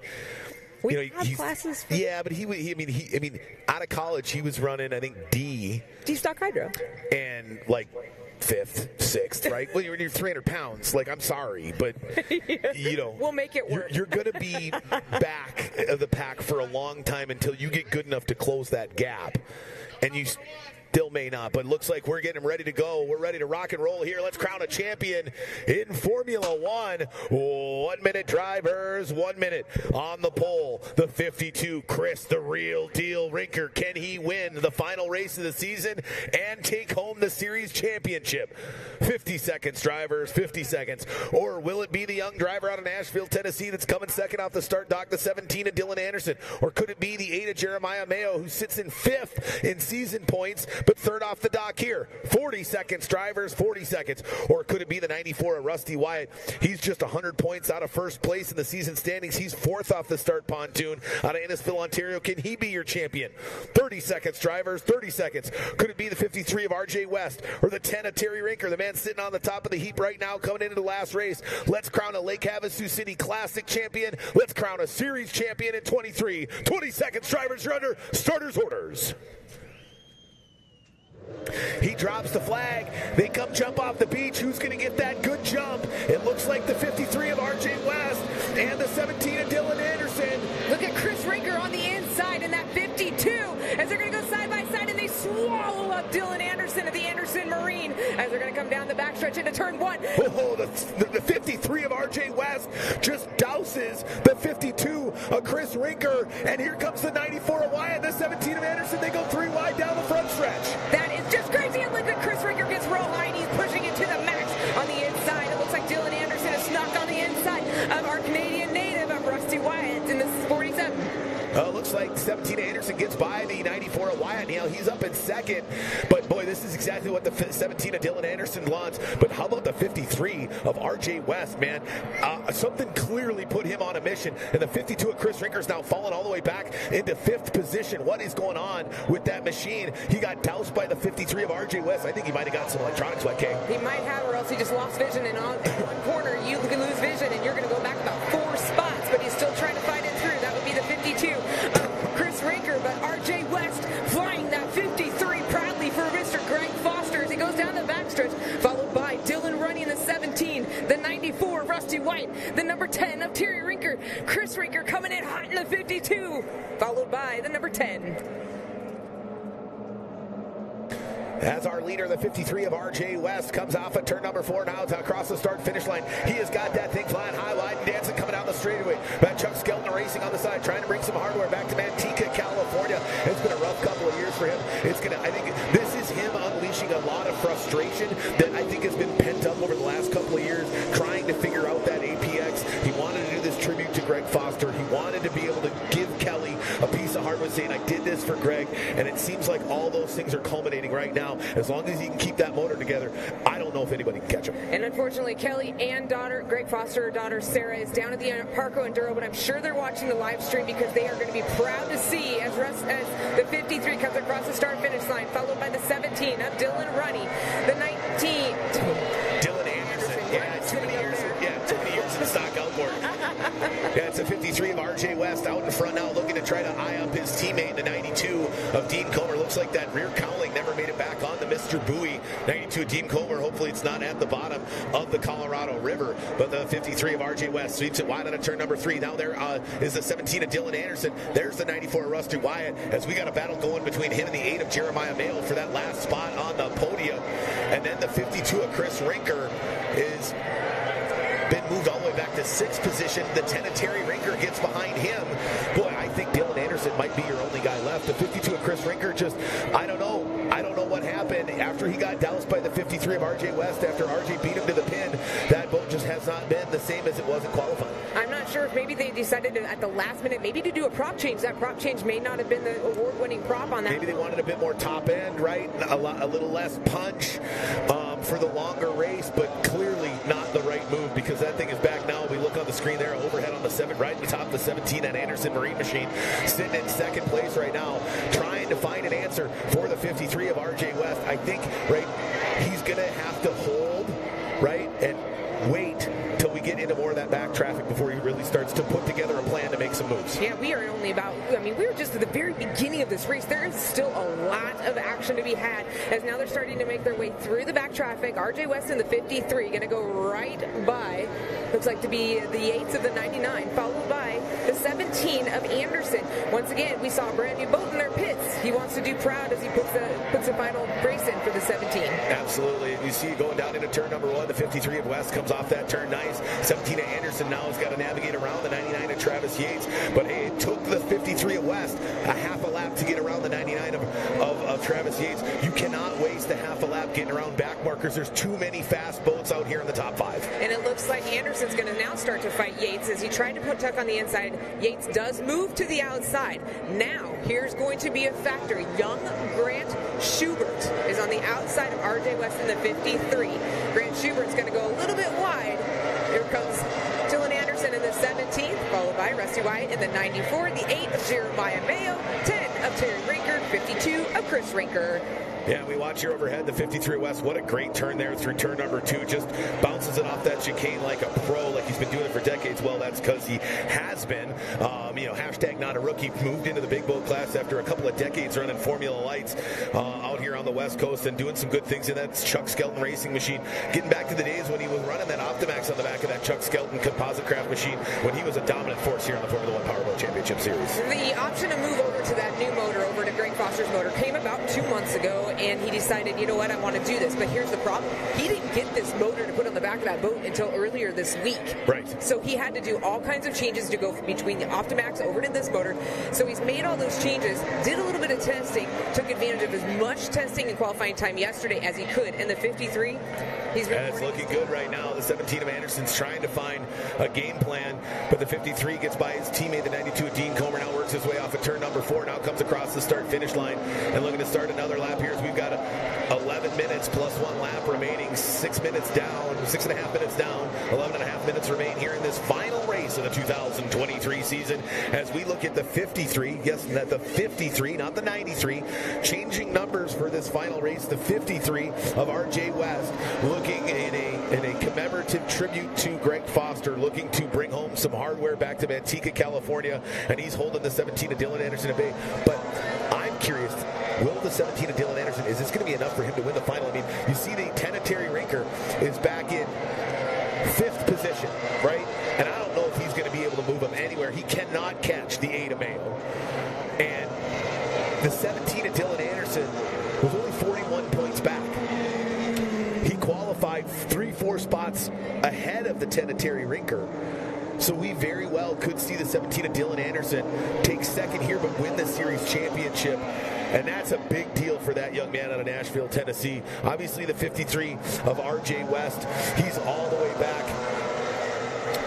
He's mired way back down there in 15th position because of some damage sustained to his boat, some damage to his teammate, right, that caused them to pull out of a race earlier this year because of some physical damage to his teammate Dean Comer and all the work he had to do in the getting Dean's boat put back together, plus the other boats that he was building and working on, right? The plight of a boat builder who also races is sometimes you got to put, right, the other boats that pay you money ahead of you being able to go to a race, right? Exactly. So, you got to pay to play. So, exactly. He had to get some of the other boats out of the shop. And we've got some great racing still going on for 3rd and 4th. But RJ West continues to stretch out his lead over Dylan Anderson in the number 17 of Anderson Marine. The fight is now for 3rd and 4th. And it looks to be like Ontario. 94 of Rusty White still trying to fight off the number 8 of Jeremiah Mayo. They're going to come up to back traffic, and Will Pickles split the field between the two of them. And it looks like Jeremiah's going to try and tuck on the inside of Jimmy Kerr. But our leader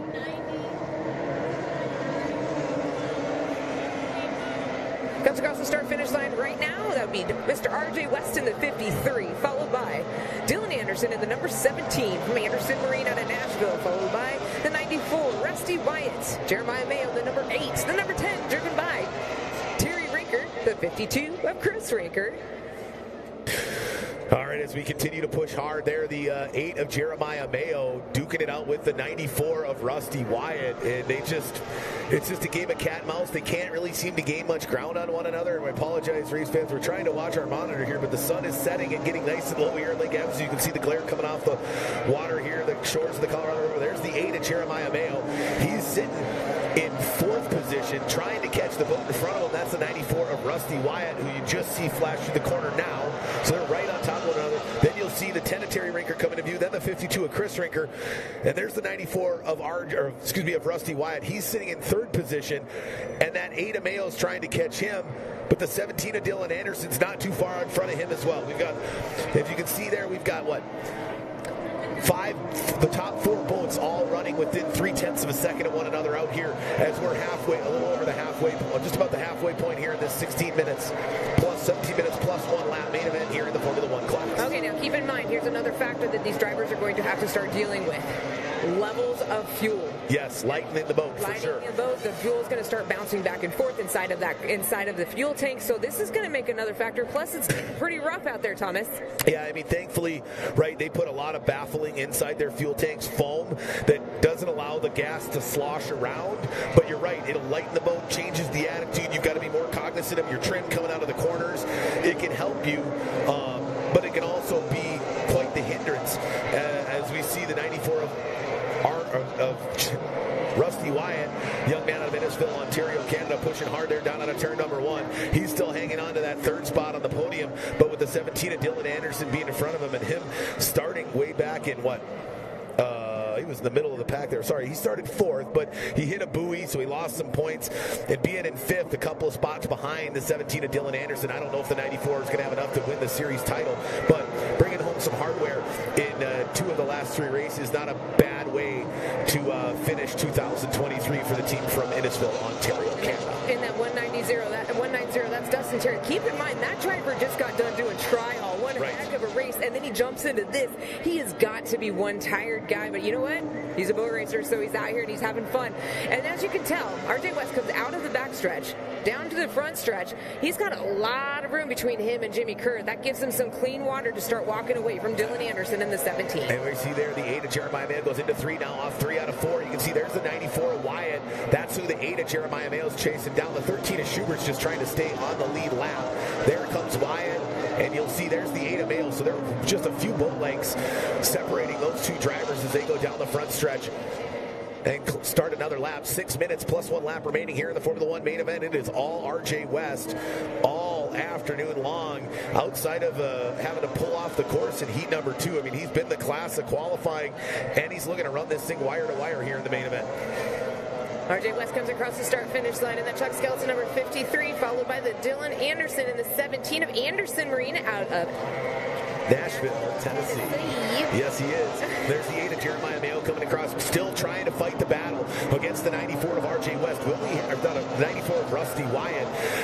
The Rusty Wyatt and that Crystal Clear Wiper Blades team trying to stay on the podium and hold the 8 Phase 3 performance of Jeremiah Mayo on the outside looking in. Here as we get just about to the 5-minute mark plus 1 lap, everybody's continuing to push hard. The 8 of Mayo down the backside into turn number 3, comes off number 3, now wide out of 4, trying to get through the wash, has to go way wide to the outside because the 94 Rusty Wyatt doing a really good job of moving. He starts a straightaway on lane 4 or 5. He finishes it in lane 1. All that water at some point is dirty all the way down the straightaway. Yeah, exactly. And that's his line of choice. He wants to keep the RPMs up because he's seeing that every time that they come down into a turn, Jeremiah just creeps right up on him, showing that Jeremiah has the has the straightaway speed. But the punch out of the corner, the top end is going to belong to Jeremiah. Right on. Now we got to keep an eye on things as you see the 53 of RJ West start to make some moves up on the back markers that could change the dynamic between him and the 17 of Dylan Anderson.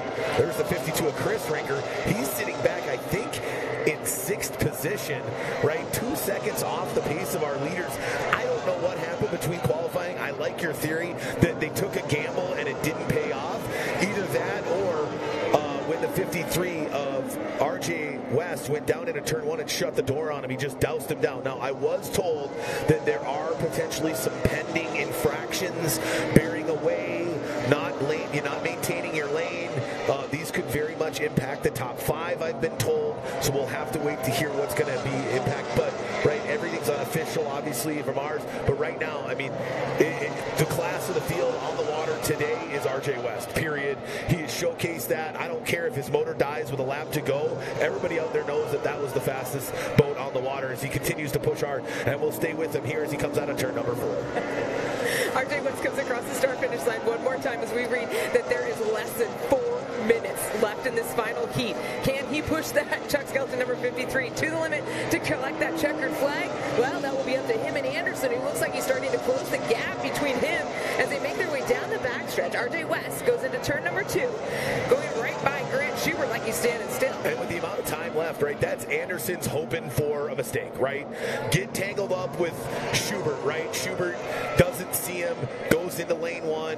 RJ thinks he's there, right? Has to back off. Something like that's going to have to happen for the 17 and Anderson to close the gap, because everything he's tried so far, and he's had almost 15 minutes, right? 30-plus laps to do it in, he hasn't been able to figure it out. So that tells me he doesn't have an answer unless a mistake occurs, right? And for the 53, doesn't make mistakes very often. And so that's going to be a hard one for the 17 of Anderson to swallow. But I think right now the 17 of Dylan Anderson knows that if he stays in that second place, I would imagine they're telling him, hey, listen, Love's out, Rinker's in 5th, other Rinker's in 6th, you're in 2nd, you've got the points, man. If don't risk 2nd to try to chase him down, right? Don't do what happened at Lake of the Ozarks in 2019. Granted, he was in the lead there, but barrel rolling, right? When somebody's breathing down your neck, pushing it too hard, right? Know where your line is at, understand, right? What's the goal at hand, right? Yeah, I want to win every race, but I've won a race before, right? I've won a couple of them, but I've never won a series championship. So you got to hang in that spot, and you might see maybe a little bit less aggression from the 17 of Anderson with that being the case. Yeah, exactly. And with less than 2 minutes left for the final of this heat, I mean, we're coming down to the wire. This is the point where Dylan's going to say, hey, we're going to push it to the max, or we're going to sit back and take that second podium finish, because the points in the end, that's what matters. Absolutely. There we see the 53 Chuck Skelton Racing composite craft of RJ West, that tribute 53 for the late Greg Foster, fearless Greg Foster, who lost his valiant battle with cancer just a few months ago. Our hearts out with Kelly and the rest of his family for their loss. It's the second great driver we've lost here in 2023, losing Bobby Briggs back in May. They're out there watching from down here, probably having a beer, laughing, having a good time, right? Hooting and hollering, screaming. And, I picture all these old legends of boat racing, right? Like, they're all together, like, telling stories and harassing one another and talking smack and having a great time. And what better place to do it than probably some of the greatest races that have ever happened in the history of boat racing in the world, right here at the Lake Havasu Classic. Exactly. I mean, still ideal conditions. We were worried about it all day, but they have held out just for this final, and these boats are sure giving us one heck of a show at speeds of over 100 plus miles per hour as they dive into each one of these turns. Yeah, there we see our leader, the 53 of RJ West, comes off of turn number 1, and we're going to see that green flag is probably going to go down, and that white flag may come out next time around as he kicks it through the chicane in turn number 2 down the back stretch, walking it on its tail, 100, 105, 110 miles an hour as he goes down. And oh no, the 52 of Chris Rinker is pulled off the course, and his title fight is dead in the water. So you're going to see our leader, 53 of RJ West, come by. There you see the flash, the 52 of Chris Rinker, and the white flag is out. Go fast, turn left, young man, and before you can take some hardware back to Manteca, California for Chuck Skelton Racing. What a turn of events in a tribute to Greg Foster with his motor package on the back, his number on the side of the rear cowling. The 93 of RJ West takes a risk, changing to number 53 this weekend, and looks like the stars are going to align as he comes down out of turn number 3. Off turn 3, now sweeps it wide out of turn 4. Ladies and gentlemen, let me hear you put your hands together. The Lake Havasu City Champion here in Legends of Havasu in 2023, number 53, RJ West. Followed by the 17 of Dylan Anderson from the Anderson Marine out of Nashville, Tennessee. And one heck of a fight came all the way down from Ontario, Canada in the 94, Rusty Wyatt. Rounding out the top 3, and that's how our podium finishes. The 53 of RJ West, followed by the 17 of Dylan Anderson, and rounding out the top 3, the 94 of Rusty Wyatt K. The question is, did the 17 of Dylan Anderson gain enough points here throughout qualifying in the finals today to be our series champion, or will the 10 of Terry Rinker be the one who's going to take it down? I don't know if Mayo made up enough love. Chris Rinker fell out. Spencer Love didn't start the final. So I think we've gone from a 5-horse race down to a 3-horse race. Likely just a 2-horse race between the 10 of Terry Rinker and the 17 of Dylan Anderson. For the season series championship, take nothing away from a dominant performance by the 53 of RJ West. Hopefully we get a chance after he does a quick lap to have him come in here. I'll allow you to do that interview and chat with him. But boy, what a great run it was for the 53. I think, the monkey's off his back. The anger, the frustration that I've seen mounting, right? Typically a very mild-mannered person. He doesn't get vocally frustrated. He doesn't scream. He doesn't yell. Right, okay. So I'm talking about the racer, right? I know this person as a racer. I've spent years with him. He doesn't get super upset. He doesn't get super down in the dumps. He's always there, focusing on the data, doing what the data tells him is the best move, not allowing his emotions to get involved. But you could see, right? I could see it. A guy who knows he's a 1, 2, 3 guy being 6, 7, 8, right? Frustration. And it's all gone. And you know what? I have a feeling it has a lot to do with that number on the side of that boat. Yeah, I know he really badly wanted to do it. And he was very excited about having the opportunity to do it. There's a lot of guys that may have asked, did ask, could have asked. And it would have been a hard choice, right, for Kelly to make, because there's so many people that Greg Foster impacted throughout his personal life, his racing career, all those sorts of things. But I think it's good to have a guy, excuse me, who's from California, right, who's from that West Coast contingency. We really see a split between, right, those east of the Rockies and those west of the Rockies. And I'm glad that somebody from near him who's raced with him in the Southern California Club for so long is able to represent him like that. Ladies and gentlemen, let me hear you scream. Your champion again one more time out of Antigua, California. Running for Chuck Skelton Racing and Composite Craft Formula One boats, number 53, R.J. West. Oh, that's a good way to finish off the season. I'm glad we got it in today. Right? A freak occurrence that never happens, right? The weather tomorrow is going to 180 and it's going to be gorgeous. Yeah, probably. It never fails. Right? We always get blown off, and then at 5 o'clock in the afternoon we look outside and it's like, oh, it's perfect, right? But hey, we the last thing we wanted to do was to have all these guys qualify today, put all this work, travel all this, and then not be able to finish, right? Not be able to complete the season. We weren't going to end on, I guess, the guy who scored the most points in 2 qualifying heats wins. Yeah. That's not the way you want to end it. It's not the way you want to. I have seen it, especially this year. We've seen it in other categories, but it's not the way you want to see it. The way you want to see it is the way that you just saw it, and the way we saw it in the Tri-Hall, the way we saw it in the Formula Lights. I mean, this was some close racing. Absolutely. All day. I'm used to saying weekend. All day long. Yeah, we're doing a one-day race. And these crews and these officials and these volunteers are all exhausted from today's action. But you know what, Thomas? I've had a blast, and I'm super excited. We are still waiting to see if RJ's going to come. I don't know if he's... I think he's just too excited. He wants to go down and go thank his team. Yeah, and I think he might be down at the ramp already. I don't know. We're trying to see on our screen here. But, boy, what a great day it was. Phenomenal racing, top to bottom in all 3 classes. We had some follies. We had some wrecks. Yeah, it looks like he just got loaded up onto the trailer. He's on the trailer. That's okay, though. That means you're going to interview him at Trophies because, all of our fans are going to have to remember to come back. Yes, yeah. Don't forget, right here at the Nautical Beachfront Resort, we're going to have our awards presentation immediately following. So we're going to make everybody up here to the kind of this grassy VIP area, Barrett Custom Marine, VP Racing Fuels, all these chairs. We're going to have our awards presentation for all 3 classes here this evening on behalf of the Formula One Powerboat Championship. From wherever you've been or all across the world, if you've joined our live streams, we appreciate you. Make sure that you patronage our sponsors: Mercury Racing, JH Performance Boats, Kicker Marine Audio, VP Racing Fuels, Racing Communications, Seabold Sports, CM Concrete, your sponsor for the Texas Tri-Hull division of the Formula One Powerboat Championships here at the Lake Havasu Classic, Seaway Marine, Excel Sports, as well as our local sponsor here, Barrett Marine, a huge Mercury dealer here in Lake Havasu. Okay, it was a day. It was a hectic day. It was crazy. I went through 8 Diet Pepsis today. I don't know if I've drank 8 Diet Pepsis in a day ever. And I weigh 300 pounds. I will definitely be going for a run every day next week. Yeah, fair. That's a decent amount of sugar, but you got to keep the. You know, I had a couple of Cokes today, a couple of waters. You got to keep the hype up. Got to keep it exciting.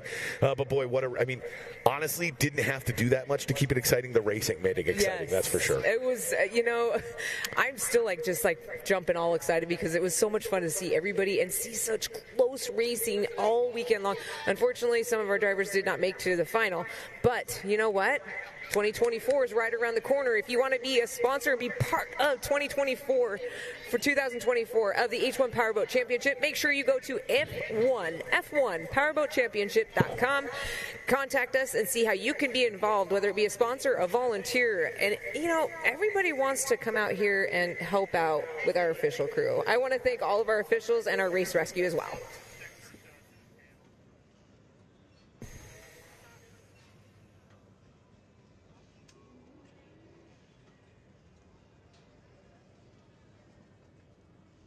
All right, well, ladies and gentlemen, we're going to play some highlight reels from our last round at Boats, Beats, and Barbecue from Grove, Oklahoma, which was round 3 here to fill some time. But head on over to the grassy area here if you're at the Nautical Beachfront Resort. For those of you, wherever you are across the world, thanks for joining us today. We'll have awards ceremony presentation here coming up momentarily. But in the meantime, enjoy some great racing action from Boats, Beats, and Barbecue early in 2023 on behalf of the Formula One Powerboat Championship team. We look forward to seeing you again here at the Nautical Beachfront Resort in 2024 as a part of the 2nd annual Legends of Havasu here at the Lake Havasu Classic. Okay, we'll be right back with the awards presentation of all 3 classes here on the Formula One Powerboat Championship.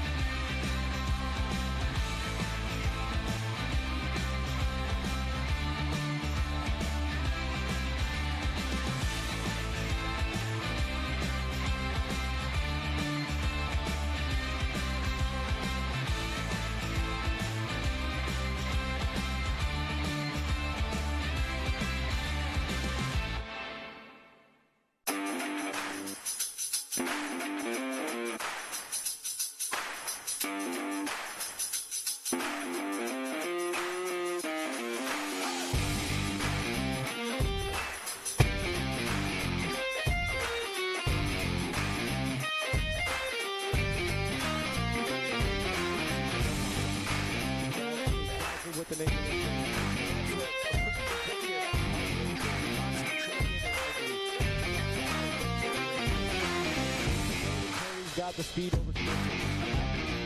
The guy in front of you just to keep up with him. Gotta have the perfect lap. 24 expensive performance boats, and boy, that's right for sure. You know,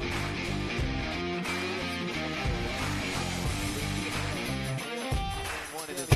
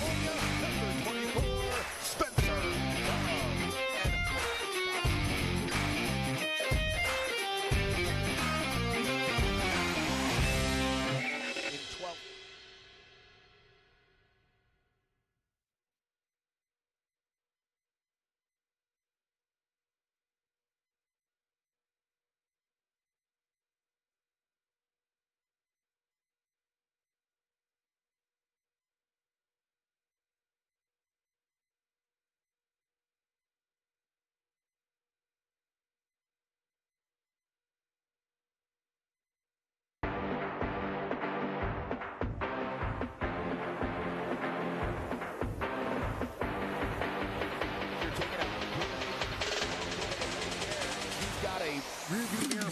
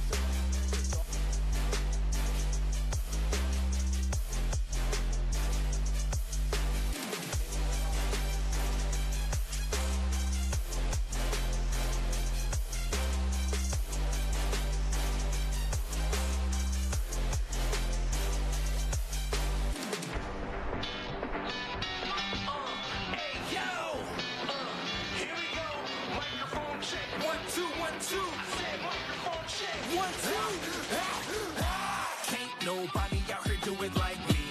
Ain't nobody out here winning like me. Can't nobody out here do it like me. Just like me, like me. Can't nobody out here do it like me. Ain't nobody out here winning like me.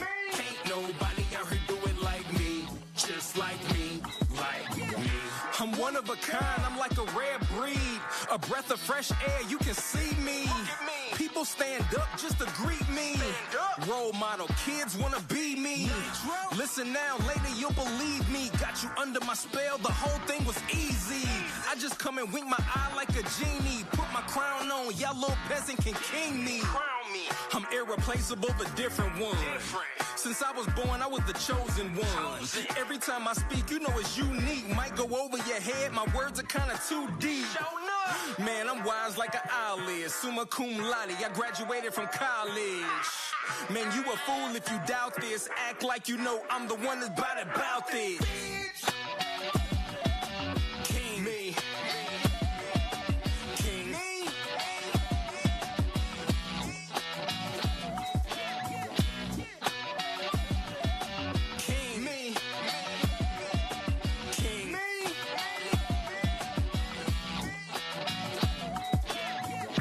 I do what I want, call me a prima donna, a capitalist, you know I'm about $1. I did it my way, no apologies, marching to my own beat, they still wanna follow me.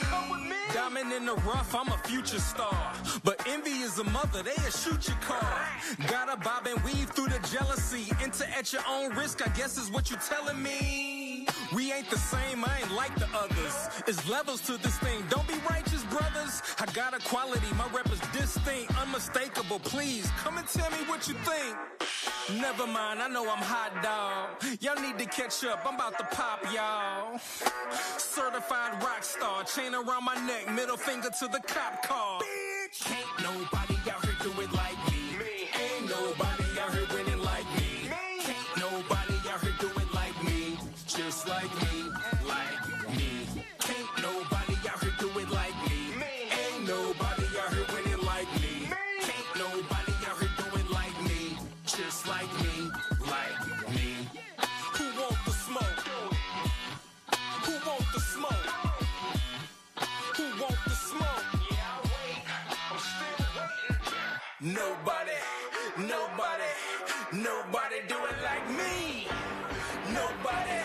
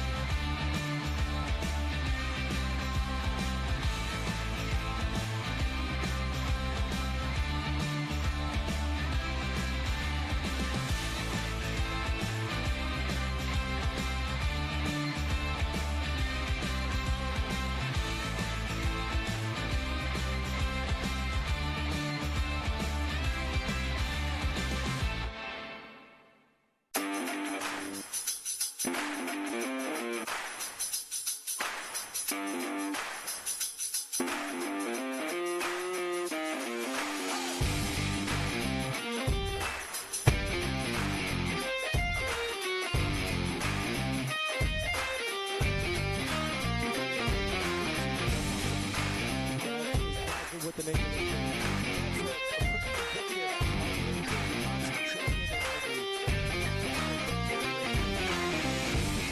He's got the speed over the guy in front of you just to keep up with him. Gotta have the perfect lap. 24 expensive performance boats, and boy, that's right for sure. You know.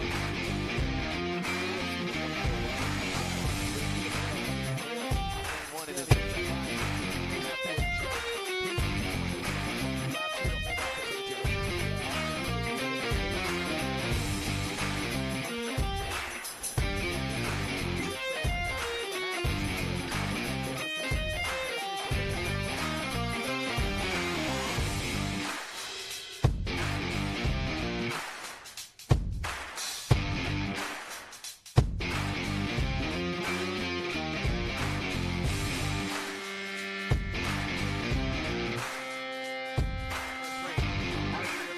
Spencer Ross sets it tight. 17 goes down the inside. Right race to the finish. At the 17 goes down the inside, ladies and gentlemen. Comes off the turn number 4, knocks it down the front straightaway. He's a knockdown champion here. Formula 1 is going to beat the leading team out of San Diego, California. Number 24, Spencer in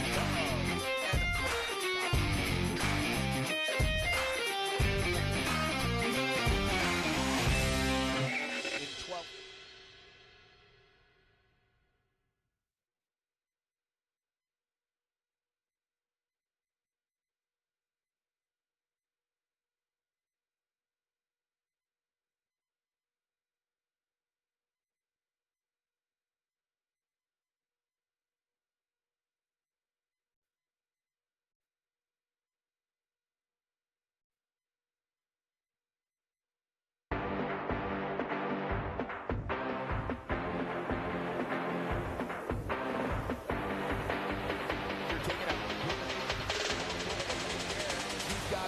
Rearview mirror.